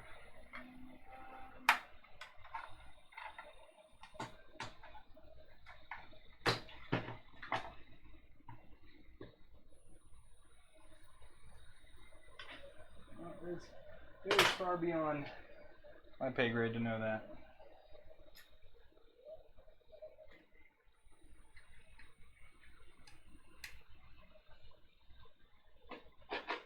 I'm actually kind of glad I kept one of these wiring harnesses, because otherwise I would have been digging downstairs for an 8-pin connector for a video card to hack and repurpose. That's all this is a 4-pin. If you had an older power supply, a 4-pin CPU power is all it is. I'm just going to put those two in for now. Get this hung out of the way.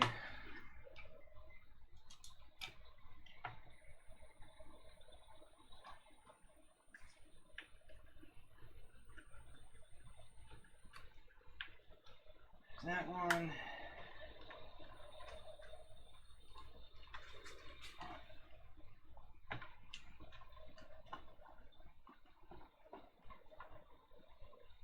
Come on.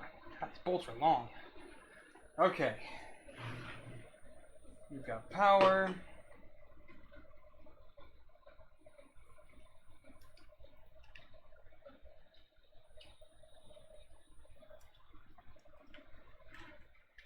Everything is connected except for the fans.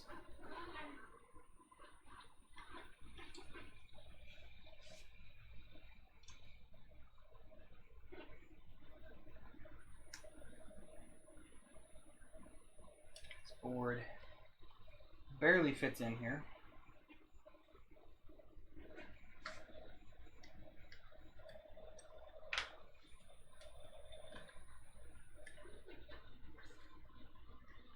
Need this LCD to light up for me here.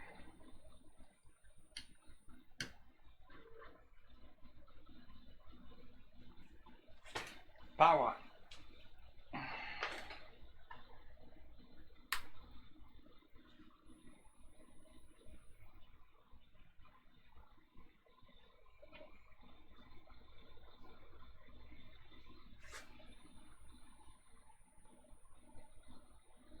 A whole lot of nothing on there.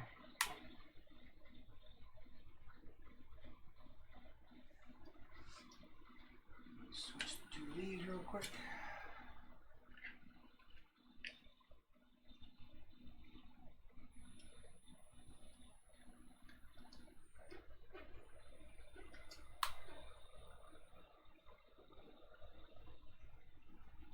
Still nothing on the display.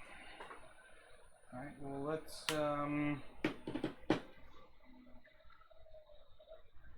hook up the USB and see if anything comes out of the USB. If not, then I don't know, I guess I'm just gonna nuke this machine.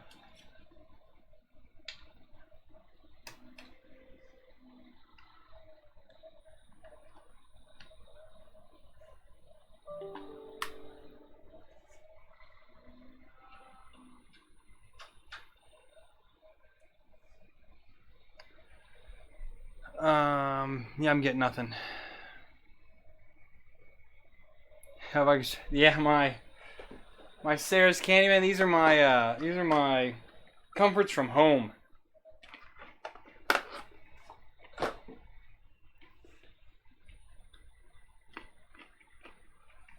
The board doesn't even boot.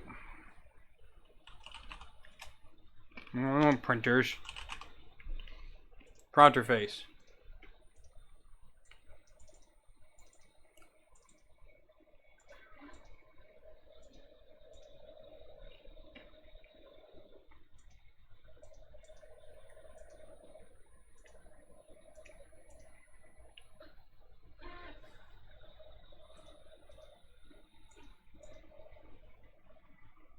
Yeah, I can't even connect to the board.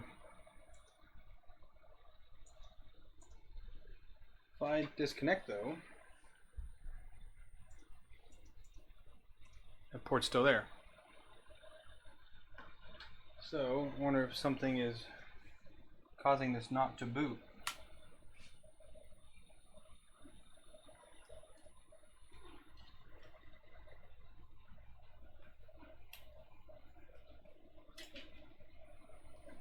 OEM stops out. In case it's those.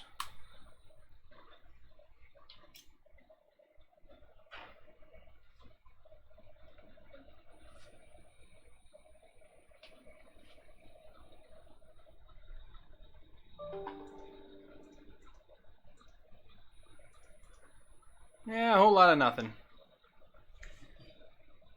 So, you know what? I think we're just going to call it with this printer. It was a valiant effort, but I am about done troubleshooting this printer. For an issue that Geeetech should have solved. They kept telling me it's the board, it's the board, it's the board. I replaced the board 3 times. I've got 3 of their boards here now. 4 times actually. I've thrown one away. So yeah, I think it's just time to recycle this printer. That's all we're gonna do. We're gonna get rid of this board. I'm just very much over it.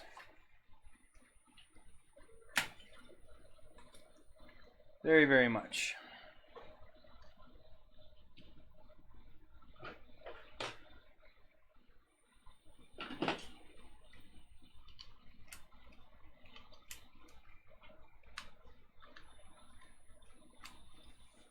Keep the bed just in case we need it for another project.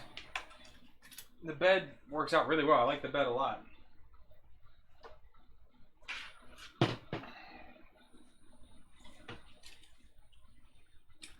Yeah, this whole thing just turned into a fairly large waste of time. It's quite sad.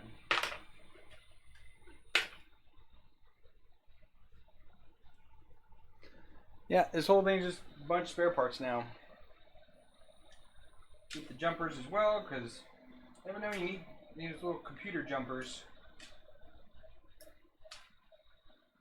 I'm also a hoarder when it comes to stupid things like this, so I know the SKRs take 1,000 of these to get to operate. You got jumpers for everything on those boards. So I do have a 1.3 coming again for the one that I fried to try and get Megatron working, but if that doesn't work, I don't know. I'll need to find something new to use. So this Geeetech board in the trash. We keep the SD card, which is basically worth this 128 megs from the SKR. Let's take these jumpers off as well. I'm just very disappointed with hardware these days. It just sucks.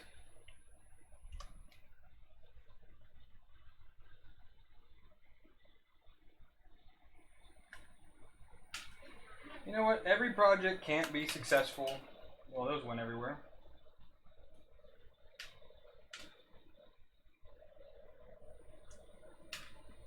You can't win at everything.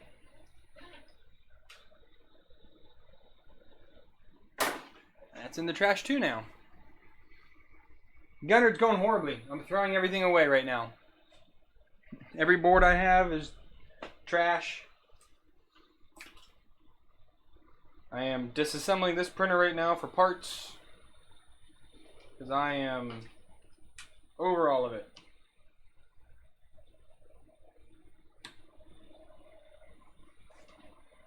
Just over it. Ugh.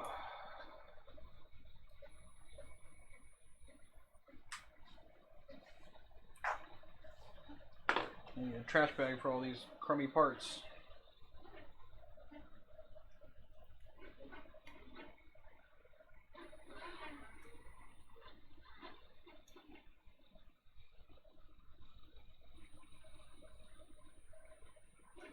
Towards the end, it'll be fine. I mean, I'm making more custom printers now, so I mean, I might do another. I'm really digging my Mark 3S clone a lot.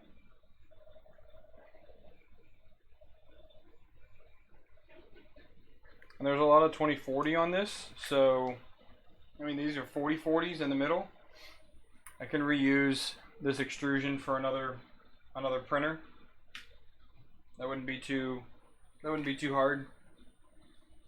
I've done it with other printers, so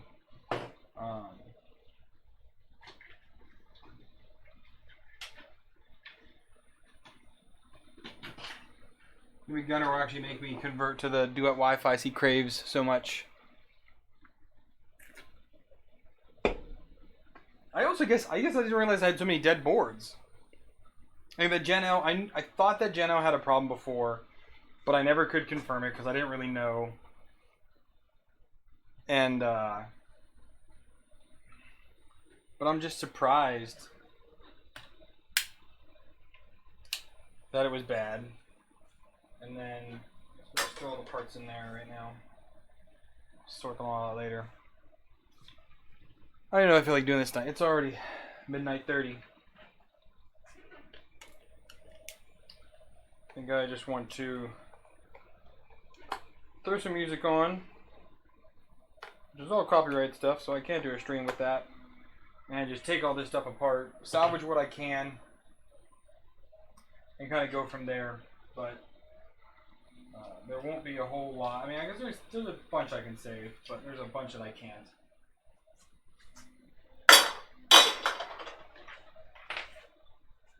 It would have been nice if this worked. I would have liked to have another working printer. Not like I don't have enough other ones, honestly. I've got a ton of printers to use and play with, but it's just a shame that it has to end this way. Night, Jeff. So yeah, I'm just gonna go ahead and disassemble this. I have from the Geeetech printer. I've got its leftovers here, so I'm just gonna start disassembling this one, and I'm gonna call it a night. So thank you guys for tuning in. I'm sorry this was not such a spectacular stream. We didn't get any good prints. We didn't get another good printer out of it.